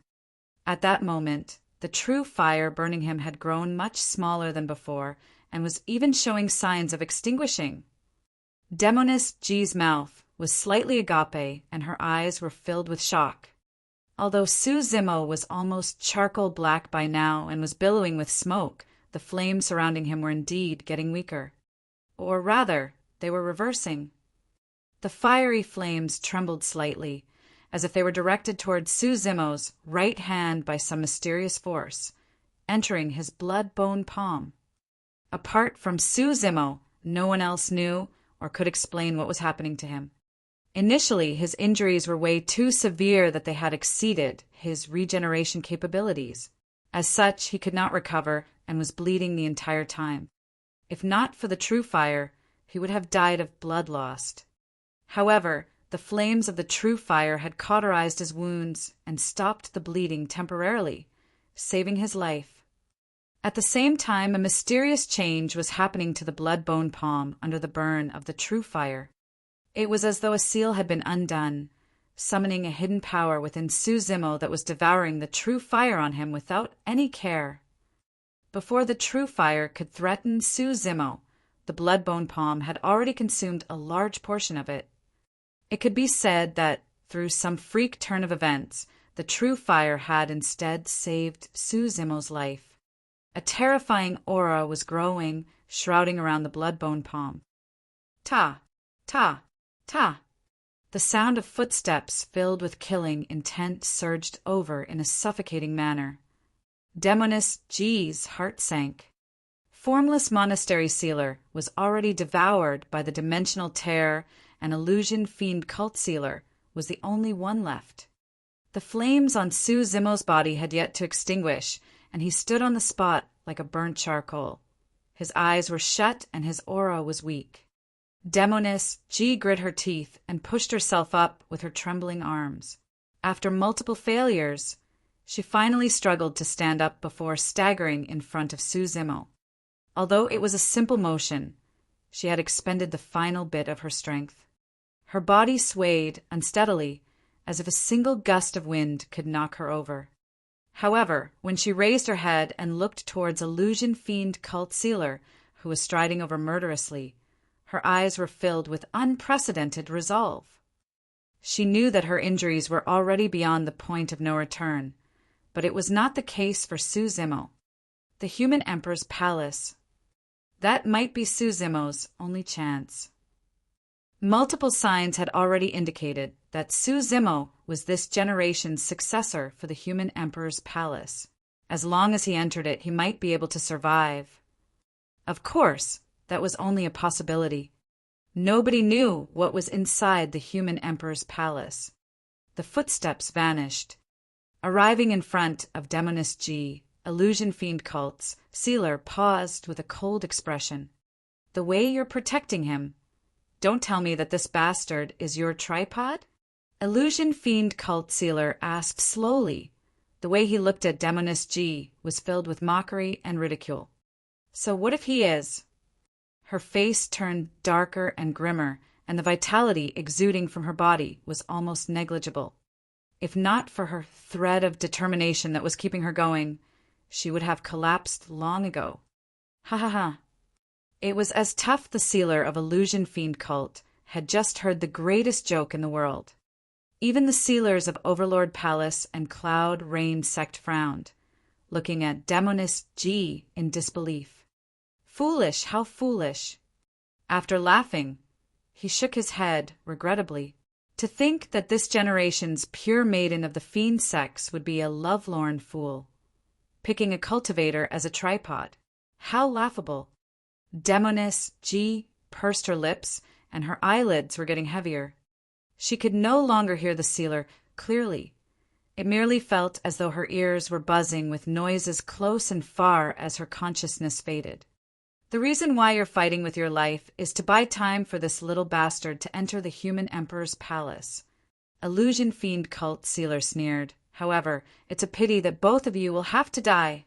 Today, I'll kill you so that you don't bring about disgrace for Pure Maiden Sect, as well as the fiend sex. The moment he said that, the sealer's eyes shone with killing intent, and he whipped out a shimmering, flexible sword from his waist. Swoosh! With a fling, the sword turned straight. Even against two helpless Foundation establishment cultivators who were on the brink of death, the sealer had no intention of showing mercy, as he burst forth with his power as a golden core and thrust forward. That attack was enough to skewer the both of their heads together. The sword chi was extremely cold and possessed wild might. Demoness G could hold on no longer as she collapsed to the side. Suddenly, an arm reached out and held up her body. The next moment, Demoness G caught sight of a figure through her blurred vision. Although he was burnt charcoal black and was disfigured, she could recognize him. Those eyes burned with a bloodshot gleam as though they wanted to devour someone. Suddenly, Su Zimo reached out with his right arm. Illusion Fiend Cult's sealer's eyes constricted in shock. There was no flesh on his palm, and it was just a scarlet bone that was burning with thin flames, emitting a terrifying aura that seemed as though it could incinerate the heavens and oceans, annihilating all living beings.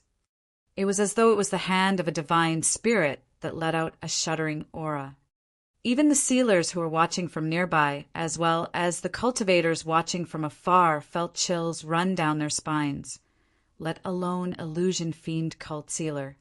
Some of the cultivators could not endure that might and fell to the ground on the spot, shivering in fear. A feeling of inferiority grew in the hearts of many cultivators.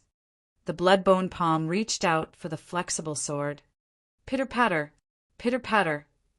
Before it could reach the blood-bone palm, the sword was melted into liquid steel and dripped onto the ground. A perfect-grade spirit weapon was destroyed just like that. The sealer had nowhere to run with the dimensional tear appearing in his back. In his eyes, he could only see a burning palm arriving with a flame that grew more and more intense.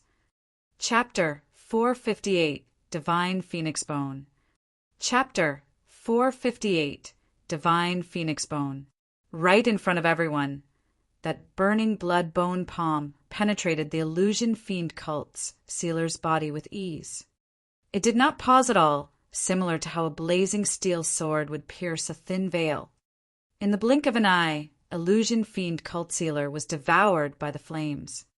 The next moment, he turned into ashes. A golden core was incinerated to ashes by that terrifying flame in less than a second without any corpse left.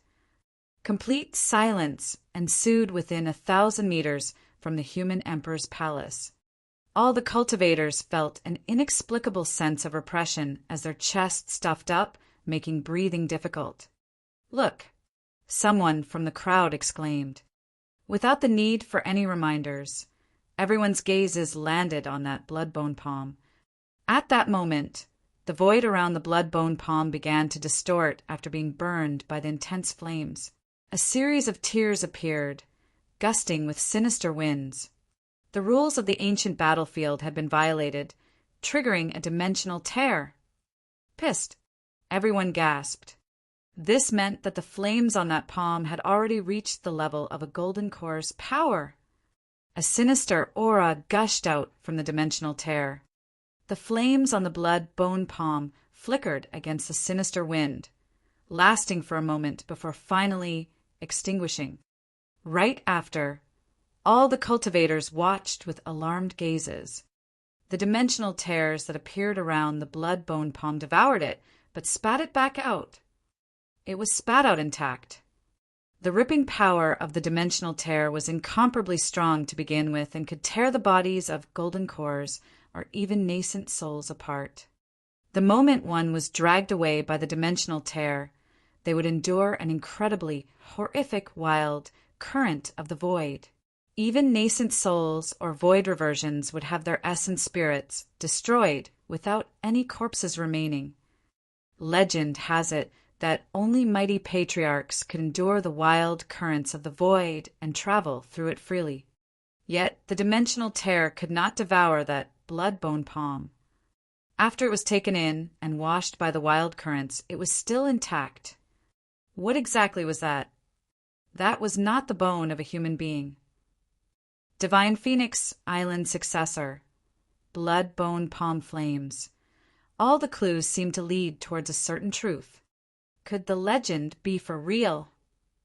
Sword Sex Sealer shuddered uneasily, as though he had just recalled something frightening. What legend? The other sealers looked towards him one after another. Do you guys know of the origin of Divine Phoenix Island? Sword Sex Sealer asked instead. Another sealer replied with a frown. Initially, Divine Phoenix Island was just a lone island overseas. Legend has it that in an unknown era long ago, the skies rained with fire and the firmaments collapsed. Among that, a pure-blooded divine phoenix's corpse landed on that island. Thereafter, the island was named as the Divine Phoenix Island. At that point, the sealer suddenly paused. As though he recalled something as well, he was shocked and asked slowly, "You mean to say that legend was too long ago and has always been spread through the mortal world? It was created by storytellers. There's no way it can be true, right?" Another sealer refused to believe it. Phoenixes were definitely divine spirits that were as strong as perfected immortals. In the cultivation world, there had never been accurate records about the existence of divine phoenixes on Tianhuang mainland. Nobody had seen a pure-blooded phoenix, and the only things left were figments of the legends. Prior to this, if anyone said that there was a pure-blooded living being in the world that possessed a might comparable to a perfected immortal, nobody would believe it. But now the sealers present went silent. Suddenly, Overlord Palace's sealer said, "In the ancient manuals of the fiend sex, there's a legend about the phoenix race. It said that the phoenix race is a mighty race that's even comparable in strength to the dragons. They wield the strongest and most frightening flames in the universe and can incinerate all living beings. Male phoenixes are called Fongs, while female phoenixes are called Huangs. Pure-blooded phoenixes, also known as undying divine phoenixes, are reborn through nirvana each time they incinerate themselves and become even stronger. Therefore, in Tianhuang mainland, be it in the cultivation or mortal world, there's always the saying of a phoenix undergoing nirvana for a rebirth through flames. That saying is an explanation of the capabilities of the divine phoenixes. Another sealer asked, "What's the difference between the two?" "Overlord palaces," Sealer replied. The ancient manuals recorded that phoenixes would always leave something behind during each rebirth. When the undying Feng is bathed in flames, he leaves behind a drop of divine phoenix essence blood. When the undying Huang is bathed in flames, she leaves behind a piece of divine phoenix bone. At that point, everyone felt their hearts skip a beat. They made the connection between this person from the divine Phoenix Island and his blood bone palm with a terrifying flame that was burning on it. They were close to the truth. "You mean to say that his right hand is actually a piece of the divine Phoenix's bone?" A sealer exclaimed. If that deduction was correct, that divine Phoenix bone would be the greatest treasure throughout Tianhuang mainland or even the cultivation world and was irreplaceable. In that case, it would naturally explain why the dimensional tear was unable to devour that bone and why the wild currents in the void could not destroy it. It would make sense for the divine phoenix bone to be an immortal object. Even a mighty patriarch would be tempted to get his hands on it. Swoosh, swoosh, swoosh. The sealers had a tacit understanding and set their sights on Su Zimo's right hand. They could not conceal the greed in their eyes. All of them were golden cores, reaching the end of their lifespans. Now that they were sent into the ancient battlefield with the successors of their respective sects, it was partly due to the threat that they would be able to provide. On the other hand, all of them harbored thoughts of seeking out opportunities or treasures to increase their lifespans so that they could continue cultivating and break through to the nascent soul realm. Since the divine phoenix bone was an object left behind by the undying Huang's rebirth through nirvana, it would definitely possess unimaginable divine power, and if they could get their hands on it, they might be able to extend their lives. Although Su Zimo was able to kill illusion fiend cult sealer with the blood bone palm, his internal injuries had yet to heal up and his vitality was still draining, almost completely depleted. Demoness G was in a similar condition. To everyone, Su Zimo and Demoness G were two dead people. All they had to consider was how they were going to get their hands on the divine phoenix bone in the ensuing fight after severing Su Zimo's hand. Suddenly, a beam of light shot out from the human emperor's palace's entrance, descending upon Su Zimo. A massive power sucked Su Zimo, causing him to rise slowly. "Go on. If you manage to survive, I hope you can still remember me." Demoness G tilted her head and leaned in Su Zimo's embrace like a weak girl. Although her eyes were filled with sadness and reluctance, she faked a smile nevertheless. Chapter 459, Human Emperor's Palace's Compromise. Chapter 459, Human Emperor's Palace's Compromise. Su Zimo did not say anything, but he did not let go. Throughout history, there would only be a single successor chosen for the human emperor's palace's appearance. Right now, as long as Su Zimo let go of Demoness G, he would be able to enter the human emperor's palace rightfully. However, he knew that if he were to let go, she would definitely have no chance of surviving. Su Zimo did not care about the relationship between Demoness G and Ji Yaoxue, or ponder about what it meant to be her tripod. The only thing he knew was that if Demoness G had not sacrificed herself to buy time for him earlier on, he would have been killed by the sealers of Formless Monastery and Illusion Fiend Cult and would not have lasted till now. He held on to Demoness G obstinately and refused to let go. To the many cultivators, this was a choice that seemed foolish, even stupid. It was precisely because of this reason that the both of them stopped in midair during the rise, unable to head up or down. It was an undeniable rule that the human emperor's palace would only select a single successor. Right now, Su Zimo's choice was challenging the rule of the human emperor's palace, challenging the might of the human emperor himself. The sealers were delighted upon seeing that. If Suzimo were to enter the human emperor's palace successfully, they would miss their chance of seizing the divine phoenix bone. How foolish! He doesn't know what's good for him. A cultivator sneered. Another cultivator shook his head and sighed. To think that Mad Blade would be such a sentimental man. Isn't that right? Not many people would have the courage to make such a choice. If he entered the human emperor's palace, not only would he be able to survive, he would also be able to obtain the human emperor's inheritance. Who could resist such a temptation? Snowdrift Valley's Ling Han bit her lips and looked on with a conflicted expression. What did his choice represent? It meant that at this moment, this man was willing to abandon his life and the human emperor's inheritance in order to save Demonis G, even if there was only a sliver of hope.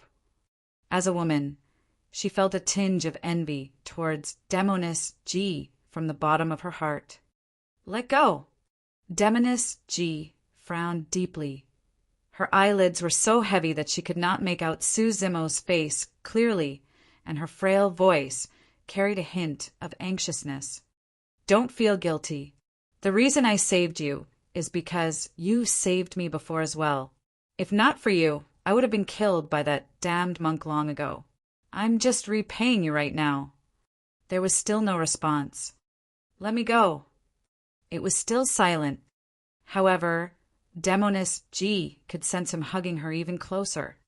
The both of them hovered in midair in a stalemate with the human emperor's palace. The remaining few sealers were already on their way. The two of them were already at the end of the road with no strength to fight back. Even without releasing their powers as golden cores, the sealers could kill the two of them with just power at the level of Foundation Establishment Realm. Die. The first sealer to arrive was from Sword Sect. Buzz. The sound of a sword buzzing rang out, and an unparalleled sword beam flashed. Instead of aiming for Suzimo's vitals, it tried to sever his wrist. Suzimo looked at that sword without moving. Given his current condition, any Chi refinement warrior would be able to kill him, let alone the sealer of Sword Sect. Swash! The sword beam struck the column of light from the human emperor's palace and created a ripple before vanishing instantly. Suzimo was unharmed. The sealers were alarmed when they saw that. All of a sudden, as though it was agitated, that column of light shone brightly in a bedazzling manner. Countless beams of light shot forth and instantly penetrated the body of Sword Sect sealer. Poof! Poof! Poof! Flashes of blood gushed out continuously. The sealer's body was punctured by the illusionary beams of light, and the next moment he exploded into a blood mist without a corpse left. Upon seeing that, the remaining few sealers were shocked and terrified. Among them, Heavenly Dipper Sect sealer had already released his secret skill, which struck the column of light. The column of light shook and shot forth countless beams once more, engulfing the sealer of Heavenly Dipper Sect. That person was rather impressive as a glint of determination flickered through his eyes. Roaring, he released his power as a golden core, wanting to fight against the light beams before him. Bang! He turned into a mist of blood and died on the spot. Although it was only a column of light beneath the human emperor's palace, its might could not be challenged, and it was enough to suppress everything, killing with a single touch. The others hurriedly stopped in their tracks and escaped, not daring to linger. They only came to a stop outside the boundaries of the human emperor's palace before turning back to look with fear in their hearts. The man and woman were still hovering in midair within that gigantic column of light, hugging together without separating. The sealers looked grim with indignant expressions. There was no way they could get their hands on the divine phoenix bone, given the current situation. Let's wait a little more. There might still be a chance. After a moment, Hollow Monastery sealer composed himself and said slowly with a shimmering gaze, "That's right." Overlord Palace's sealer said in a dark tone. He's only a mere foundation establishment cultivator, and yet he dares to challenge the human emperor's palace? He's bound to fail. If this carries on, the both of them will definitely die. The few sealers nodded in agreement. If the two of them were dead, the human emperor's palace would either disappear or select a new successor. No matter the outcome, the successor of Divine Phoenix Island would lose the protection of the human emperor's palace. At that time, they would have the chance to sever his wrist and fight for the Divine Phoenix Bone. Right now, all the sealers had to do was wait. Demoness G leaned in Sue Zimo's embrace motionlessly, and it was unable to tell if she was dead. Sue Zimo's aura was also getting increasingly weaker. Raising his head, he looked at the mysterious entrance of the human emperor's palace and narrowed his gaze with a resolute expression. It was as though he would never relent nor compromise. A long, long time later, just as Sue Zimo was gradually losing his consciousness, a change happened in midair. The two of them started rising slowly, as though they were pulled by something. In the blink of an eye, both of them entered the human emperor's palace and disappeared. There was a deathly silence. Upon seeing that, everyone was dumbfounded and even forgot to breathe. How is that possible? A long time later, Hollow Monastery Sealer murmured to himself with widened eyes and a lost expression. The human emperor's palace actually came to a compromise. Overlord Palace's Sealer chuckled bitterly. Since the human emperor's palace was sentient, it naturally possessed the intent of the human emperor. Throughout history, the human emperor had been the strongest emperor and was unparalleled. Since the human emperor's palace represented him, how could it bow down and relent? Furthermore, how could it do so for the sake of a mere foundation establishment cultivator? If everyone had not seen it for themselves, none of them would have believed it. Was it pity, or was there some other reason? Nobody knew. The entrance of the human emperor's palace closed. Bang! Boom! Boom! The ancient palace shook and dust fell endlessly as it rose into the air slowly, disappearing beyond the horizons of the heavens.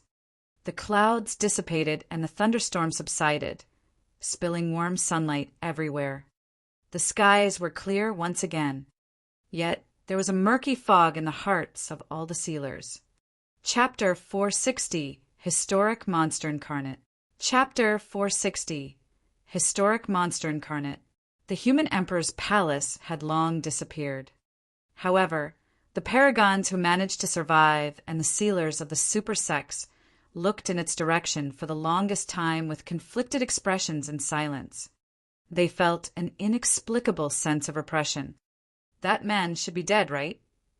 A long time later, Heavenly Dipper Sex Paragon asked hesitantly. Overlord Palaces, Pang Yu nodded. He should be. After a moment, as though he was trying to convince himself, Pang Yu repeated with conviction, he must be. That's right, he's definitely dead. He's already so badly injured. Unless there's some divine method to resurrect the dead and regrow flesh. He's definitely dead for sure. That's right.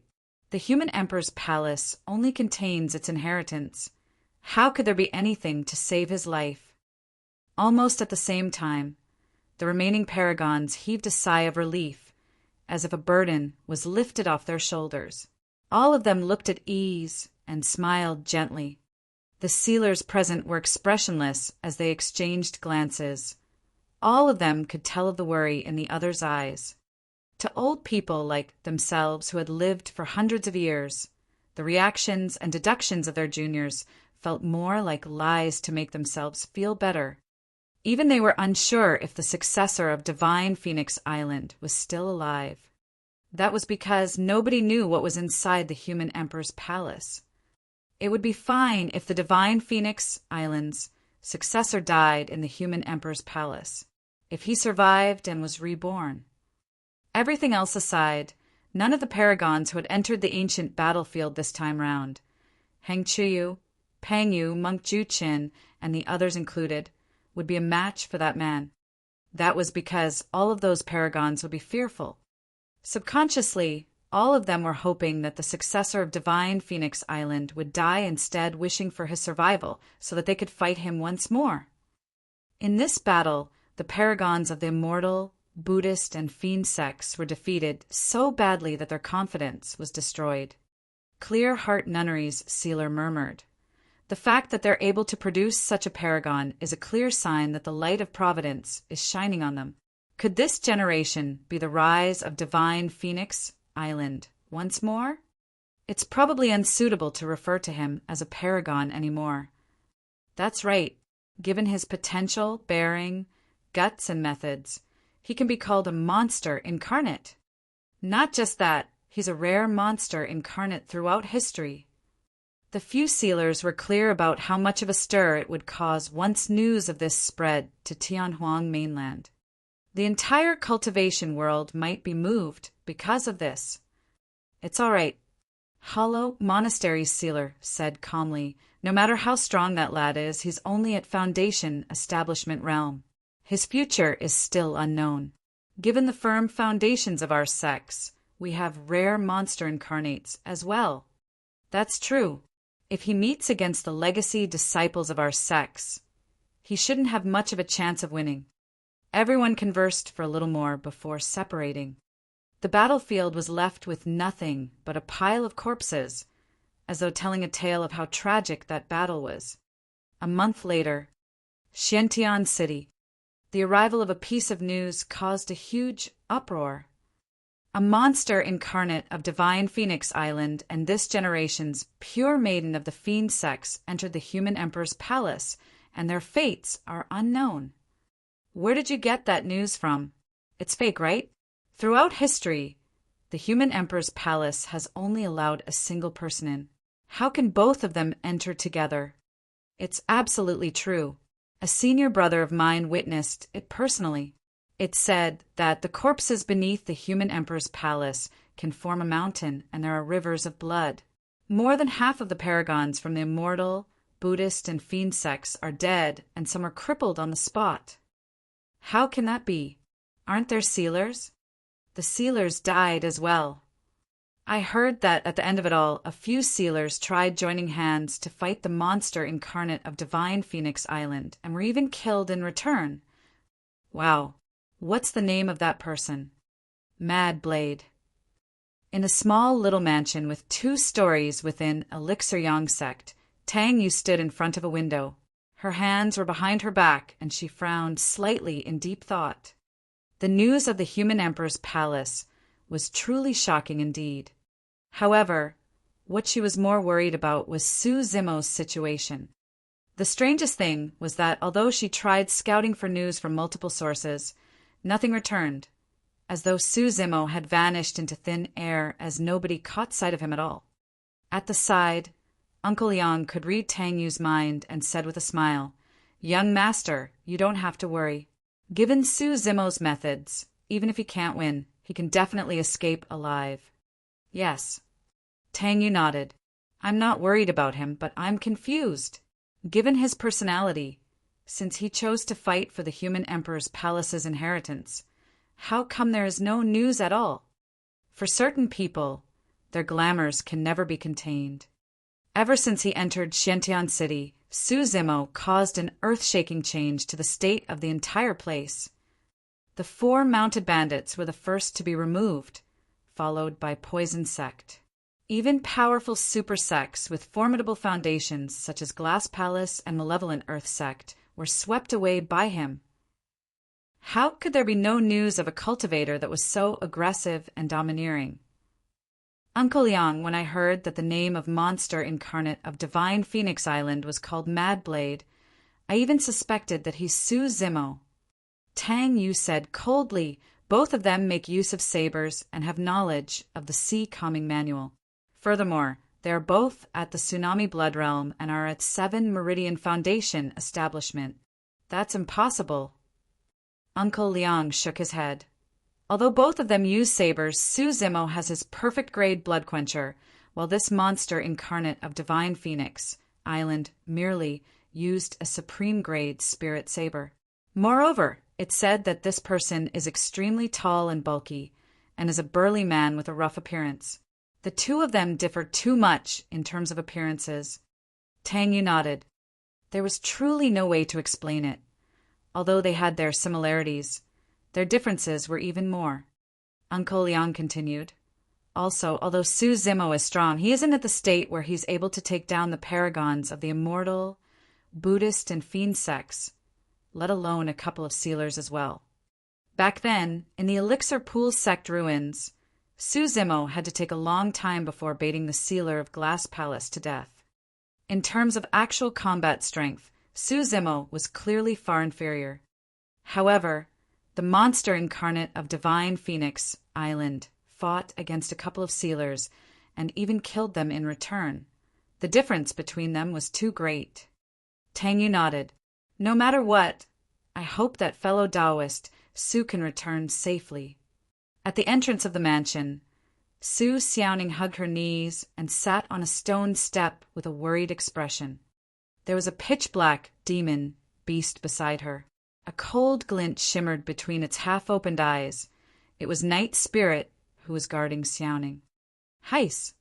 Sighing gently, Xiaoning murmured, all the cultivators in the city are discussing that monster incarnate of Divine Phoenix Island and Mad Blade, but there's still no news of brother. I don't even know how he's doing right now. Growl. Night Spirit opened its eyes and yawned listlessly. Xiaoning frowned and asked, You're saying that brother is fine? How do you know that, brother? You've been with me the entire time, and you haven't received any news either. Sitting up, Night Spirit extended its paw and gestured in a human-like manner while crying out repeatedly. Xiaoning's eyes widened. While others may not have understood, Xiaoning did. Her heart skipped a beat as she exclaimed, You mean to say that Mad Blade is... Night Spirit gestured with a shushing hand sign. Understanding, Xiaoning clutched her cherry lips immediately. Instantly, the worry on her face disappeared and she grinned, causing her eyes to look like crescent moons in a painting. Chapter 461 Resurrection and Regrowth of Flesh. Chapter 461 Resurrection and Regrowth of Flesh. Hugging the unconscious demoness Ji into the human emperor's palace, Su Zimo could no longer hold on either and was fainting. He was too badly injured and had lost too much blood. His flesh and skin were burnt to a crisp and his organs were failing. He had already gone beyond his body's regeneration capabilities. If he hadn't cultivated the mystic classic of the 12 demon kings of the great wilderness and possessed shocking vitality, he would have long been dead. In his daze, Su Zimo suddenly felt his hands get lighter. A long time later, he finally snapped out of his stupor. Enduring the immense pain, he turned to his side with extreme difficulty. Demoness Ji, who was initially lying in his embrace, had disappeared. Bang! Before he had time to think, his body shuddered and he collapsed onto the cold, hard ground with a throbbing headache. Su Zimo struggled to sit up, wanting to look for Demoness Ji. However, he caught sight of a hazy fog that was approaching him from not far away. The fog billowed and surged over. Just as it was about to arrive before him, the gray fog condensed into a hazy figure. Although the person's face was old, he was energetic and his eyes had a wise, deep look, as if he had seen through everything in the world. Su Zimo was stunned on the spot. He had not imagined that there would be a living being within this ancient palace. The human emperor's palace was a relic of the ancient era and had been through countless years in the sands of time where endless supreme and mighty figures have been buried. Time was the scariest thing which even emperors could not defend against. Who was that old man? Was he a character from the ancient era, or was he a cultivator who had entered the human emperor's palace later on, but was trapped here? Or perhaps, was this old man the legendary human emperor? Su Zimo did not have the energy to contemplate those questions, and neither could he hang on any longer as he collapsed. Gazing at the ceiling, he found his vision blurring. The old man approached him and suddenly reached out. Between his fingers was an elixir the size of a longan. It gave off a faint smell of blood. For some reason, the aura the elixir gave off felt extremely familiar to Su Zimo. The old man peeled open Su Zimo's mouth and put the elixir inside. Su Zimo had no strength to resist, and the elixir melted in his mouth, sending a spicy warmth down his throat. Upon entering his stomach, it lingered for a moment before suddenly letting out a terrifying burst of energy. The energy felt like a tidal wave as it surged and cruised through his limbs. An intense blood chi shot forth, wrapping Su Zimo in it as an extremely rich aura of vitality spewed out. One after another, beams of rainbow lights shot out in a divine manner, nourishing every single bit of his flesh. His body that was initially defeated was reignited with vitality. His injuries healed internally and externally as his charcoal black flesh peeled away. Pieces of flesh started regenerating on his bones with endless vitality. It was a regrowth of his flesh. This was a miracle almost akin to resurrection. A numbing sensation prickled through Su Zimo's nerves, almost causing him to go insane. Ah! Su Zimo could not help but let out a long bellow. The power within the elixir nourished his broken body like the way dew-healed barren land. His dried flesh regrew, and the tears on his organs closed, returning to normal. Su Zimo's vitality was regenerating continuously. With the help of that energy, his physique's strong regeneration capabilities were awakened once more as his blood chi ran rampant within his body. Flesh could be seen growing at a visible speed near the wound on his abdomen, forming in pieces before combining together, merely leaving a faint scar. It was the same for the injury on his left chest. Although his collarbone was snapped earlier on, it was now piecing back together rapidly. Some time later, cracks appeared on Su Zimo's charred skin, and his scabs fell one after another, revealing jade-smooth skin beneath. In the blink of an eye, all of his scabs had fallen off without any scars left behind as he emitted a massive wave of vitality. All his injuries were healed. That was not all the changes brought about by the elixir. Not only did the elixir possess a massive vitality essence, it also contained terrifying blood chi and pure spirit energy. Initially, the spirit sea in Su Zimo's dantian had already dried up. Right now, spirit energy was gushing in endlessly, forming a sea with massive waves that was even fiercer than before. Su Zimo's cultivation realm was rising swiftly, and he was at the peak of 7 Meridian Foundation establishment before long. He did not even need to guide it. The spirit sea surged, and a series of pure, rich spirit energy pushed against his body's 8th spirit meridian. Bang, bang, bang. There were a series of loud bangs, and almost no time was wasted as the momentum brought him through. He had unlocked his 8th spirit meridian. Throughout history, there may have been no other cultivator who managed to unlock their 8th spirit meridian as easily as Su Zimo without the need to even consume a meridian unlocking elixir. Even after unlocking his 8th spirit meridian, his spirit sea did not calm down and was still roaring furiously. His cultivation realm was still climbing. A long time later, it finally came to a stop when he was at the peak of 8 Meridian Foundation establishment. At that moment, Su Zimo was finally certain. After the 8th spirit meridian, there was definitely a 9th spirit meridian, the legendary Extreme Foundation establishment. He was still in possession of a meridian unlocking elixir. Su Zimo planned to attempt to unlock his 9th spirit meridian after stabilizing down at this current cultivation realm, so as to become the second person to reach the Extreme Foundation establishment realm after the human emperor. At the same time, the terrifying blood chi in the elixir restructured Su Zimo's body as well. Crack, crack, crack. A series of crackling sounds echoed from within his body as his tendons and bones rang together. His blood qi climbed, and he was surrounded by a thick demonic qi, causing multiple ancient demons to form. A mysterious glow shone from his 7 orifices, turning brighter and brighter. A moment later, Su Zimo's body shuddered and his 7 orifices shone brightly. His power of blood qi exploded and his skin, flesh, tendons, bones, marrow, organs, and orifices synergized with one another, forming a major heavenly cycle. He had attained greater mastery of the orifice-clearing section. All of a sudden, his eyes jolted wide open, and a beam of light that tore through the night shot forth in a bedazzling manner. Rising upright, Su Zimo felt his blood qi rumble like a tsunami as a rainbow light shone from his organs. His major tendons were firm, his bones were lively, and his flesh was flawless. Upon closer inspection, he could even see a mysterious luster cruising through them. It was as though he had attained a perfect body. Su Zimo could clearly sense that his body was different, and his 5 senses were even more keen.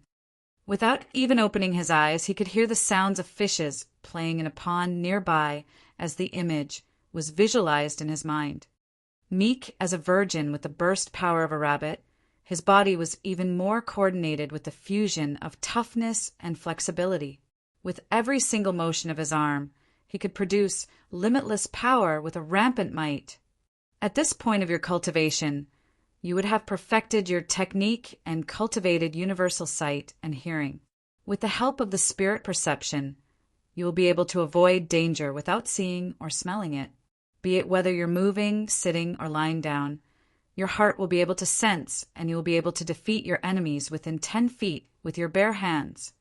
Su Zimo could not help but recall the words that Dai Yu left him with as he murmured to himself, "I'm here now." Chapter 462, Mysterious Old Man. Chapter 462, Mysterious Old Man Looking at His Brand New Body. Su Zimo lamented to himself as he experienced the power surging within him. The human emperor's palace is truly an ancient mythical object. To think that a single elixir from it would possess such wondrous effects. At that moment, Su Zimo's appearance had already returned to normal after being washed by the energy of the elixir. With his elegant features, he wore a set of green robes once more. There was no one else around other than that mysterious old man who had disappeared. Since his disguise methods were most probably child's play that would be seen through instantly in the eyes of the old man, Su Zimo had no intention of continuing with it.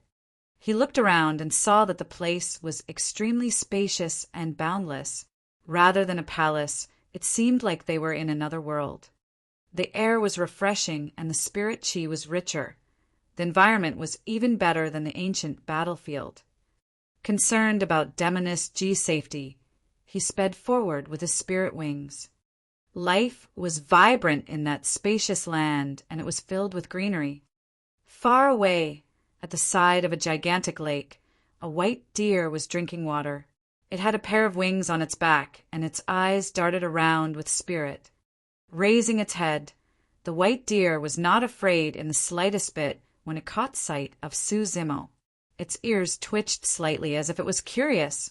Su Zimo sped across the surface of the lake. Thud! Thud! Gigantic scarlet fishes leaped out of the lake, as if they were startled. Each of them was around 8 feet long and was shaped like a carp with a pair of tiny horns on its head. Each of them looked like they weighed a few kilograms. When they twitched and fell back into the lake, ripples were formed. Those are... Suddenly, Su Zimo's heart stirred when he caught sight of those gigantic scarlet fishes as he exclaimed, "Hangong fishes!" Hangong fishes had succulent flesh and were extremely shiny, containing extremely few bones. They possessed a massive amount of energy, and it was a great tonic to strengthen one's tendons and bones when consumed. That was definitely a pure-blooded living being of the primordial era and had long gone extinct on Tianhuang mainland. Screech! In the skies far away, a clear cry could be heard. A gigantic bird streaked through the skies. The left half of its body was green, and the right half of its body was red. Focusing his gaze, Suzimo's was shocked and nearly fell from midair. That wasn't a gigantic bird, it was a pair of birds. The ancient manuals back in the sect had a few short sentences describing a bird of the primordial era. The being bird only had a single eye and wing, and the males were green while the females were red. Together, the couple must fly in tandem. Back when he saw that description, Suzimo even shook his head and laughed to himself, thinking that it was impossible. How could there be a type of bird in the world that could fly with only a single eye and wing? Now that he was seeing it for himself, Suzimo truly experienced how incredible the universe was.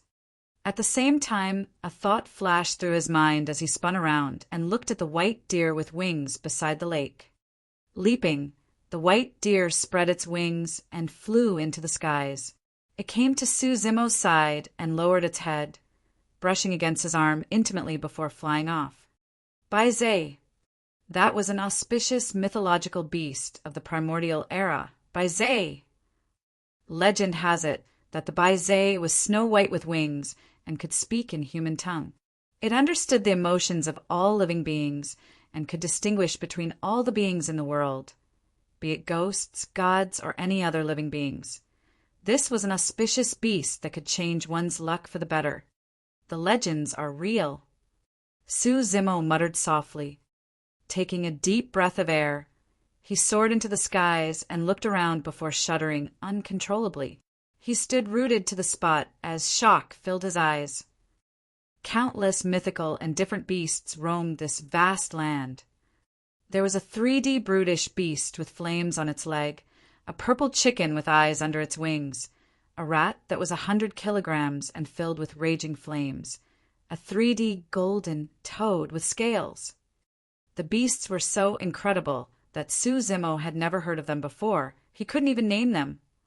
In fact, he even suspected if he had reversed through time and returned to the primordial era.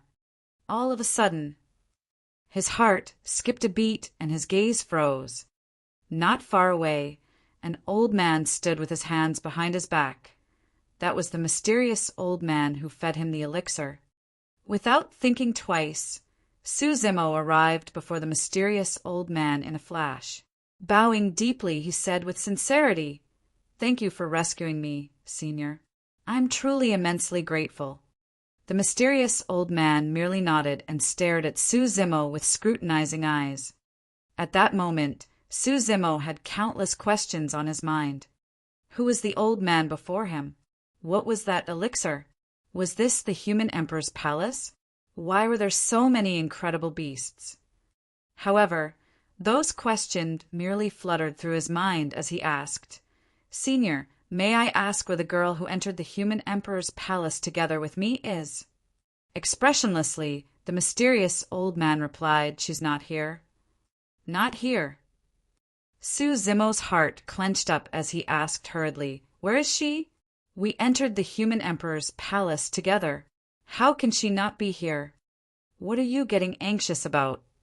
The mysterious old man rolled his eyes and harumphed gently. "I was merely saying that the lass is not in the same stone chamber as you." "Stone chamber?" Suzimo was confused. Pointing at his feet, the mysterious old man remarked casually, "The world we are in right now is merely a single stone chamber in the human emperor's palace." Gradually, Suzimo's mouth fell open. He was dumbfounded and shock filled his eyes. This world with skies and stars, possessing boundless land with mountains, lush greenery, and countless incredible beasts, was actually just a stone chamber within the human emperor's palace. What sort of powers were these? The mysterious old man's next sentence gave Suzimo an even bigger shock, such that he could not snap out of it for a long time. "There's billions of such stone chambers in the human emperor's palace," the mysterious old man said casually with a calm expression. Suzimo. A long time later, still worried about demonisgy, he asked, "How is that girl in pink?" "Don't worry, she won't die. She'll follow her own destiny," the mysterious old man replied. Suzimo only heaved a sigh of relief upon hearing that. "Huh." Suddenly, the mysterious old man sneered, Young man, you're truly brazen to challenge the rules set by my master. If it wasn't because my mistress was kind enough to speak up for you, seeing how pitiful that girl is, she would have died long ago. Master, mistress.